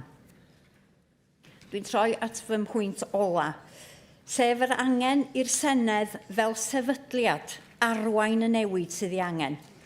Da ni wedi bod yn flaengar yng Nghymru, do, ac mae angen dathlu hynny. Mae llawer o hynny wedi digwydd oherwydd ymdrechion unigol nifer o ferched dros gyfnod hir, yn cael eu cefnogi gan gyngreiriaid o blith y dynion ia. Mae nifer o'r merched sydd wedi gyrru'r newid efo ni heddiw yn y siambr, nifer yn ymddeol Llawn, fe ti goffen, sŵr o dda. Ac mae'n diolch yn fawr iddyn nhw ac i'r merched fi yma o'i blaenau nhw. Mi fys i mewn digwyddiad wedi drefnu gan Brifysgol Caerdydd yn ddiweddar, yn trafod yr hyn sydd ger bron heddiw yma, a neges glir gan yr athro Sarah Childs a'r athro Rosie Campbell oedd hyn, bod rhaid i'r newid ddigwydd ar lefel sefydliad cyfa. Mae llawer y ferched wedi gorfod defnyddio'u cyfalaf gwleidyddol mwyn symud yr agenda ymlaen yn y gorffennol. Mae'n bryd i'r gwaith godi i lefel sefydliad cyfan, a dyna ydy fanogaeth i'r Comisiwn heddiw. Jane Dodds. It has been a genuine privilege to serve on this board that produced the report, and I want to begin by thanking colleagues from across the Chamber who gave their time and the clerking team, particularly Martha de Gama Howells, who really worked her socks off in order to get this to where it is in such a short period of time. But particular thanks must go to Joyce, who drove this, who absolutely persisted to make sure that this happened, and we are very grateful to you, Joyce, for bringing it to us today. Across the Chamber, we know that this is what we do the best. We work across boundaries to ask the questions that matter. And the question at the heart of this report is simple and profound. It is, what kind of Parliament do we want Wales to have? We've heard that we have much to be proud of in the past, but pride cannot become complacency. Too much of what we have built Too much of what we have built rests on the shoulders of champions, which Llawn has just referred to. Wales has both the opportunity and the responsibility to lead the world again. But to do that, equality must not be left to chance, not dependent on goodwill, but hardwired and permanent. I want to speak about a few things that came through. Firstly, sadly, the experience of abuse in politics. Members that we heard from experienced online abuse, in-person abuse, threats, harassment, and intimidation. But what I found most shocking was not the scale of it, it was how many colleagues have simply come to accept it. To describe it in their own words, it is just a cost of doing politics. We must not accept that. Abuse should never be the price someone pays for choosing to serve their community. For women, we know this abuse is more frequent, more sustained and more vicious, including threats of rape and attacks on our appearance. I have spoken publicly about the misogynistic abuse and threats I have personally received. This abuse is designed not just to harm, but to silence, to wear us down, to push us out of public life altogether. We know that women, young women, and people from ethnic minority backgrounds have looked at what elected representatives face and say, no, not for me. I also wanted to raise the issue of parental leave.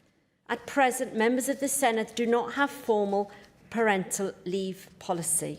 That means members who become parents or whose partners give birth often have to rely on informal arrangements and goodwill to navigate what should be a clear and supportive process. In particular, I wish to speak about miscarriage leave, which for many women is a profound and deeply personal loss. To go through such a loss without any formal entitlement, no clear policy, no institutional support, that says something about us as a Senedd, and I find that deeply uncomfortable. I find that deeply uncomfortable because I myself have experienced 4 miscarriages, and I know the effect it can have, so we must move forward on this. Finally, I want to talk about how we get to free childcare. Myself and Plaid Cymru and our political parties want free childcare, but actually we have to be the people we want to see. If we want people with young families to participate fully in our democracy, we must make it practically possible for them to do so. I welcome the work that the Senedd Commission has already begun in exploring options, but ultimately what matters is delivery. Families need practical support, not just discussions about support. Finally, on equality mainstreaming, too much relies on structures that are not formally guaranteed. So groups such as the Women's Caucus, cross-party groups supporting women and committees have played an incredibly important role. But again, their existence should not depend solely on informal arrangements. We need a dedicated equality committee to be mandated in standing orders. We need the Women's Caucus to be mandated in standing orders. Equality scrutiny must never again be at risk of being absorbed into a broader portfolio and squeezed out. This is the second committee I have sat on looking at how we can create gender equality. The first one was the Gender Quota Committee, and sadly we saw Welsh Labour not willing to go ahead with that. But this is something we absolutely have to see being taken forward. Reports can receive warm words and then gather dust. The 7th Senedd gives us a genuine opportunity to make permanent what has for too long been precarious. Wales has shown the world how it can lead. The challenge now is to continue that work carefully, thoughtfully and together. Diolch yn fawr iawn. Jenny Rathbone.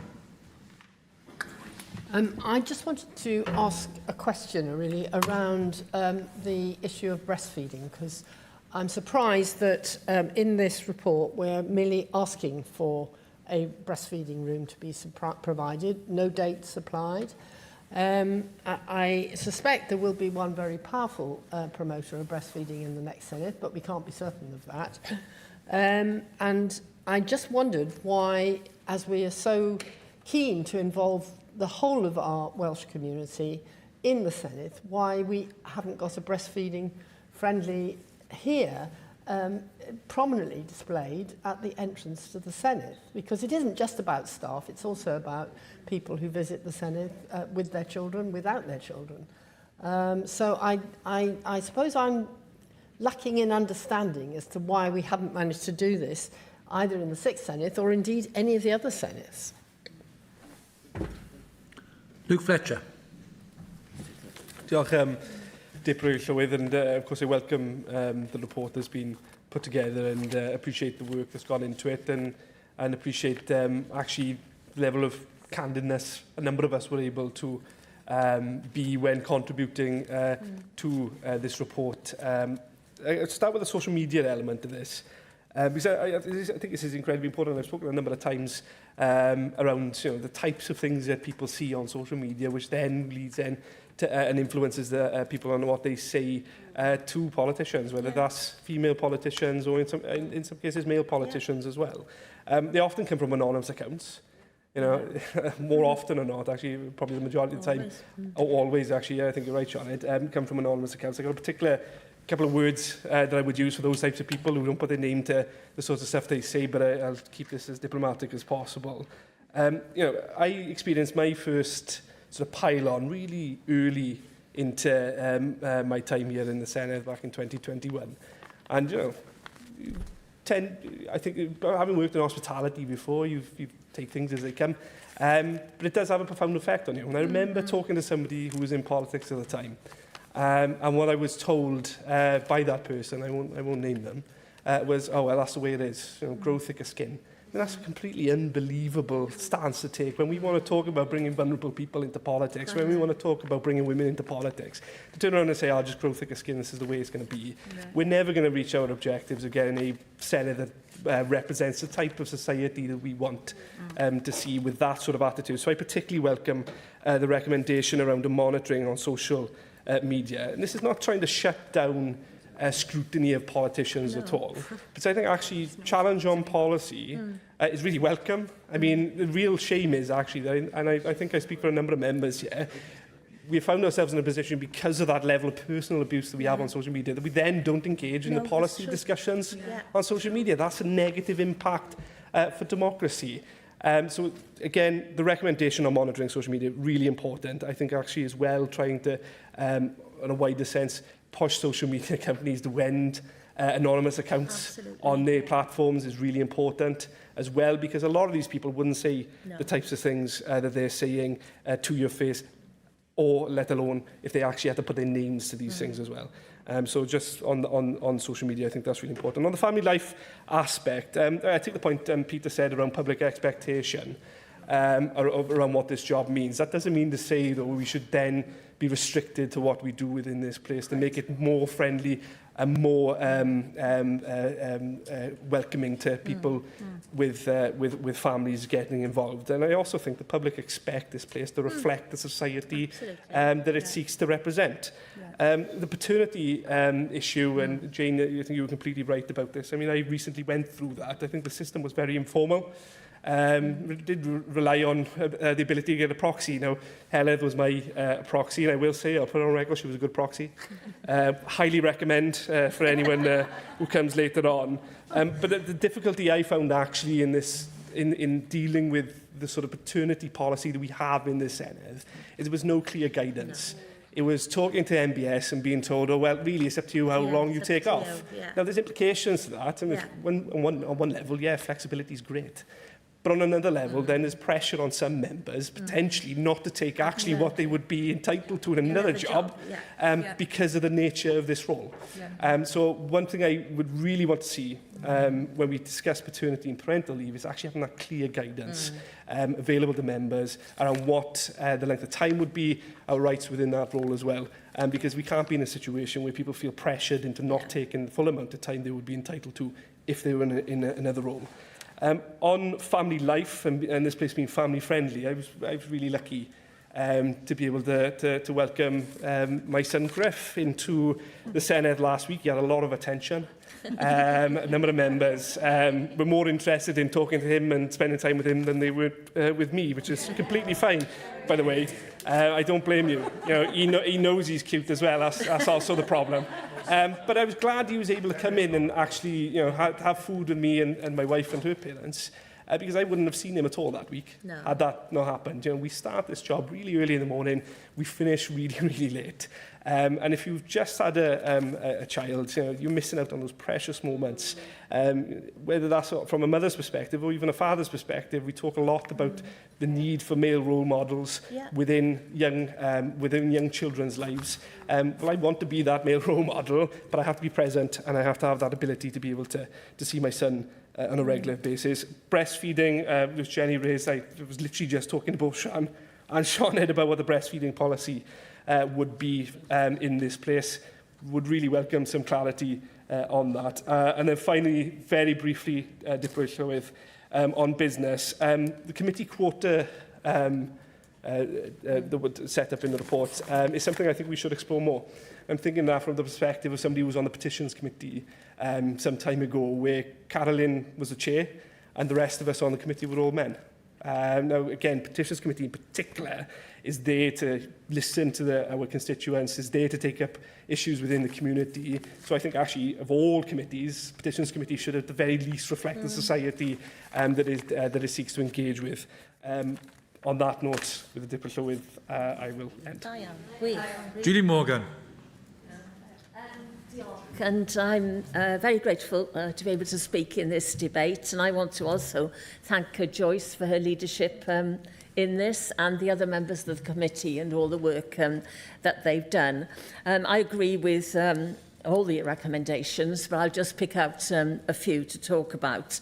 I think it's absolutely key that we do have an on-site childcare provision, that we should have a creche here in the Senedd, and I'd like to think we could go into the next Senedd with that commitment. I've been involved in lobbying for childcare provision on many occasions, and in fact the Cabinet Secretary and I, in an earlier stage of our political careers, lobbied very hard to have a creche at the new headquarters of the South Glamorgan, as it was at the time. And we did have quite a bit of opposition at that time, and we had to keep on, but we got it. So that was successful. And then I had an unsuccessful campaign to have a creche in Westminster, where there was unbelievable opposition, and in all the debates they were talking about the shooting ranges that were there, and we never got anywhere. But then we had John Burko came in as the speaker, and then there is a creche at Westminster now in the Foreign Office, and that is progress. So I think Joyce made the point that here in Wales is the only parliament now that does not have a childcare facility. Julie, do you agree with me there's a sense of frustration here? Because, I was part of the Future Senedd Committee, and on the 6th of March in 2025, we wrote to the Senedd Commission saying this had to be a priority and in place for 2026 onwards. Is it not a regret that we're not anywhere further, and can we try and seek some agreement here today that this has to be the next step? It's not an optional, it has to happen, and it's about time it happened. Yeah, I agree it has to happen. I think it's absolutely crucial that it happens, and I'd like to think that we could move forward with that commitment, because it is remarkable, really, that we've had 26 years of devolution, 26 years of, of working here from this building. We've had a new building built here, and we never had a crash. So it is remarkable, I think. So I share your frustration and commitment. But I also think, a crash, I think, should be for members, for staff, for people who visit, so that witnesses, we can get a wide range of witnesses, people who would find it difficult to come unless they had somebody to care for their children. So I think that's important to take into consideration. Also, I think it's important to take into consideration that a crash would not always be suitable for everybody, because many members have to, for example, leave their children are at home, quite a long way from the facilities here. So I think we have to consider that as well and see how we can help those children with those families with childcare. So I think a creche is a must, and I think it'll be a huge disappointment if we don't get that with all this work that's been done. And as somebody said, it is a visible sign of what is the sort of Senedd that we want to have. I mean, I'm always thrilled when I see that play area up by the cafe. I think that's been a, fantastic progress having that. And when you see the children, playing there, well, you know what the Senedd is about. It's about those children and the future for them. And so I think that is great progress there. Then the other quick points I want to make is that I think it's absolutely crucial that we continue hybrid working. I think that that is so important and that it should have equal status to being here in person. We all have experienced the difficulties of coping, well, with childcare, but also with care for elderly parents, and that probably has affected more of us maybe than childcare. But it's so important that we can, the bonuses of being able to work hybridly to help with those sort of situations. I just think that has got to be taken into consideration as well. So equality for hybrid working. Let's take a step back. I mean, what we are as a Senedd is how we operate as a whole. And as things operate now, and for, certain bits of legislation, we do require, people to be here unless, there's really special circumstances. And I think that's, I think that's fine, that's understandable. But I do not think we should take any steps backward in terms of the hybrid working. And then... finally... finally, please, because the time is up. Finally, I just think that in terms of actual timing, we can look, as the report says, at the timings of sessions, and we have had, we've been working till 8 o'clock several evenings recently, and I just think we've got to take all that into consideration. Diolch. Sioned Williams.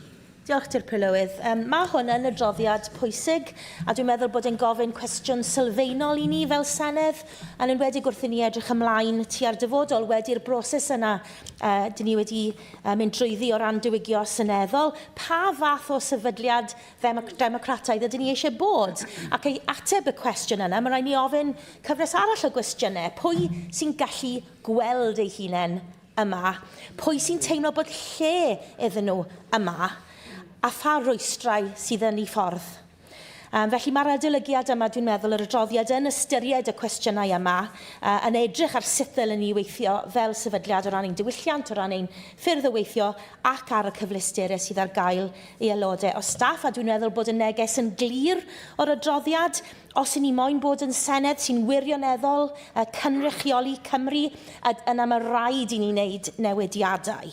A dwi'n croesawu llawer o'r argymhellion yn yr adroddiad.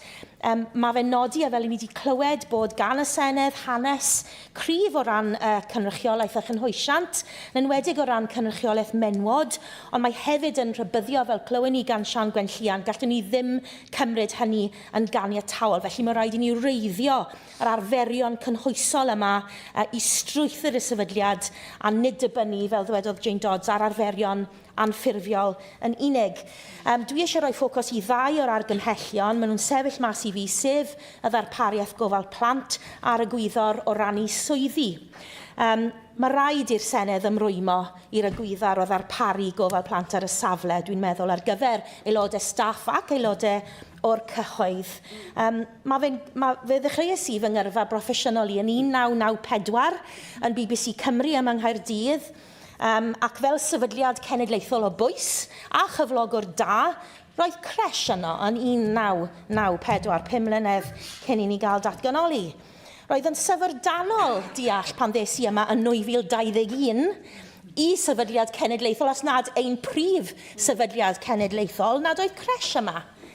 Rydyn ni'n sefydliad sy'n gwneud deddfau ar gyfer Cymru gyfan, rydyn ni'n trafod polisiau cydraddoldeb ac effaith hynny ar deuluoedd, cyfrifoldebau gorfalu, bron yn wythnosol yn y Senedd. Ond mae diffyg cresh yn rhoi neges glir nad i ni am gefnogi teuluoedd yma yn y modd mwyaf sylfaenol.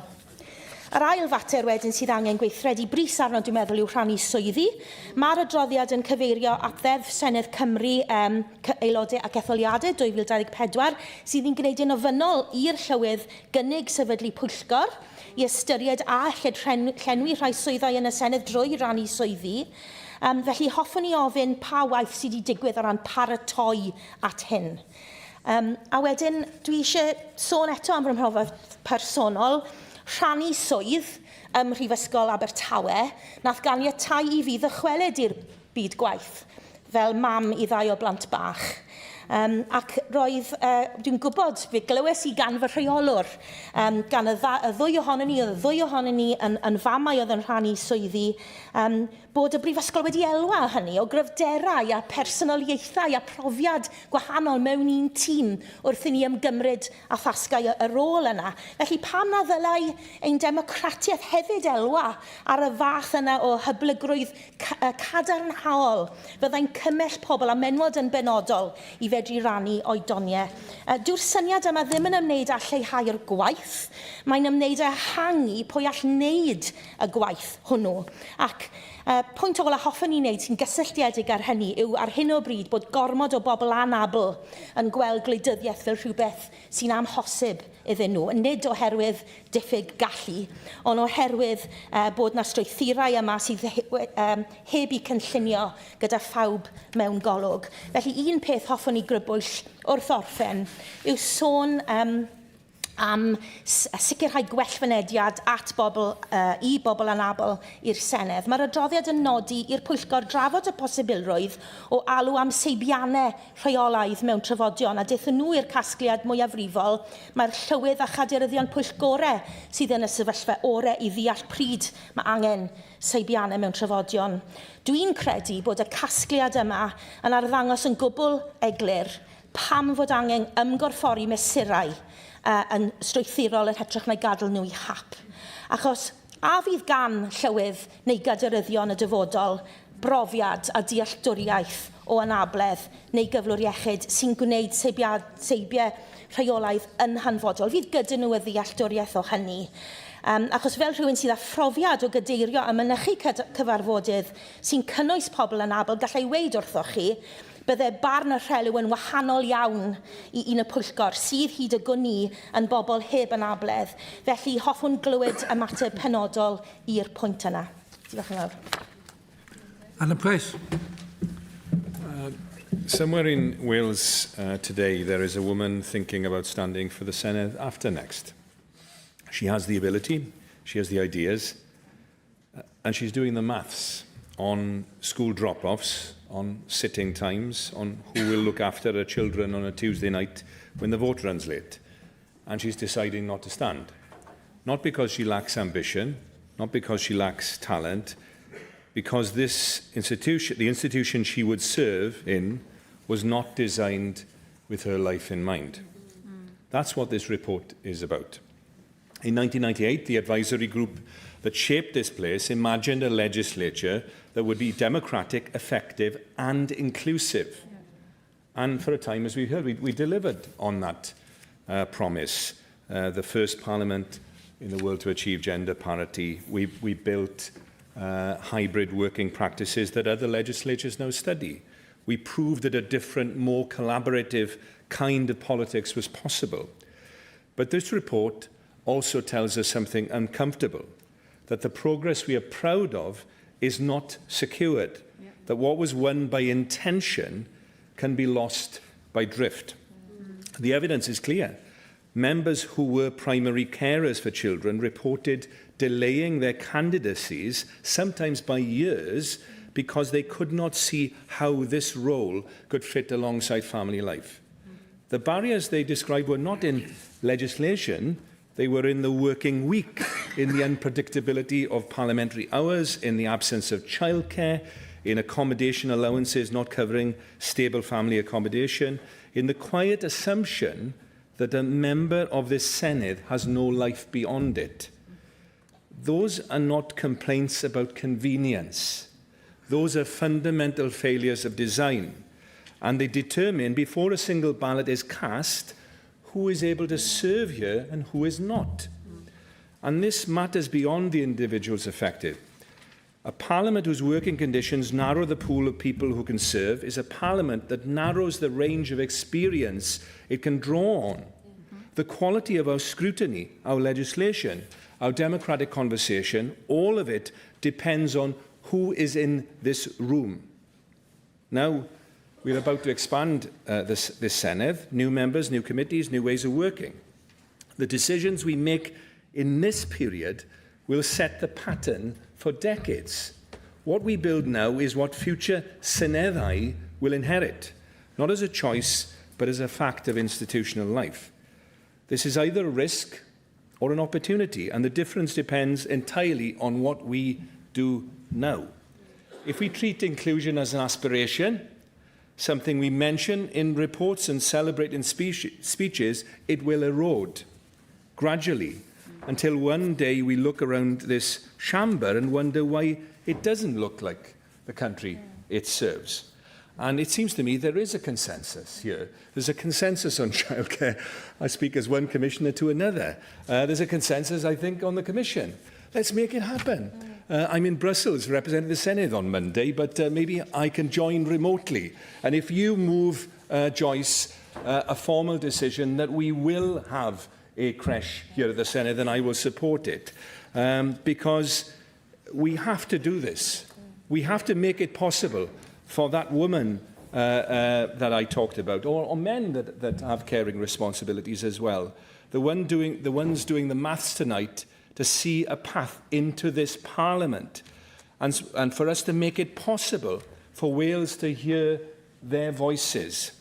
Representation doesn't end at the ballot box. It continues in whether this institution allows people to serve once they arrive.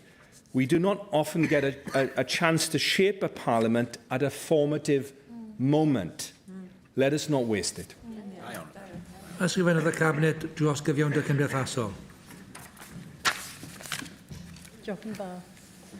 I just welcome the opportunity to briefly contribute to today's debate, and I'd like to thank Joyce Watson, the Cross-Party Board, and the expert team who worked at pace to produce a report. It sets out a clear pathway towards achieving our shared objective of a Senedd for all. And as this report underscores, devolution in Wales has from its inception been grounded in an unwavering commitment to equality and recognition that inclusion is fundamental to the strength and health of our democracy. And in recent years, reports on electoral reform have called for greater diversity and inclusion in our politics. And this report identifies tangible actions which, if we implement them, will foster working practices and a culture designed to facilitate and enable participation rather than hinder and impede it.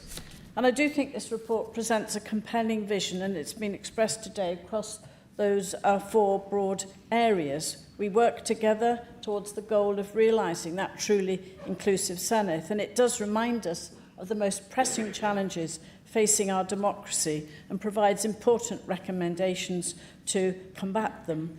And like many who've spoken today, I support the recommendation of the board to bring forward a requirement in standing orders for online abuse to be monitored. The Commission's current pilot programme to monitor online abuse is a welcome foundation. We've heard today, and we've heard in our Women's Caucus, haven't we, particularly how women as candidates and elected representatives, and indeed their families, have been put in fear of their safety. And we cannot have true equality of opportunity to public life without emboldening our institutions to stand up to intimidation. I do say that as a government we benefit from the work of key stakeholders in lighting the path to a politics freed from fear. The Joe Cox Civility Commission's recent report, A Renewed Call to Action, highlights how actions to improve safety must complement efforts to make our democratic institutions more inclusive. And I'm pleased the Commission has recognised the steps Welsh Government has taken to promote respect and safety in politics in the shape of the diversity and inclusion guidance for political parties. There are many recommendations in the report which will help us to dismantle the barriers we know exist within the Senedd, and it's been expressed today in the debate, proposals such as clearer parental leave policies, job sharing options, the continuous provision of hybrid working arrangements. And important points have been made today, again, about miscarriage, about breastfeeding. And I do look forward to seeing the diversity inclusion strategies from political parties, along with diversity information beyond May's elections. I also note the recommendations for government in the report, which of course will be for the next administration to consider in detail. But as a government, we have remained committed to mainstreaming equality across all our work, and I value the fact that this has been promoted as a recommendation in this report. So I want to finish, Deputy Llywydd, by also referring to the recommendation which focuses on the feasibility assessment of creche facilities in the Senedd. We can't call ourselves a modern and inclusive Senedd unless we progress the many calls for a creche to be provided in Senedd Cymru. Elected members, staff, visitors and witnesses to committees should have access to childcare services which enable everyone to participate on an equal basis. So I think it's good that we have got a strong call today, a strong message from this debate in support of Senedd Cymru creche. Senedd Cymru creche is what we seek. So this report finally offers a vision for a Senedd that promotes equality of opportunity, a Senedd that shows the people of Wales that no matter your background or your circumstances of your birth, people can aspire to come here without fear to speak up for the communities they seek to serve. And this debate has given strong support to the Family-Friendly Inclusive Parliament Review Board report. Garwodd ar y Llywydd. Diolch, Deputy Llywydd. Dwi'n falch i gael y cyfle i gyfrannu i'r ddadl yma heddi. Dwi'n gwneud hynny fel cadeirydd y Pwyllgor Busnes a cadeirydd y Comisiwn. Y ddau gorff heb gwrdd yn ffurfiol i edrych ar yr argymhellion sy'n berthnasol i'r ddau gorff yna ers cyhoeddi'r adroddiad yr wythnos ddiwetha. Felly, ymateb ydw i drwy rhoi rhywfaint o ddiweddariadau i'r Senedd ar nifer o'r materion sydd wedi cael ei argymell yn yr adroddiad a sydd wedi codi yn y ddadl heddi. Ond gai gychwyn drwy fod yn ddiolchgar iawn i'r bwrdd o aelodau a'r academyddion sydd wedi cyfrannu at y gwaith yma ac i bawb arall sydd wedi cyfrannu at y gwaith swmpus yma o'n blaenau ni heddi. Gai gyfeirio felly at rhai o'r argymhellion.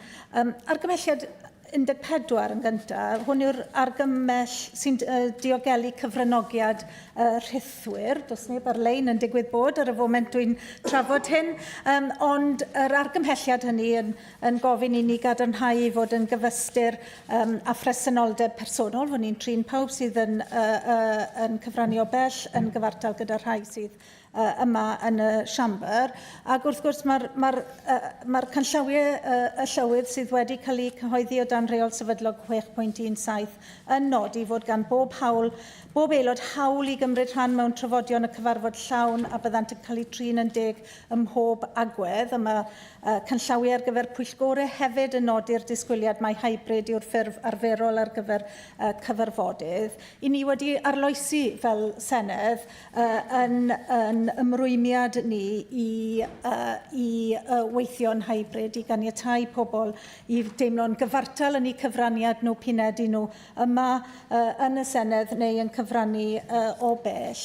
A dwi'n gobeithio'n fawr fod yr hyn i ni wedi gosod ar waith yn para ac yn gwneud hynny yng nghyd-destun canllawiau'r llywydd a hynny o dan reolau sefydlog. Mae argymhelliad 25 yn gwneud argymhelliad ynghylch y posibilrwydd bydd pwyllgor yn y dyfodol yn edrych ar rannu swyddi. Mae'r pwyllgor busnes wrth gwrs wedi cychwyn ar y gwaith yma wrth edrych ar rannu swyddi ar gyfer caderyddion pwyllgorau ac yn ddiweddar wrth gwrs bythefnos yn ôl fe gafodd y gwaith hwn i ymgyrffori yn rheolau sefydlog ni drwy bleidlais yn y siambr yma. Ac os bydd hyn yn cael ei ddefnyddio yn y Senedd nesaf, caderyddion pwyllgorau yn rhannu swyddi, yna bydd hyn yn darparu tystiolaeth bwysig heb ymheuaeth ar gyfer unrhyw waith pellach a wneud o rannu swyddi'r dyfodol. Mae rhai o'r argymhellion yn ymwneud â'r Comisiwn neu wasanaethau ddarperir gan y Comisiwn. Argymhelliad 11 yn cyfeirio at raglen o fforddiant y dylai'r Comisiwn barhau i'w ddarparu ynglwm â cod ymddygiad busnes yr Senedd a Gwitnwch. Argymhelliad 37 yn ymwneud â fforddiant rheolaidd ar gydraddoldeb. Rwy'n falch fod nifer o'r sesiynau hyfforddi wedi eu datblygu a'u cynnig i aelodau staff yn y meysydd uchod yn ystod y Senedd hon. Mae'r Comisiwn wedi cytuno'r fframwaith ar gyfer darparu hyfforddiant i gefnogi aelodau yn eu gwaith yn y seithfed Senedd. Serch hynny, does gan y Comisiwn y grym i wneud hyfforddiant yn orfodol, ac felly mae'n hanfodol fod aelodau yn addysgu eu hunain yn y meysydd hyn a chydnabod yr angen iddyn nhw a'i staff gael eu hyfforddi'n briodol. Mae'r rôl bwysig byddwn ni'n dweud gan bleidiau gwleidyddol yn y cyd-destun yma hefyd yn gosod disgwyliadau uchel ar eu aelodau. Rwy'n gobeithio bydd y darpariaeth newydd yn yr hwb yn cefnogi aelodau'r dyfodol drwy gynnig man cychwyn ar gyfer derbyn gwybodaeth a chefnogaeth, nid yn unig y meysydd penodol a gyfeirir at yr adroddiad yma, ond ar agweddau eraill o wasanaethau'r Comisiwn hefyd. Mewn perthynas â darpariaeth gofal plant ar gymhelliad 22 a nifer wedi cyfrannu at y pwnc yma, prynawn yma, mae'r Comisiwn wedi cynnal astudiaeth econoldeb yn ddiweddar i ddarparu cyfleusterau cresh. Amcan y Comisiwn oedd sefydlu y sylfaen dystiolaeth gychwynnol i ddeall anghenion gofal plant aelodau, darpar aelodau ac aelodau yr staff ac archwilio'r opsiynau ymarferol a chymesur ar gyfer diwallu yr anghenion yma. Fe ganfyddodd yr astudiaeth fod gofal plant yn parhau fod yn rwystyr i gymryd rhan mewn bywyd seneddol, ond hefyd oedd yr adroddiad yn dweud yn ddigon clir fod nad cresh ar y safle yma oedd y modd mwyaf ymarferol o ddarparu gofal plant i aelodau ac i aelodau staff. Mae hynna'n wahanol iawn i'r hyn i ni wedi glywed fel dymuniad nifer o aelodau o gwmpas y siambr yma prynawn yma. Fodd bynnag wrth i'r Comisiwn i ystyried yr adroddiad yma yn cyfarfod ni ar y 3 o Dachwedd, fe benderfynodd y Comisiwn beidio a cymryd gair yr adroddiad yna fel y gair terfynol ac i fwrw ymlaen ar camau nesaf arfaethedig ar gyfer y gwaith i archwilio opsiynau ar gyfer darparu cresh ar y safle. Fydd e'n fater i'r Senedd nesaf nawr i edrych ar hyn, a dwi'n deall y rhwystredigaeth sydd gan nifer ohonoch chi ynglyn â fod hyn ddim yn rhywbeth sy'n cael ei ddarparu ar hyn o bryd, ond i fod yn gwbl onest, yr adborth o'n i'n gael o ystyried o drafod gyda aelodau staff, taw nid cymorth ar y safle oedd y ffordd mwyaf ymarferol i'w helpu nhw gyda'i gofal plant, anghenion gofal plant.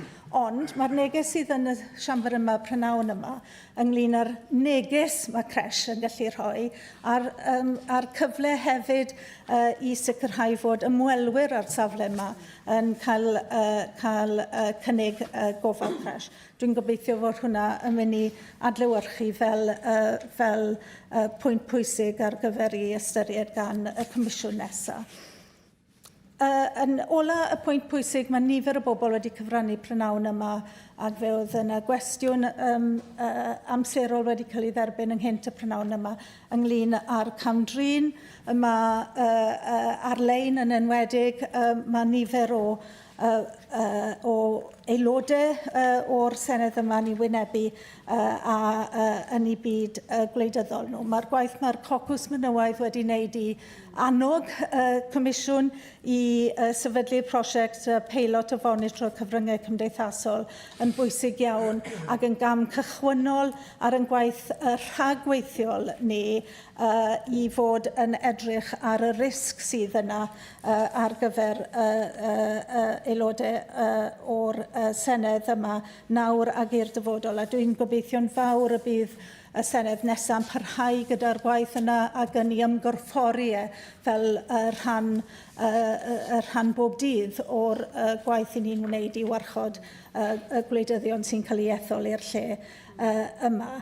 Gai ddiolch yn ola nawr I Joyce Watson am yr arweiniad mae hi wedi rhoi i'r gwaith penodol yma, ond mae hefyd yn arwain fel comisiynydd ar gydraddoldeb yn y Comisiwn ac yn y Senedd yma. Ac mae'r adroddiad I hunan hefyd yn wneud yr argymhelliad bod angen I gomisiynydd gario'r cyfrifoldeb yna yn Senedd dyfodol, yn y Comisiynydd dyfodol. Gall neb fod wedi wneud y gwaith yn well na Joyce Watson dros y blynyddoedd diwethaf yma. Dwi'n diolch iddi am yr arweiniad a'r dycnwch mae hi wedi ddangos yn cario'r cyfrifoldeb yna ac yn gwneud y gwaith ar gyfer yr adroddiad yma hefyd.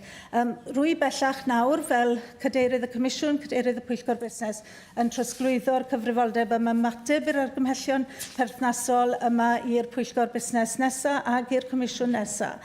Ond gyda'r disgwyliad wrtha I ac wrtho chi gyda'ch cyfraniadau grymus chi fan hyn heddi, y bydd y corff yna yn darparu ac yn cyhoeddi ymateb ffurfiol I argymhellion yr adroddiad yma fel nad yw'r gwaith yn cael ei adael ar silff ac yn casglu llwch. Diolch. Joyce Watson, mi mati ddadl. Thank you, and it's been a great debate and with huge commitment from all sides, and that is a great way to end this piece of work. But we've got to move from aspiration now to institutional good practice.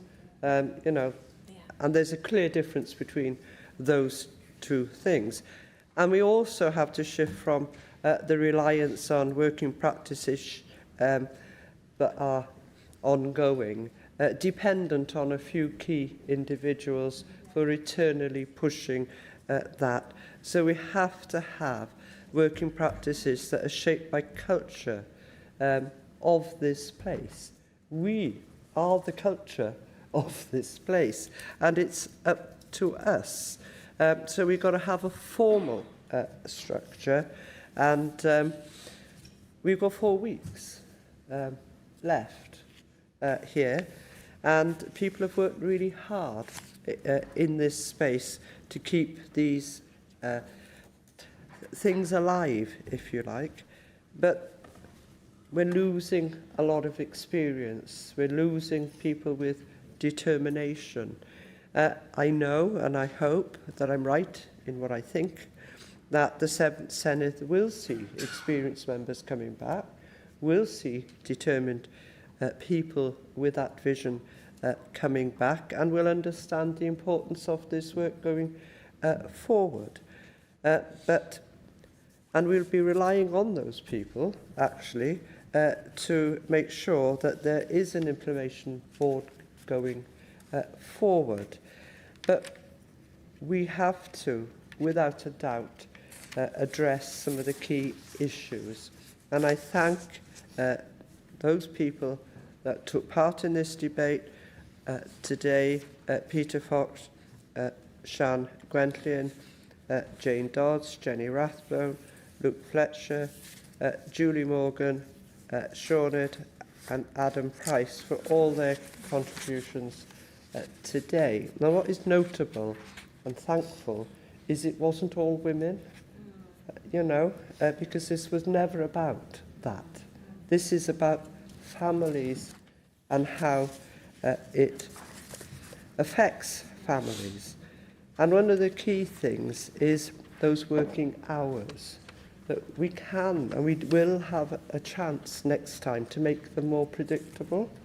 And we have to make them more predictable because, we have parental remorse when you cannot see your children. And that cannot be good enough, and it's not going to encourage people here. I can see the clock, it's gone red. So I'm not going to push my luck any further, but I am going to thank you all, and it is key. And yes, Adam, we will be meeting on Monday, and yes, we can see if we can put something in place, and I'm sure we're both pretty determined to do that, to reflect the views here today. They're not our views, and it isn't down for an institution to block the will of the people sitting here. So we'll do a bit of unblocking on Monday, I think, regarding the crash. But thank you, everybody, and thank you for your patience. Y cwestiwn yw, yr ydy nodi'r adroddiad. A oes unrhyw aelwyn gwrthwynebu? Nac oes, felly dibynnu y cynnig yn unol o reol sefydlog 12.36. Item 15 heddiw yw dadl y ceidwadwyr Cymraeg, polisi economaidd, a galwodd a Samuel Curt i wneud y cynnig. Diolch, Dipper Lywydd. I'm pleased to have the opportunity to open this Welsh Conservative debate on the Welsh economy. But we meet today at a moment of considerable global uncertainty. Military action in Iran, the closure of the Strait of Hormuz and the resulting surge in global oil prices are sending shockwaves through international markets. Energy costs are rising, supply chains are tightening, and families and businesses across the world are once again facing economic pressure. Events like these underline a simple but crucial point. Nations and regions need resilient economies, economies capable of weathering global shocks. Unfortunately, resilience is precisely what the Welsh economy sadly lacks. And the uncomfortable truth for the Labour government here in the Senedd, propped up time and time by their enablers, Plaid Cymru, and now supported by a failing Labour government in Westminster, is that this weakness did not begin with events in the Middle East. The problems were already there. After 27 years of Labour government in Wales, the fundamentals of our economy remain deeply troubling. We make no apology as Conservatives for the wide-ranging motion before us today, because it simply sets out the reality of the Welsh economy. Let us look at the record of this so-called partnership in power. Economic growth forecasts downgraded, unemployment rising. In Wales, the lowest employment rate anywhere in the United Kingdom, and the highest level of economic inactivity in Great Britain, with nearly 1 in 4 adults outside the workforce. A record number of people claiming universal credit, and still here in Wales, pay packets remain the lowest anywhere in the UK. Youth unemployment well above the European average, so much so that even today the Chancellor admitted that there is a valid argument that she should not have hiked national insurance contributions in her first budget. Yet time and time again we are confronted with this record. The instincts of this Labour government is to not accept responsibility, but to look elsewhere and for someone else to blame. They blame Westminster. They blame global events. They point their socialist finger of blame at anyone and everyone except themselves. The government that has actually been running Wales for the past 27 years, because every government member knows that their record is indefensible. Their amendment to today's debate does not challenge the facts that we have set out. It simply deletes them and replaces them with praise for the most unpopular Prime Minister in history. A Prime Minister, we should remember, who reportedly told his cabinet in December that engaging with default governments would, quote, almost inevitably create political challenges or missed opportunities. With friends like these, who really needs enemies? Had that been said by a Conservative Prime Minister, there'd have been emergency statements on the floor of the Senedd. There'd have been a press conference at Cathays Park. An affront to devolution, Labour members would have cried. Yet when it's a Labour Prime Minister, we hear nothing but silence. Hypocrisy from a government out of ideas, out of energy, and soon enough, out of power. The people of Wales deserve better. They deserve a pro-growth government, one that understands business and is prepared to create the conditions for investment, job creation, and yes, economic success. Instead, what businesses in Wales too often see is a government that is more comfortable in regulating enterprise rather than supporting it. That's why our manifesto for the upcoming election sets out a clear pro-growth plan for Wales. We will cut the basic rate of income tax by a penny. We will scrap business rates for small businesses, pubs and post offices. We will overturn the damaging tourism tax. Those measures will put money back into the pockets of people and allow businesses to reinvest, expand and create jobs. We will abolish stamp duty on primary residences so that people in Wales are not penalised simply for buying a home.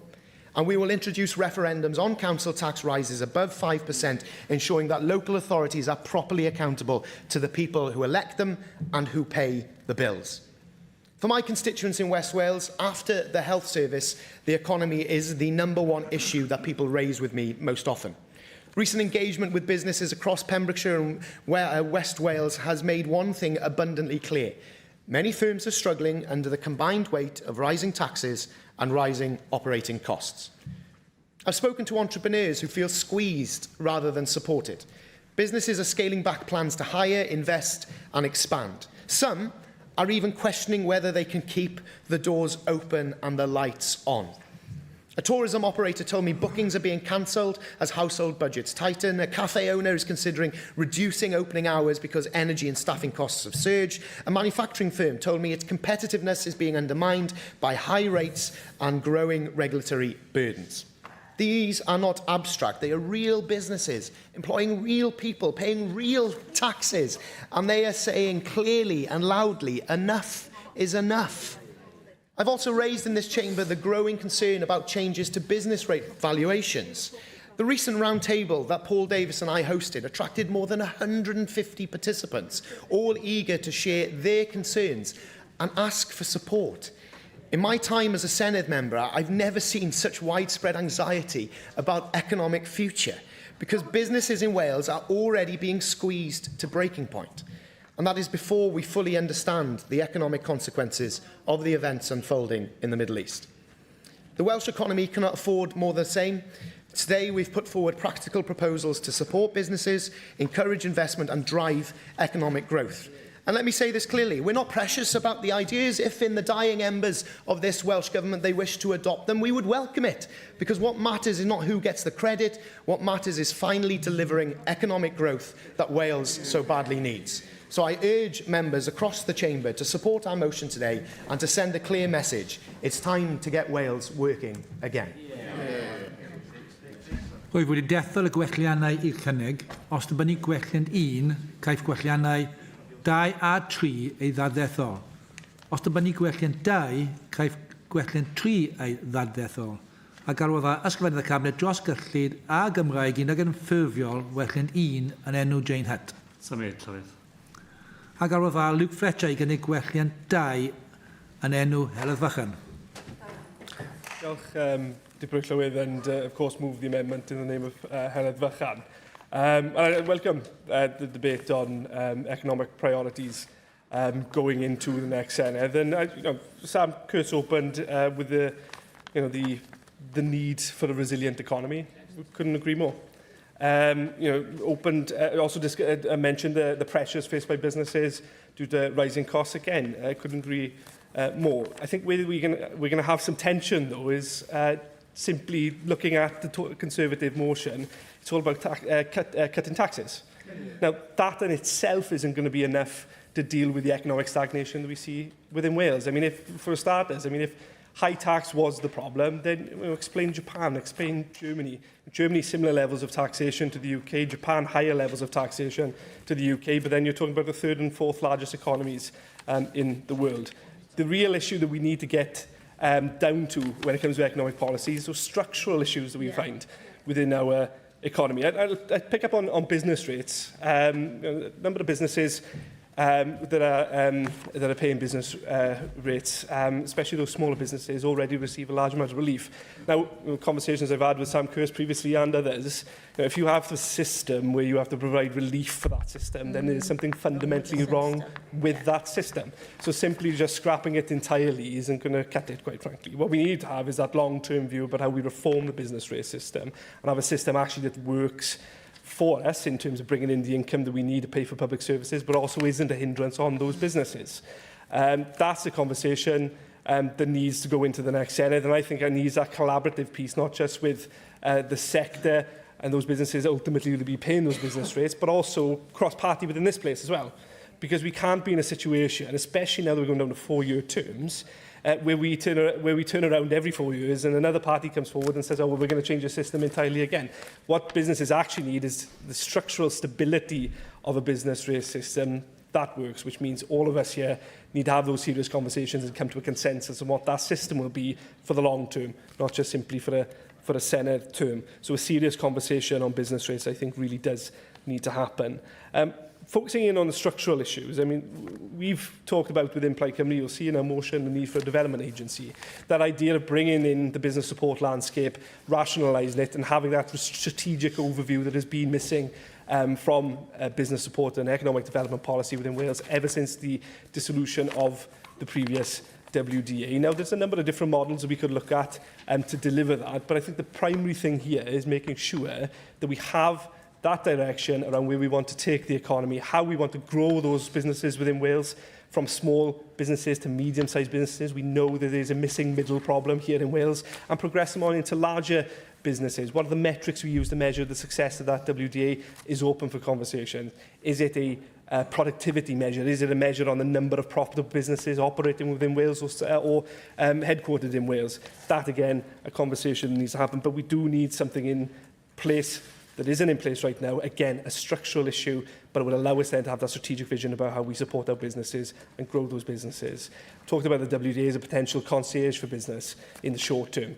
The ability then to have something that can walk businesses through the system as is, whether that's for business support, whether that's for getting through the planning system as well, will be a huge boost or shot in the arm for the business community here in Wales and thereby the Welsh economy. And finally, within our motion, you'll also see a reference to the need to utilise Welsh pension partnerships more effectively. We aren't doing that to the degree that we should be right now, especially when you compare with other countries of a similar size to Wales. They are billions of pounds worth of investment that simply isn't happening, again, because there's no structural thing in place for us to have those conversations and proactively get that investment into Wales.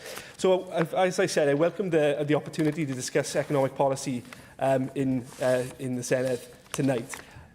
Cutting taxes isn't simply going to be the solution or the answer to getting the Welsh economy off its feet. There are structural issues that need to be addressed, and I was hoping that we would see something on that from the Conservatives, but we haven't seen that. All we've seen is tax cuts and reheating of former policies. But I would welcome, actually, from further contributors from the Conservative benches, the Labour benches, Reform benches as well, around that structural issues that we need to address here. Because, again, the future of the Welsh economy will be of importance in the next Senedd. We need to take it seriously. We need to have that conversation seriously, rather than trying to score cheap political points. Yeah. Ac ar wylad James Evans I gynnig gwelliant 3 a glyfrwyd yn enw Laura Ann Jones. Diolch, Deputy Presiding Officer, and I move the amendment tabled in the name of Laura Ann Jones and co-submitted by myself. After almost 3 decades of Welsh Labour governments propped up by Plaid Cymru, the Welsh economy is on its knees, and working people who set their alarm clocks across our country are paying the price. Wales has the lowest wages in Great Britain. Economy inactivity remains the highest in Great Britain, and too many talented people are leaving Wales at a rate of knots. For too long, the Welsh economy has been held back by a culture of bureaucracy, high taxes, anti-business regulation that punishes the very people who create jobs and growth across our country. This includes policies like Labour and Plaid Cymru's disastrous default 20-mile-an-hour speed limit, which, by the Welsh Government's own calculations, will cost the Welsh economy up to £9 billion. £9 billion that you can't reinvest back into our health service and our public services across Wales. And I'm glad to say that when Reform is in government this May, we will revoke this ill-thought-out policy so that money that goes into our economy can go back into our public services. Reform will also prioritise skills and training. We will favour vocational learning and apprenticeships, so young people can build their future here in Wales, as also providing the good future-proof jobs across our community, our plumbers, our carpenters and our bricklayers who we need to build homes and build our economy. Reform is the only party that will build the M4 relief road, as Labour and Plaid Cymru continue to push their anti-motorist agenda on the people of Wales. And while the Conservatives have tabled this debate, their credibility is being undermined by the fact that they have just released a completely uncosted manifesto. Plaid Cymru's amendment today. James, will you take an intervention? I'll take an intervention, Janet. That's just... honestly, I've known you a long time, and that astounds me.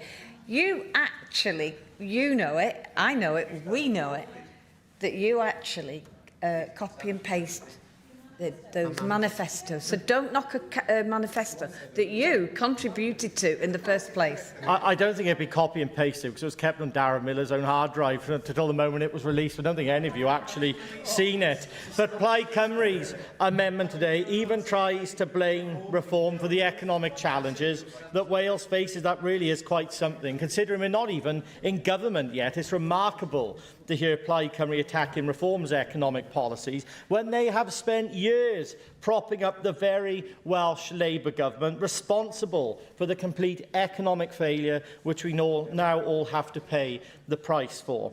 And what Plaid Cymru will not admit to people is that independence, something that they don't like to talk about currently, but it is their sole aim, will make our economic situation far worse. Welsh independence will cost hard-working Welsh families thousands of pounds every year. And Plaid's leader couldn't even get the costings for his flagship childcare policy, because we all know how that policy will be funded. It will be funded by increases in the taxes on hard-working people across the country, robbing Peter to pay Paul. What Wales needs is a serious economic plan, and that's why reform is now the party of economic credibility across the country. Would you take an intervention? We need a government that believes in enterprise, that rewards hard work and provides the right economic environment to grow our economy rather than regulating them into the ground. Yes, Helen. So you talked about how much independence would cost families, but actually Brexit has cost Welsh families circa £3,000.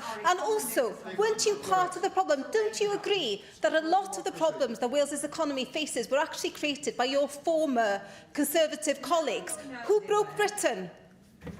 I'm afraid to say, Helen, that the majority of the Welsh public voted for Brexit, and every single poll has showed that the public do not want independence. It would cost our economy billions of pounds, and you would see Welsh working families poorer just to push an ideological agenda. So what will reform do? We'll cut taxes, we'll require councils to hold referendums for raising council tax, and we'll finally tackle the bloated quangos right the way across our country that the state has managed to flourish under this government. Reform will review our public bodies, remove duplication, ensure that government is accountable and focused on delivering the results that the people of Wales want. We will ease the pressure on business rates. We'll make sure that Welsh taxpayer money is back in Welsh workers and Welsh businesses' pockets, because the truth is that Wales has enormous economic potential, but that potential will never be unlocked with Labour and their friends in Plaid Cymru. You've had your chance. The people of Wales are tired of excuses. They want real change across Wales, and the only way they're going to do that is by voting for reform. Diolch, Deputy Presiding Officer. Jonathan Saunders. Shoot. Sorry. Diolch, Deputy Lewis. I'm really pleased to be able to contribute to our debate today, particularly in light of recent events, really sad events in the Middle East, which has brought into focus the economy and the impact of the war already being felt at the fuel pumps and, I believe, already on our shelves in stores. People are looking for reassurance that the already dire cost of living won't worsen, and after the Chancellor gave her depressing spring statement last week, they're not actually finding it at either end of the M4. Sorry. And I'm talking now to the Welsh Government Cabinet Secretary, because not too many members of your Cabinet are here. But your damaging long-standing policy on no new road building has robbed Wales of its economic potential, with businesses actually turning away from Wales. That, combined with the damage your 20 miles an hour policy has caused to the likes of taxi drivers, care workers, bus companies, driving instructors, and in the main, our general commuters. You've created the perfect storm to deter any fresh business investing in Wales. Now, we know the vulnerable always disproportionately suffer when our economy isn't performing, and the knock-on of an underfunded education system negatively now impacts on our children. We know that children are leaving school, primary school in particular, with no numeracy or literacy skills. And that's not going to lead to people getting well-paid jobs, is it? I know of one school in South Wales that is closed today and tomorrow because of industrial action over compulsory redundancies, with another 3 days of strikes planned next week.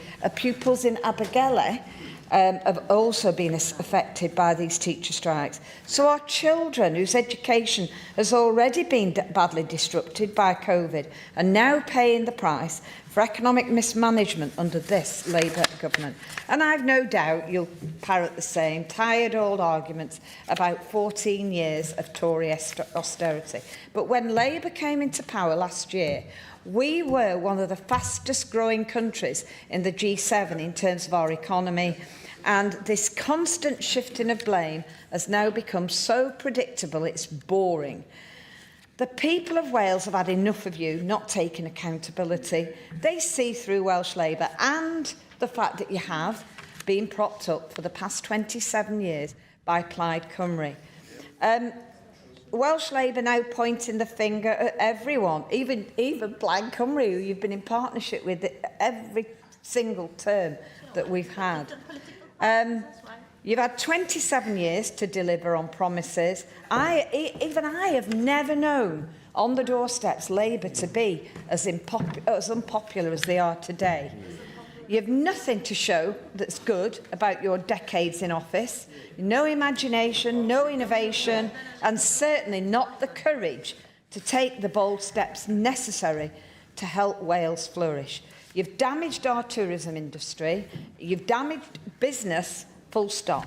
The transport system is a disgrace, and we now have the highest economic inactivity in the UK. You have failed. I was going to say single-handedly, but you haven't, because you've actually held the hands of Plaid Cymru whilst you've been doing this. You've failed to create the conditions for a stable Welsh economy, and we're tired of economic anxiety.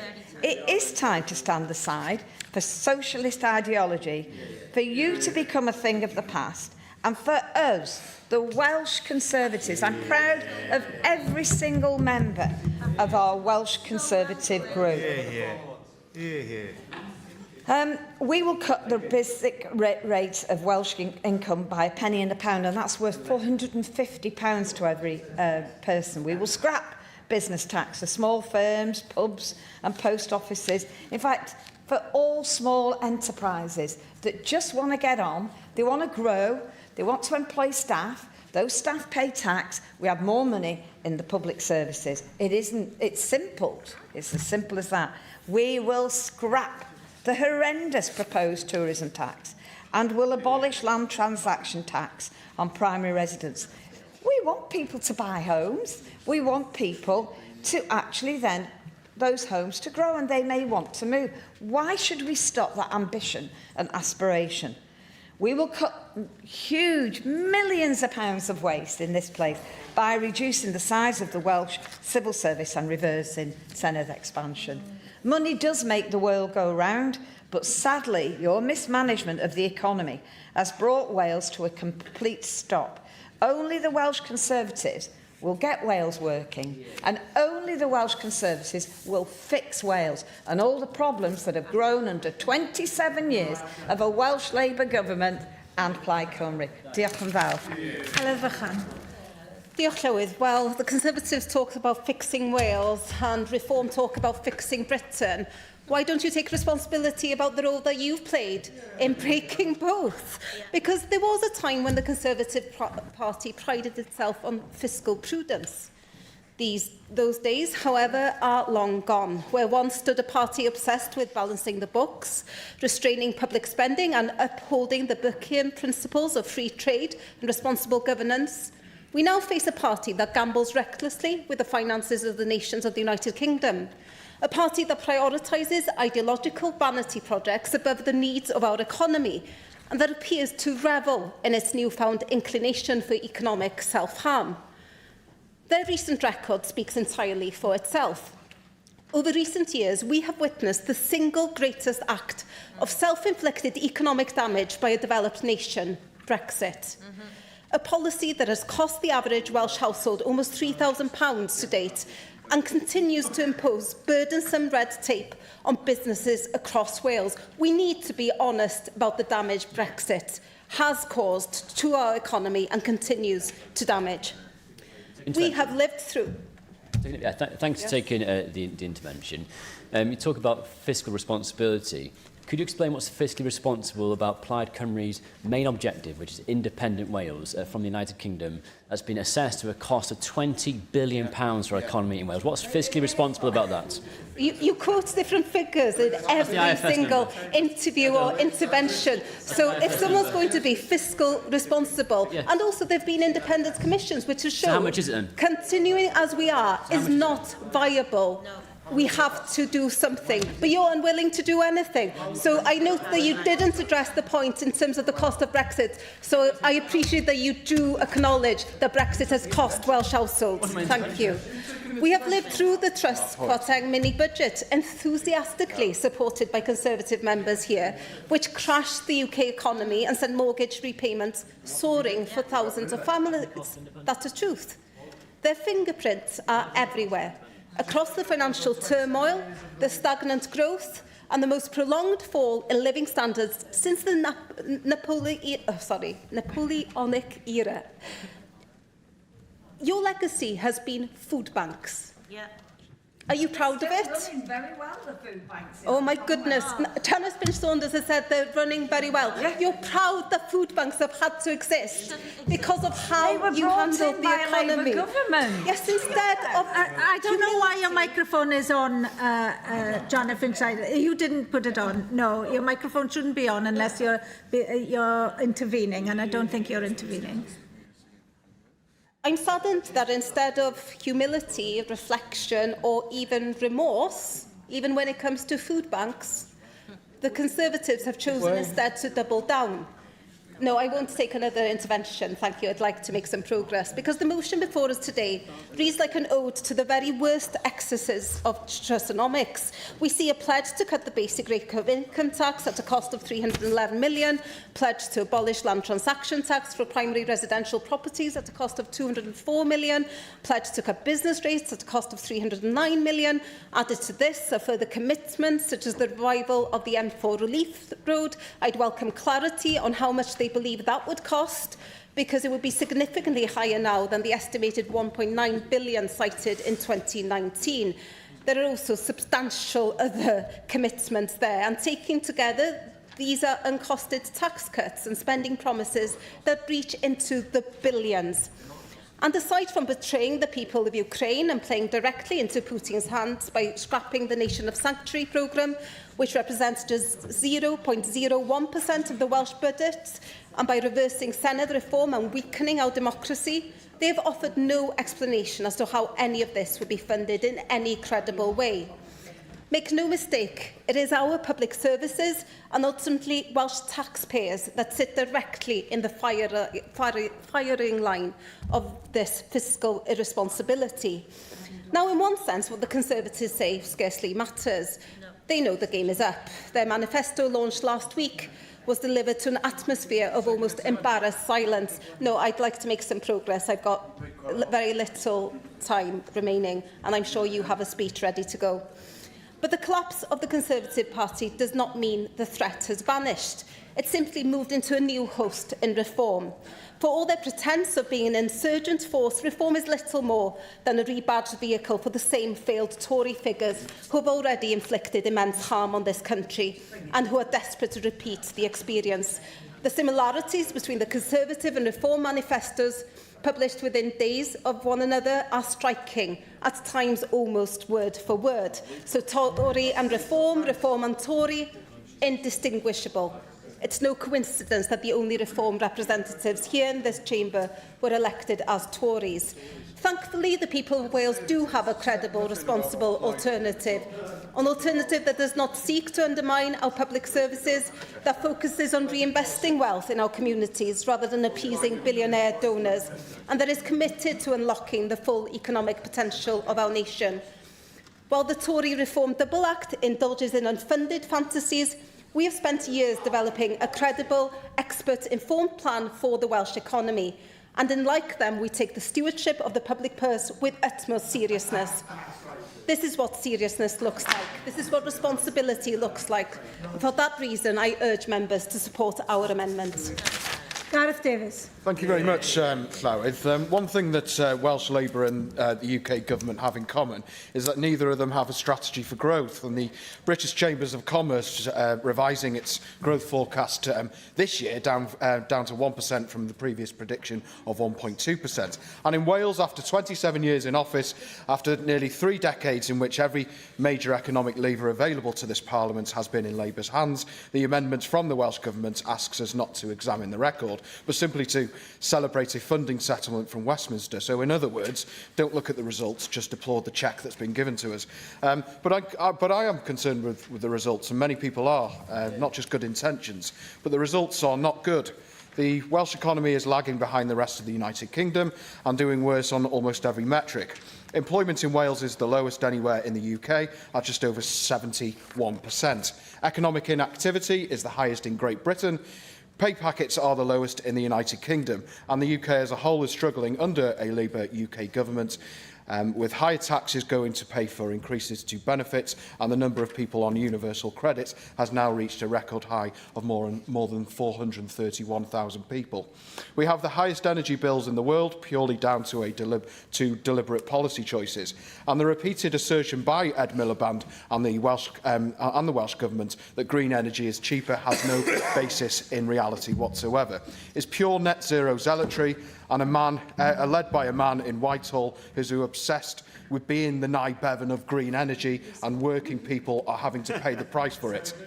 One of Britain's most respected economists, Dieter Helm, called the claim that renewables are 9 times cheaper baloney, in his words, and pointed to countries like the UK and Germany, which have aggressively pursued renewables, now having some of the most expensive industrial and domestic energy prices in the developed world, contradicting promises of cheap, clean power.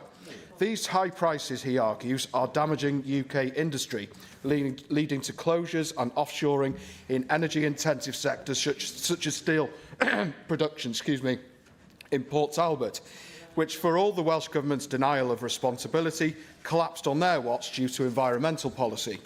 And after 27 years, if the current approach were going to work, it would have worked by now. Instead, we are seeing the philosophy of government that assumes prosperity comes from redistribution rather than creation, and from regulation rather than enterprise.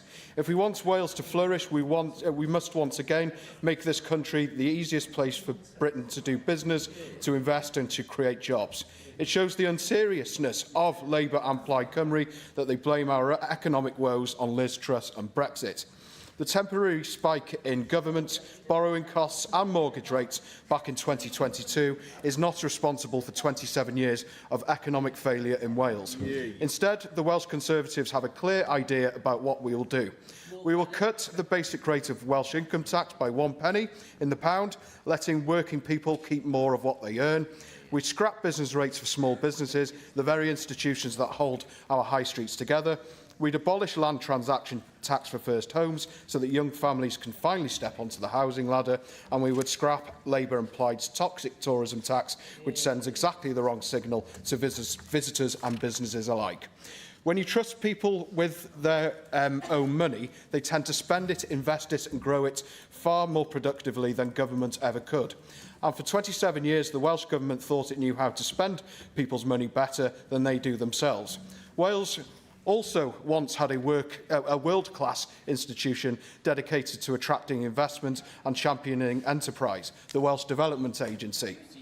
We'd re-establish a modern version of it to bring jobs, and it's not a Plaid Cymru policy, it's been the Welsh Conservatives policy for many years, and was in our 2021 manifesto as well. So that's another one that another party have copied and pasted recently, and tried to rehash that as their own product. I will give way. in some of your costings, because your savings in your manifesto come to your savings in your manifesto come to £37 million.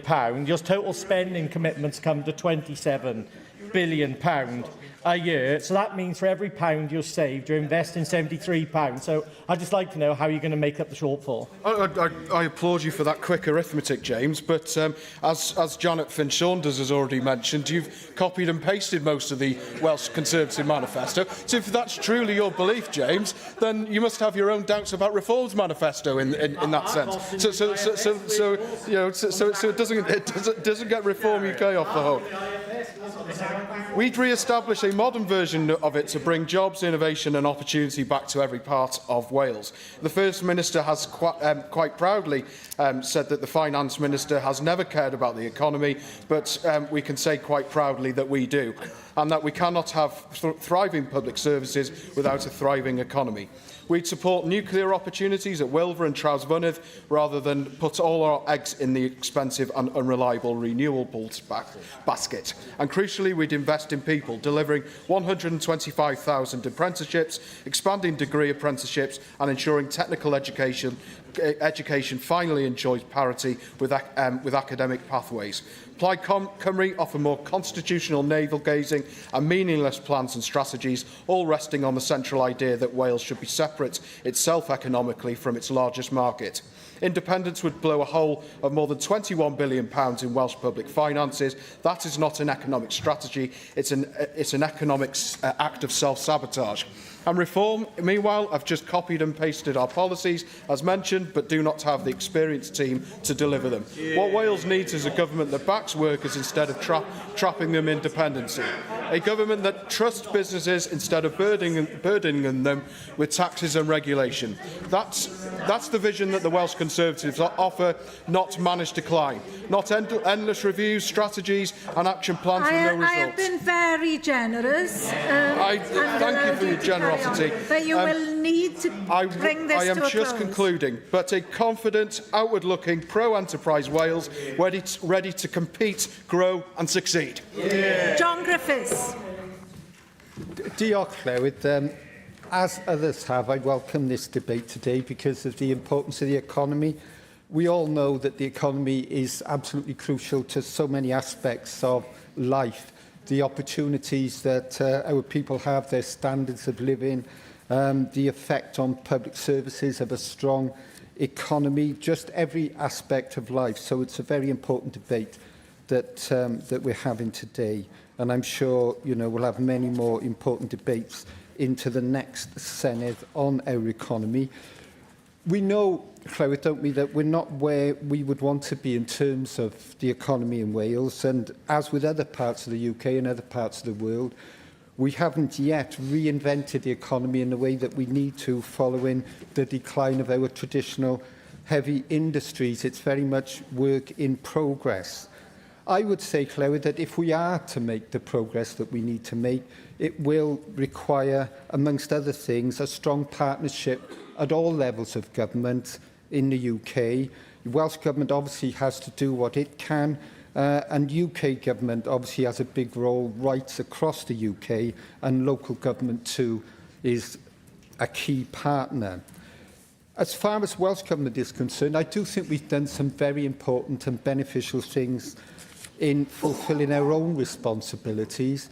We've done a lot, I think, on skills through Jobs Growth Wales, through our apprenticeships programme, encouraging our young people to stay in education and training through our commitment to the educational maintenance allowance, for example, supporting important clusters around Wales, including ones in Newport around the semiconductor industry, cybersecurity, and supporting green steel, for example, and on connectivity, connecting our communities through the work on the South Wales Metro, for example, which I think is really important because it allows everybody living in that area to travel much more easily to any part of that area to take up job opportunities as well as education and training, and it allows employers to base themselves in any part of that area knowing that they have a workforce to draw on from across that wider region. Just some examples, I think, of important things that Welsh Government has done in fulfilling its own responsibilities. But as far as the UK Government is concerned, it has to be a strong partnership with UK Government, Llywydd. And that's why I'm very keen on implementation of the Gordon-Brown report, which I think offers a blueprint in terms of UK Government's responsibility to address the regional economic inequalities that we have in the UK, which are very damaging to the economy right across the UK, but particularly damaging to places like Wales, the north of England and Scotland. And Gordon Brown and others set out a blueprint for important progress that could be made and should be made in addressing those regional inequalities. Redistributing public sector jobs, building on the progress already made. And in Newport, we've been major beneficiaries of progress already made, but there is much more that could be done. And that's an important part and a very practical thing that could be done to relieve the pressures on London and the southeast of England and redistribute those jobs across the UK. Supporting our infrastructure. We need much more investment in rail, which would enable us to make much greater progress to build on what we've already done, some of which I've already described, and supporting our renewable energy plans here in Wales so that we could make progress more quickly and more effectively. And also, Llywydd, as we look at the entirety of that Gordon-Brown report, supporting the strengths that we have in Wales and elsewhere in north of England and Scotland, for example, around the clusters that we've been quite effective in building. I mentioned them earlier for Newport, the semiconductor industry, cybersecurity, green steel, and also emerging in Newport, artificial intelligence and data centres. There's so much more we could do, Llywydd, if we had that strength that the UK Government can bring to the table in terms of the resource and capacity that it has. So I would say, Llywydd, that if we are to make the progress that we undoubtedly need to make, and understanding everything that the economy affects right across our ambitions and responsibilities in the Senedd, we really need to see that partnership delivering for us. Welsh Government, UK Government and local government joining up, and I think that Gordon-Brown blueprint offers us important ways forward which we could and should make a reality. Mark Isherwood. Diolch, Llywydd. Well, this debate forces us to confront an uncomfortable but unavoidable truth. Economic credibility matters. It matters to Welsh families facing rising costs, to Welsh businesses struggling to survive, and to communities across Wales waiting for real regeneration. Let us begin with austerity, a word often weaponised by the benches opposite, but rarely understood.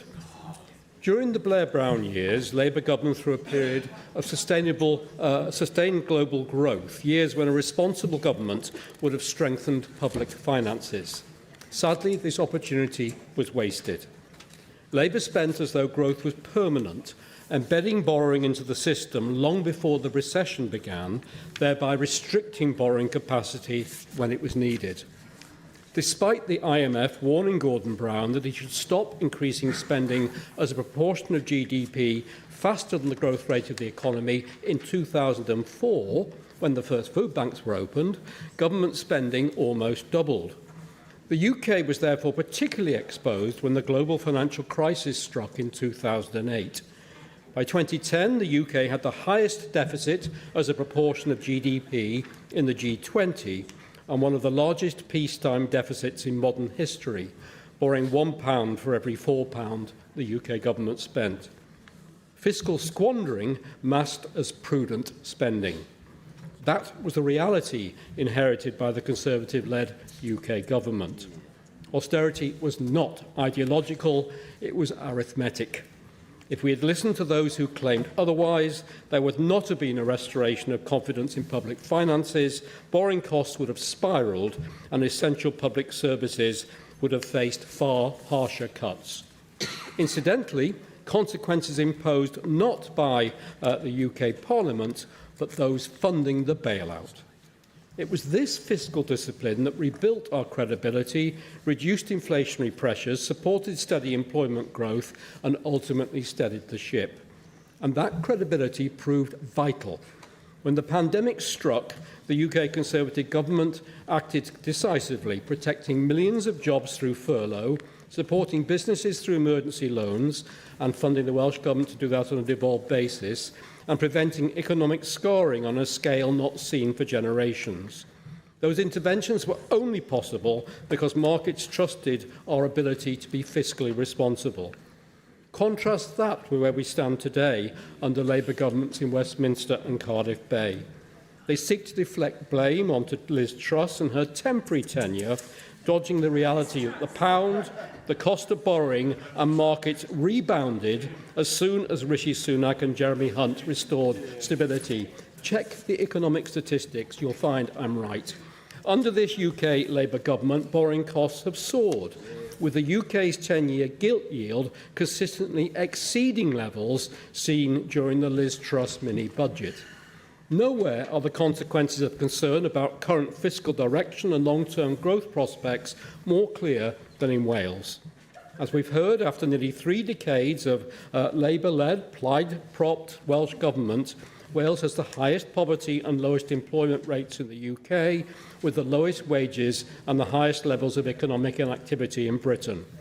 Too many working-age adults remain outside of employment and seeking state benefits, and too many of our young people see little or no way into stable employment. So much for social justice. These are not abstract figures. They represent lost opportunities, mounting pressure on public services, struggling communities and desperate small businesses. Rising national insurance contributions, higher wages and crippling business rates are forcing local businesses to halt recruitment, delay investment and cancel growth plans. Last week I hosted the launch of the Horticultural Trades Association's Welsh Environmental Horticulture Manifesto in the Senedd, a sector largely made up of family-run businesses. Although they contribute £38 billion to UK GDP and support nearly 750,000 jobs, many in rural and semi-rural Wales, they now face a perfect storm of rising employment costs, energy prices and regulatory burdens that are holding back investment and recruitment. Rather than delivering efficiencies, this is generating higher costs, weakening services and deepening social inequality. But let me be clear. Wales does not lack potential. It lacks a pro-growth strategy. The horticulture sector shows what our economic future could look like, with fairer business rates, simpler regulation, better investment access and stronger skills pathways. With nearly 70% of people in Wales visiting garden centres, green spaces and landscaping are not niche industries but engines of well-being, resilience and economic productivity. Backing horticulture means supporting small businesses, revitalising rural communities and creating real opportunities for those seeking work. That is the choice before us. An economy weighed down by higher taxes, rising inactivity and declining confidence, or one built on fiscal responsibility, a balanced budget, opportunity and growth. This is our Welsh Conservative case: economic credibility, sustainable growth, regenerated communities and a fixed Welsh economy. Yr ysgrifennydd Cabinet nawr dros gyllid sy'n cyfrannu. Mark Drakeford. Well, diolch yn fawr, Llywydd. I've listened carefully, of course, to the contributions on the motion before us today. An innocent reader might have believed that the debate was about the spring statement, because that's what it says at the start of it. Of course, it turned out to be not about that at all. Instead, we had yet another rehearsal of the doom and gloom, partial and pessimistic picture of Wales, in which complaints about a lack of money on the Conservative benches were matched only by their enthusiasm for spending it. 175 million spent on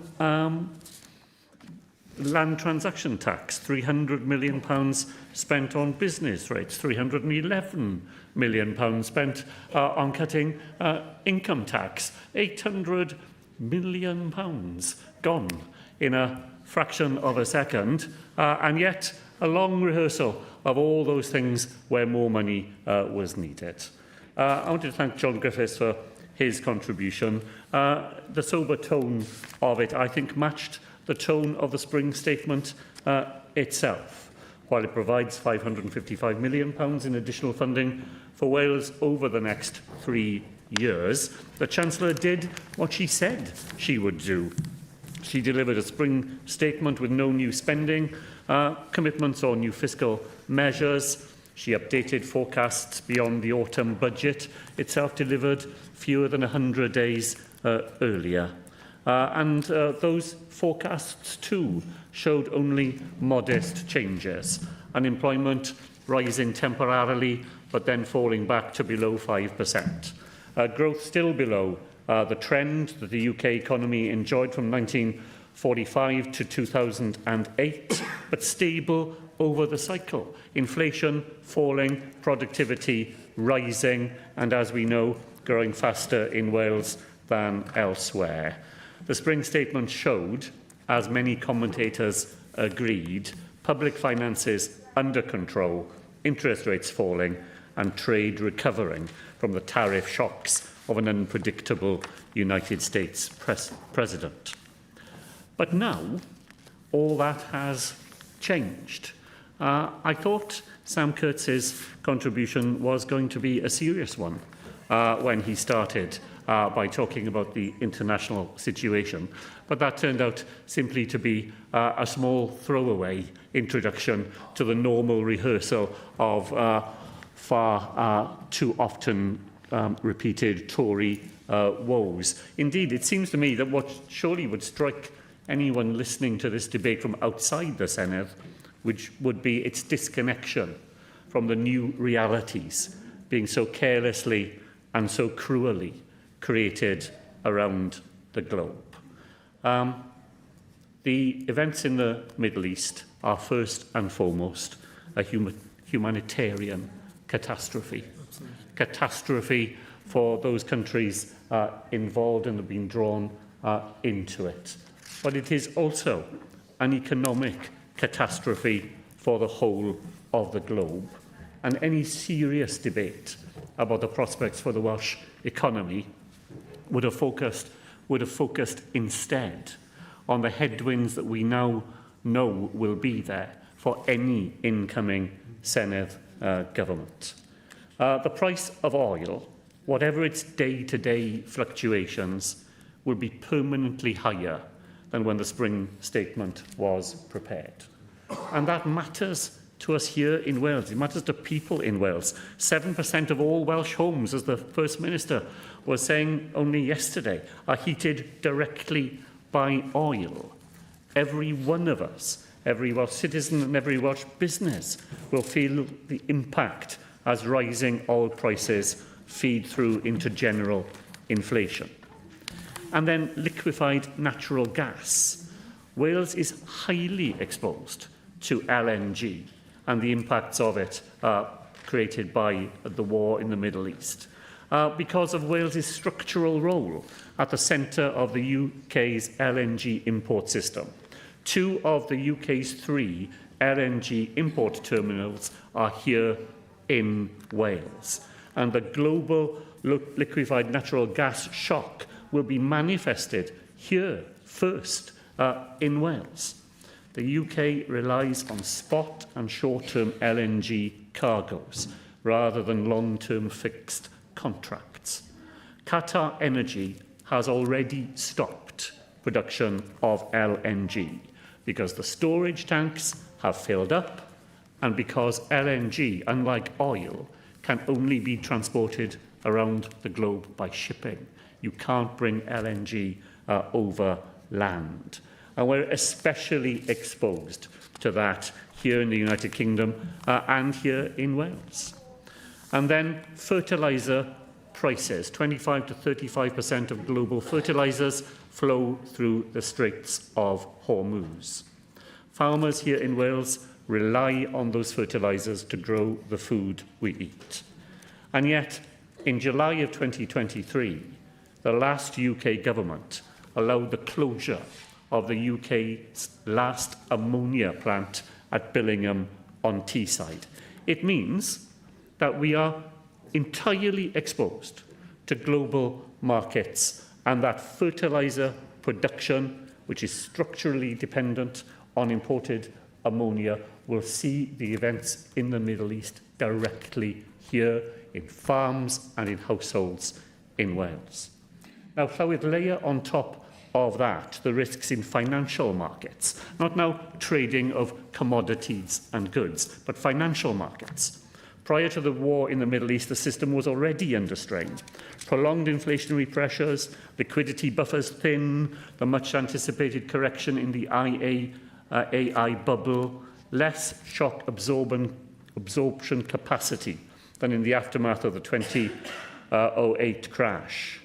Now, suddenly, the choices facing central banks are far more difficult. One of the interesting things I get to do, Llawn, as Finance Minister, is to meet monthly with the agents of the Bank of England here in Wales. When I met them in February, the discussion was about how soon and how many interest cuts there would be in the UK economy this year. Now, what do central banks do? Faced with a contracting economy, the normal thing would be to cut interest rates in order to stimulate economic activity. But faced with global rising inflation, they would be less inclined to do that because of the stagflation experience of the 1970s. The war won't cause a financial crash, Llawn, but as someone heard someone say earlier this week, it's like dropping a match into a financial fireplace, where the fireplace is already full of dry tinder. Those are the things that will face an incoming government here in Wales. Those will be the things that this Senedd and its successor will have to grapple with. Far from a treasure chest for pet projects, an incoming Finance Minister will be very grateful for that £555 million to protect the interests of Welsh citizens, Welsh businesses and Welsh public services in the face of that coming storm. And far from the scorn which opposition parties pour on the Chancellor, we may all be very grateful for the doubling of the headroom available to her, as she set out in the spring statement forecasts, £24 billion, which the United Kingdom may be very grateful indeed that she has managed to set aside by 2028-29. Yesterday I met with officials from the Welsh Treasury to begin to plan for how the Welsh Government can respond to the impacts of those global events in the lives of citizens here in Wales. And I end with just two messages, which I think should be drawn by anyone from the events in the Middle East for the Welsh economy. First of all, surely we have learnt. We should have learnt it in COVID, but it's a lesson that's escaped many other policymakers, that reliance on a global supply chain will always leave you vulnerable at times of crisis, and that indigenous supplies of essential commodities has to be part of the resilience of any modern economy. And secondly, that the efforts that this government has made, and make now with a UK Labour government as well, to secure energy security for our people. I heard with utter disbelief some of the things I heard from benches opposite about turning our backs on renewable energy as a way of shaping our future here in Wales. It is absolutely the lesson of what we see, that we have to be serious about creating that renewable energy, that energy security future. That's where a serious debate about the future of the economy in Wales should lie. It's a shame we haven't managed more of it here this afternoon. Sam Rowlands. Well, thank you, Llawn, and grateful to all members who've taken part in this debate here this evening. Also grateful to Cabinet Secretary in particular for his response to the debate that he heard. And he's absolutely right to point to the global pressures that are facing us here and the impact of the war in Iran will have. I guess a big part of this debate we've had this evening is what is in our control as a Welsh Senedd and what Welsh Government have levers to control as well, and what is the context within which we currently sit that the future of our economy is going to be impacted by. And as I do close this debate, I suppose there's a simple question that matters most to the people of Wales now, which is nearly after 3 decades of the same political direction, are people feeling better off? And I believe we heard the answer in many of the statistics shared by members throughout the debate. And some of those statistics shared by members were these: the lowest employment rate in the United Kingdom at 71.8%, the highest economic inactivity in Great Britain, and more than 431,000 people relying on universal credit to get by, the highest figure ever recorded in Wales. Pay packets remain the lowest in the UK, and the number of workforce jobs fallen by over 40,000 in just the last year. So that's the context within which the Cabinet Secretary has just explained possible economic shocks we're going to have to deal with. And they're not just abstract statistics, as Sam Kurtz and Mark Ishwood said. They represent families under pressure. They represent businesses struggling to grow and young people questioning whether their future lies here in Wales or elsewhere. And that is why this debate matters in this place here this evening. And I thought it was intriguing when we saw the amendments laid by other parties and spoken to by their spokespersons this evening. They really do shine a light on their economic philosophy. The Welsh Labour amendment simply deletes the substance of the motion and replaced it with praise for the UK Labour Government's spring statements and its additional funding settlement. And I guess that kind of sums up Labour's approach to the economy. Nothing about businesses, nothing about jobs, nothing about entrepreneurs, nothing about enterprise, but all about how more money is coming down the track, taxpayers' money is coming down the track, and how that will be spent. More money from taxpayers does not equal economic growth. And after 27 years of Welsh Labour governments, Wales still lags behind the rest of the UK economically, simply because of that philosophical thinking. The amendment offered by Labour today does not acknowledge their failures, does not offer a credible strategy for growth, and does not answer the fundamental question: why has the Welsh economy been left behind for so long? And the answer, of course, in their own words, is they don't know what they're doing on the economy. Then we turn to Plaid Cymru's amendments. I thought Luke Fletcher's contribution was very pragmatic, but their amendment seems to be just paragraph after paragraph of blaming everybody else, the previous Conservative government, Brexit, the current Labour government, the Treasury they blamed in their amendment as well. Almost anybody they can think of is up for being blamed for the way things are. After decades of propping up Welsh Labour through cooperation agreements and political deals, Plaid Cymru cannot simply wash their hands of responsibility. They've been a critical part of the system that they now criticise. And while Plaid Cymru talk about new leadership, the reality is that their very reason for existence is to see an independent Wales. And let's not forget, raised in this place this evening, independence would leave Wales facing a £20 billion fiscal gap, more than £11,000 of extra tax per person working here in Wales. That's not a plan for economic growth, it's a plan for economic self-sabotage, certainly. Well, thank you very much. Do you think it would be a bit of a double whammy for people in Wales as well? Because, you know, Plaid ultimately wants independence from the UK, but they drag us back into the European Union. So you'd remove £21 billion out the economy, plus the EU membership fee. So it would be a double whammy in that sense. Yeah, absolutely. And they have to remember that they desperate for this independent Wales, fiscal drag on our economy here in Wales. And we heard Reform's amendment. Many of the proposals, as we heard, they now present as their own. In fact, long-standing Welsh Conservative policies, from cutting income tax to scrapping tourism tax and reforming business rates. Clearly, they don't have any ideas of their own. What Wales needs is action.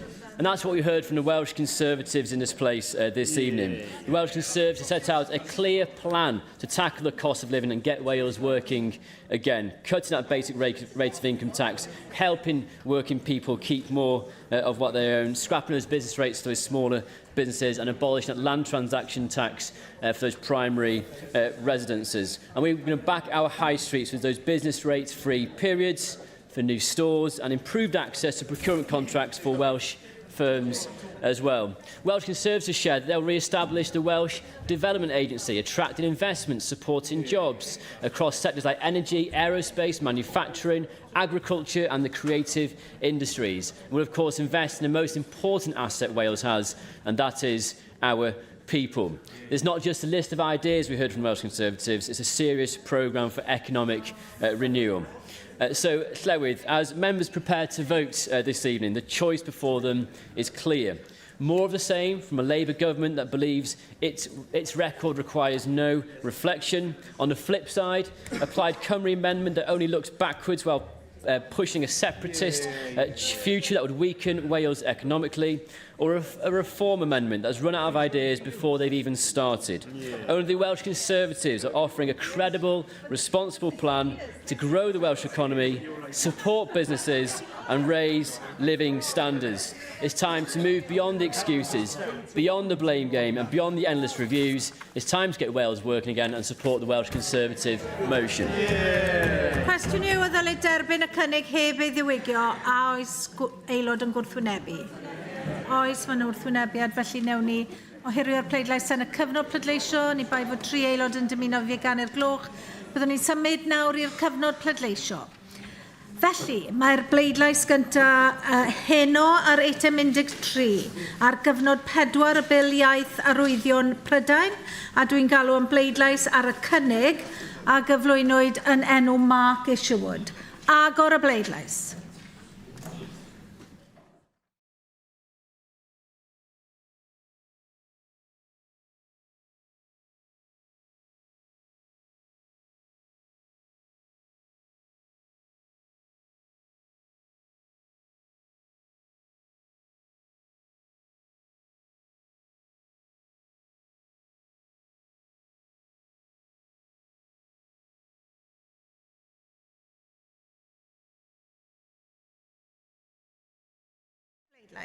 O blaid 52, neb yn ymatal, neb yn erbyn, ac felly mae cyfnod 4 y bil iaith arwyddion Prydain wedi ei gymeradwyo.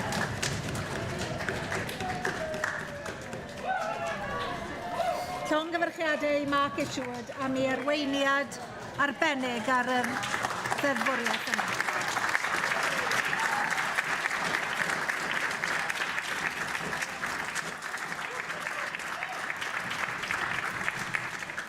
Mae'r bleidlais nesaf ar eitem 15, dadlau Ceidwadwyr Cymreig ar bolisi economaidd. Dwi'n galw'n bleidlais yn gyntaf ar y cynnig a gyflwynwyd yn enw Paul Davies. Agor y bleidlais.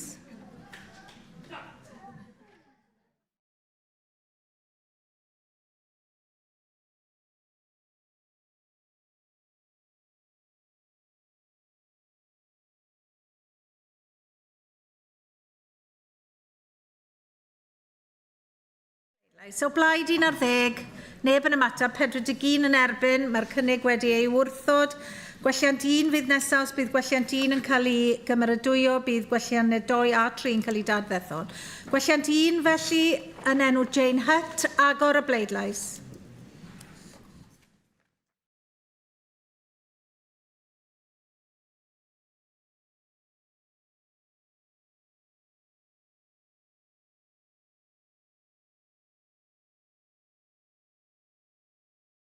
Bleidlais. O blaid 25, neb yn ymatal, 27 yn erbyn, gwelliant 1 wedi ei wrthod, gwelliant 2 felly sy'n nesaf yn enw Heledd Fychan, agor y bleidlais.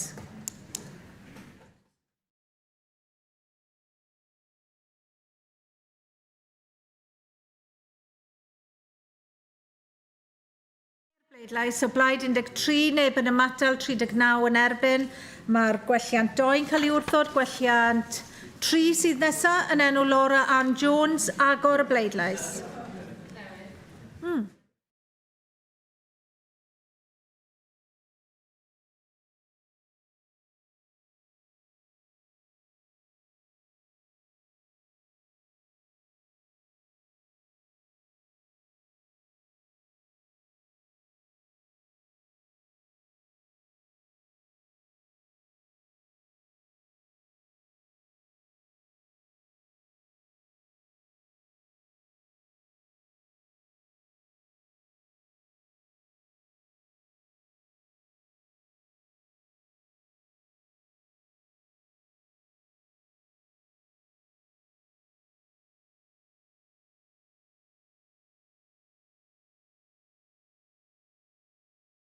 So blaid 2, neb yn ymatab, 50 yn erbyn, ac felly mae y gwelliant na wedi wrthod, mae pob gwelliant wedi wrthod a'r cynnig wedi wrthod, does dim byd wedi ei dderbyn.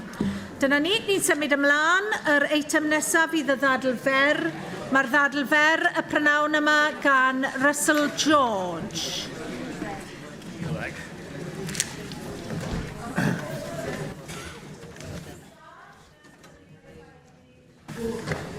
You can start.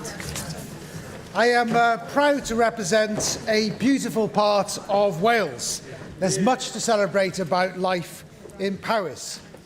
Yet alongside the positives, we face considerable challenges, and among them is access to healthcare.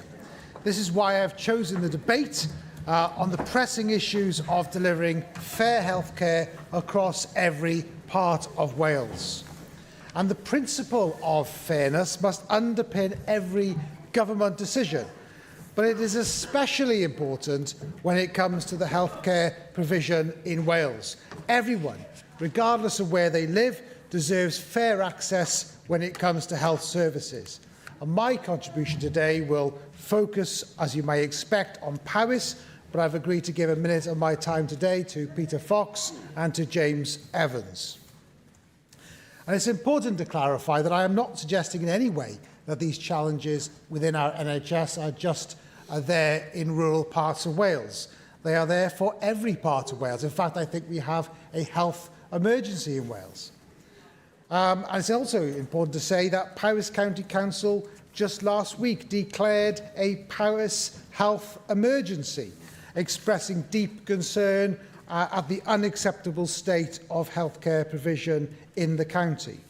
And my inbox is flooded on a weekly basis with constituents recounting their struggles with access to medical and often urgent support. Only on Friday, an elderly resident required urgent care. Despite 999 being called, they were, in the end, taken to hospital in a police car because it would have taken over an hour for the ambulance to arrive. And of course, the nearest A&E, of course, as you would, perhaps many would realise, is actually over the border in England. And these are not isolated incidents.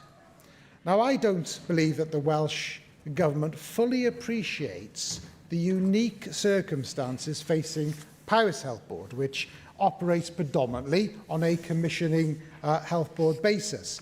The funding formula currently in use fails to take into account this position, and to illustrate this, I wish to expand on some of the concerns I raised with the First Minister last week, hoping that the Health Secretary can provide a response. So last year, the Welsh Government allocated an additional 120 million of additional funding to the 7 health boards across Wales, specifically to tackle the waiting time backlog.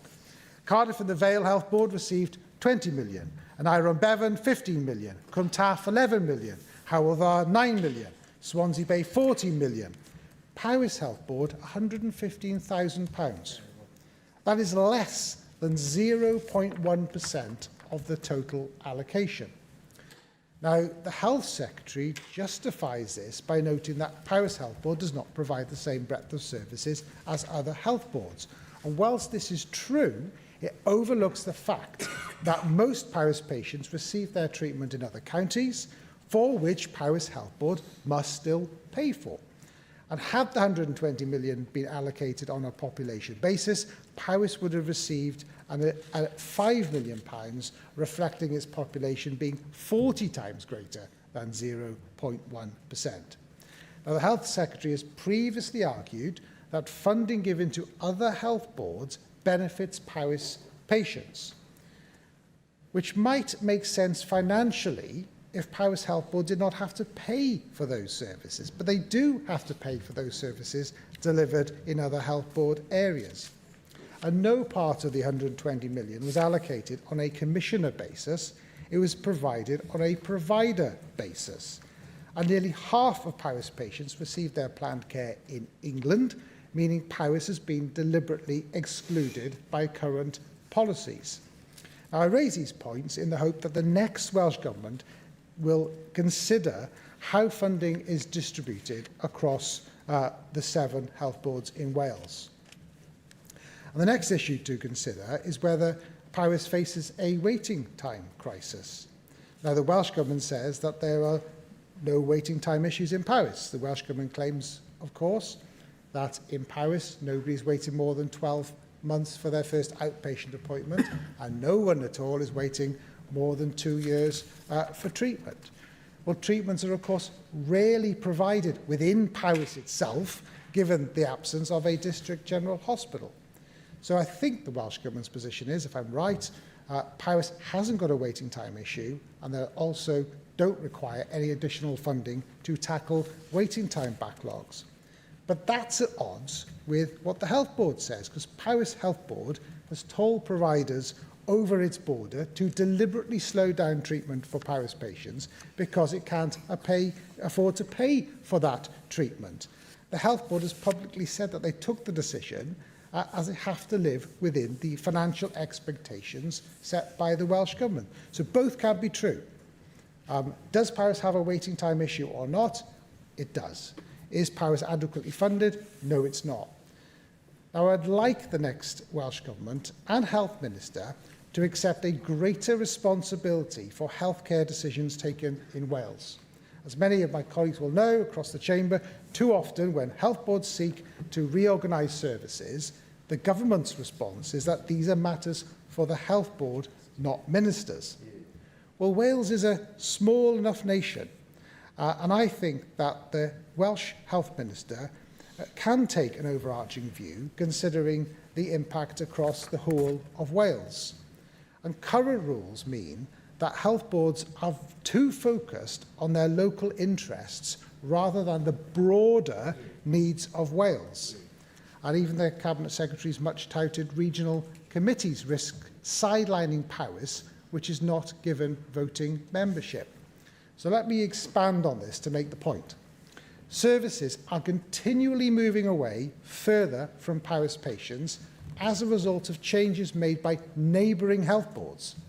So you've got PET-CT services due to relocate from Wrexham to Glenclwyd. You've got the Welshpool Air Ambulance Base moving to Denby, with no plans yet for the promised additional rapid response vehicles. Stroke services moving from Bronglais after they're downgraded, forcing families to have 5-hour round trips to South Wales to visit loved ones. And downgrading of Neville Hall in 2020 has meant longer journeys to emergency care, and the closure of stroke service at Prince Charles Hospital affects South Powys patients. Now, changes happening outside of Powys affect Powys patients, and it's for this reason I would urge the next Welsh Government to take responsibilities for decisions with pan-Wales consequences. Otherwise, what's the point of having a Welsh Health Minister? And with services outside of Powys moving away, further away from them, it's even more essential to strengthen health provision within the county itself. There's a proposed new hospital and health hub in Newtown, which I've fully supported.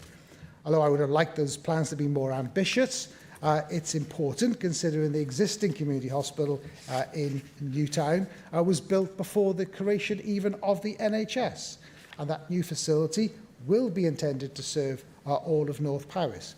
What I'm disappointed is about the slow progress with that development now planned in several phases rather than a single stage, and the building taking much, much longer than originally promised. That's as a result of Welsh Government reducing the capital allocation. So it is disheartening to see other capital funding promised in other parts of Wales, while Powys projects have to be scaled back. And as Powys lacks a district general hospital, we need our community hospitals to be strengthened, not downgraded, as has happened such in Llanidloes. And of course, I remain deeply concerned about the difficulties with facing NHS dentistry in the area. Last month, the last dental practice in Welshpool announced they would cease offering NHS appointments from April. And it's also impossible to secure an NHS dental appointment in Newtown. And the situation is forcing residents to travel up to 3-hour round trips for basic dental care, unacceptable in the 21st century. The Welsh Pool announcement, of course, coincides with the introduction of a new Welsh Government dental contract, which will take effect in April. This new contract is not working if dentists are not taken on or abandoning their NHS contracts.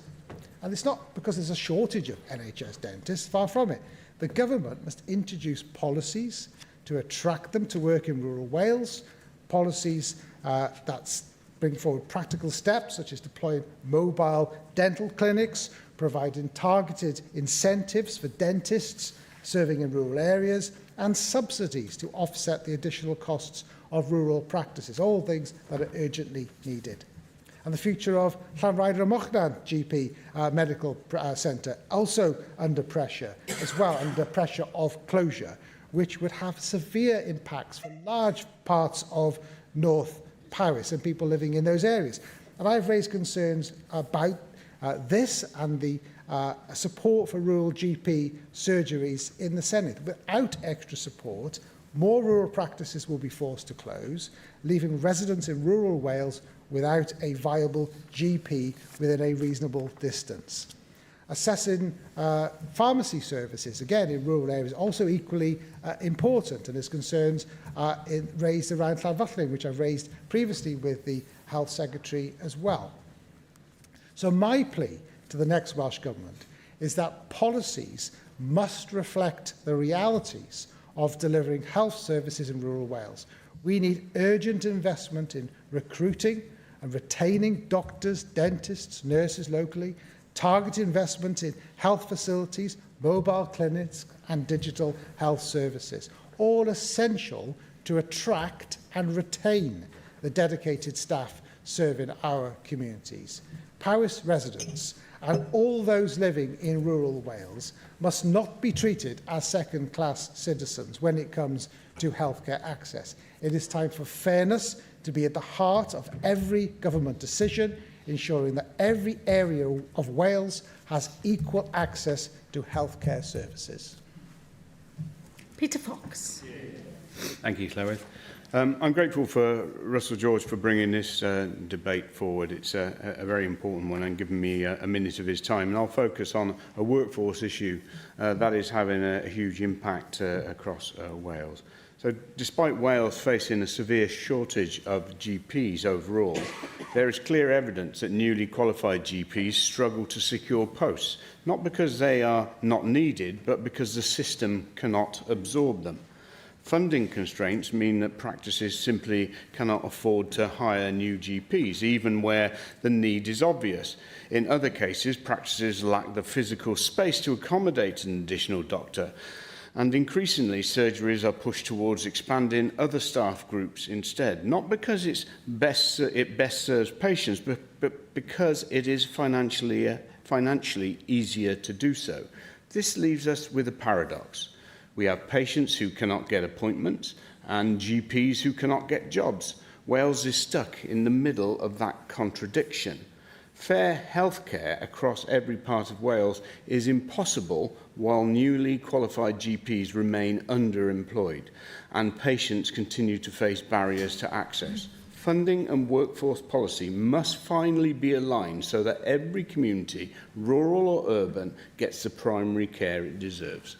James Evans. Diolch, Llywydd. I'd like to thank Russell George for bringing this very important debate to the Senedd chamber today, and almost near the end of the Senedd term, because one of the biggest things that I hear from my constituents, very much like you do, Russ, is from about health concerns. You know, my constituents have faced an awful lot of health problems this term of service. MIU's downgraded, the ambulance station, air ambulance station in Welsh Pool being taken further away, hospitals being downgraded and services being moved further away, ambulance delays massively affecting constituents, not just in my constituency, but across Powys, and community hospitals closing across Powys. And this is all on top of Powys Teaching Health Board's decision to delay elective care treatment for people accessing treatment in England. And I'd like to know from the Cabinet Secretary how he can justify this, given that his party in England is actually lowering the 52-week target in England down to 18 weeks by the end of the Parliament, considering that we're still stuck that 104-week wait here. And I've been told by the Health Board over in England that actually this operational disparity is going to cost a huge amount of money for them to administer. They might end up sending patients back to Wales to wait because they just simply cannot afford to keep them on their books, having a different process to administering them and actually delaying treatment for people, which would damage their quality of care. So I'd like to know from the Cabinet Secretary, since it could be one of the last times he comes to the Chamber before his oral questions, how he'd respond to the people of Powys who think they've been neglected for many years by this Welsh Government in terms of healthcare in rural Wales. Sgrinnydd y Cabinet dros iechyd y gofal. Nawr I gyfrannu Jeremy Miles. Diolch, Llywydd. This government is absolutely committed to fair healthcare for everybody in Wales. We work hard to ensure that the NHS provides every person, wherever they live, with timely, high-quality treatment. Health boards are expected to plan and deliver services in line with our performance expectations within the resources available to them based on the unique needs of their local population. The government's and my role as Health Secretary is to set national policy, provide strategic direction and support improvement to achieve and sustain high standards. If mistakes are made, it is our job to ensure the NHS learns from them to improve the safety and quality of care. We do that through targeted investment, direct intervention and the work of NHS performance and improvement. Last June, I announced £120 million to cut the longest waits and the waiting list. More appointments, more clinics, more tests, more treatments, more operations have all been provided, reducing waiting times and improving access to planned hospital care across Wales, including, I'm happy to say, for people living in Powys. It is important that Powys residents have a clear understanding of the facts, and they will not have received that from the contributions to date. The Welsh Government has provided substantial additional investment to reduce waiting times across Wales, and Powys residents have directly benefited from this funding through activity delivered by other health boards and NHS providers in England. I will answer the question the member put to me in his earlier contribution. The decisions on the allocation of £120 million this year were focused on the areas of greatest backlog, challenge and priorities of the planned care plan, and therefore allocated to providers on that basis. Powys residents benefited from those additional allocations to providers through their residents being treated at those provider organisations.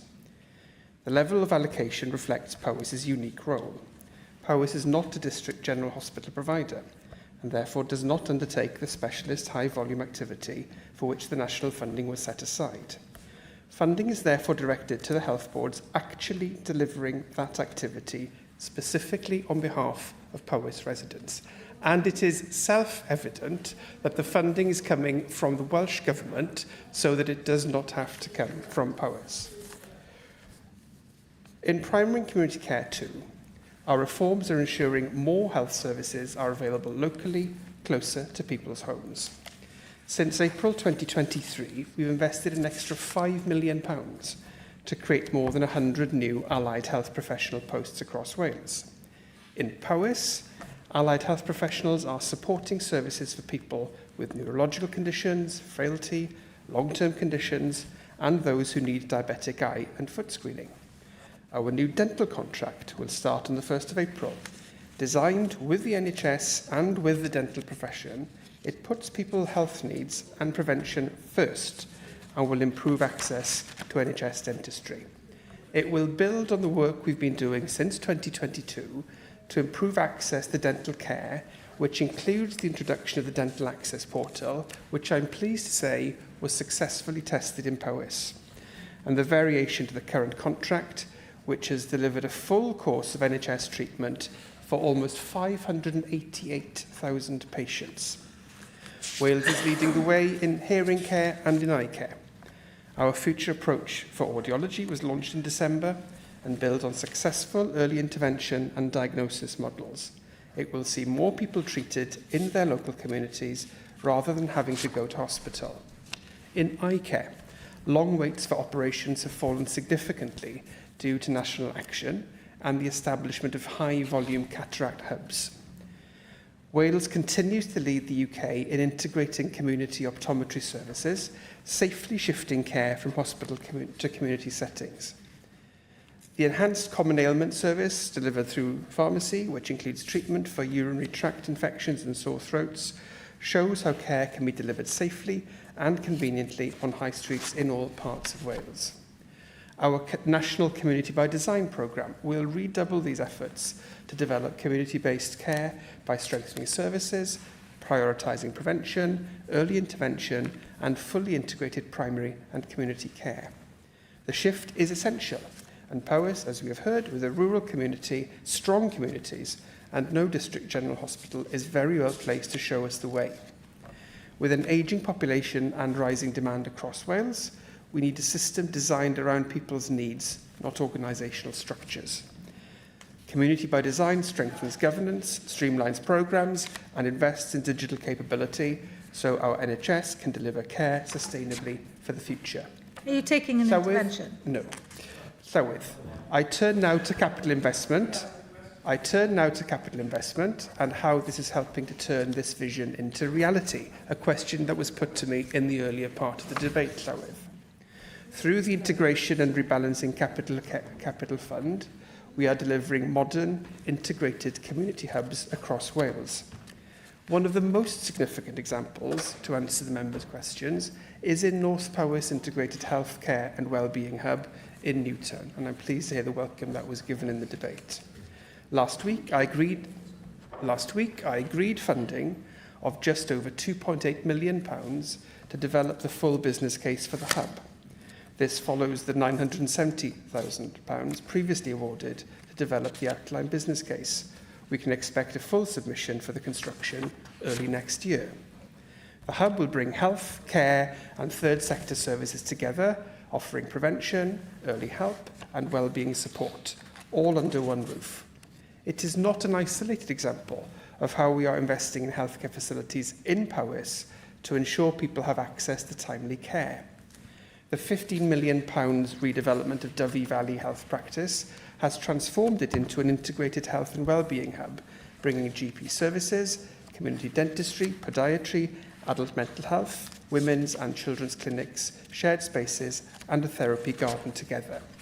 Last week, Llywydd, I had the opportunity of visiting Brecon Wall Memorial Hospital to see the impact there of Welsh Government investments in new diagnostic equipment. A new dedicated pre-op assessment room has also been opened to support day surgery. We've invested £1.7 million to provide new digital X-ray equipment across Powys Teaching Health Board area, improving the speed and accuracy of X-rays, meaning people require lower radiation doses. The first cone beam CT scanner has been installed in Newtown, which enables faster, more precise 3D maxillofacial imaging to be carried out. The Digital Radiology Information System programme is in use across Powys, and an electronic test requesting service is being rolled out to GPs to improve referrals. Better for patient experience, better for staff, better for recruitment, better for service efficiency, better outcomes, all happening in Powys. So with improving fairness and access is at the heart of our approach to health in Wales. Taken together, these actions demonstrate a clear and ambitious programme of reform. Community by Design is not just a response to today's pressures, it is a long-term commitment to a fair, sustainable, community-rooted NHS for the people of Wales. Diolch i'r ysgrifennydd Cabinet. Dyna ni, dyna ddiweddar yn gwaith ni am heddi.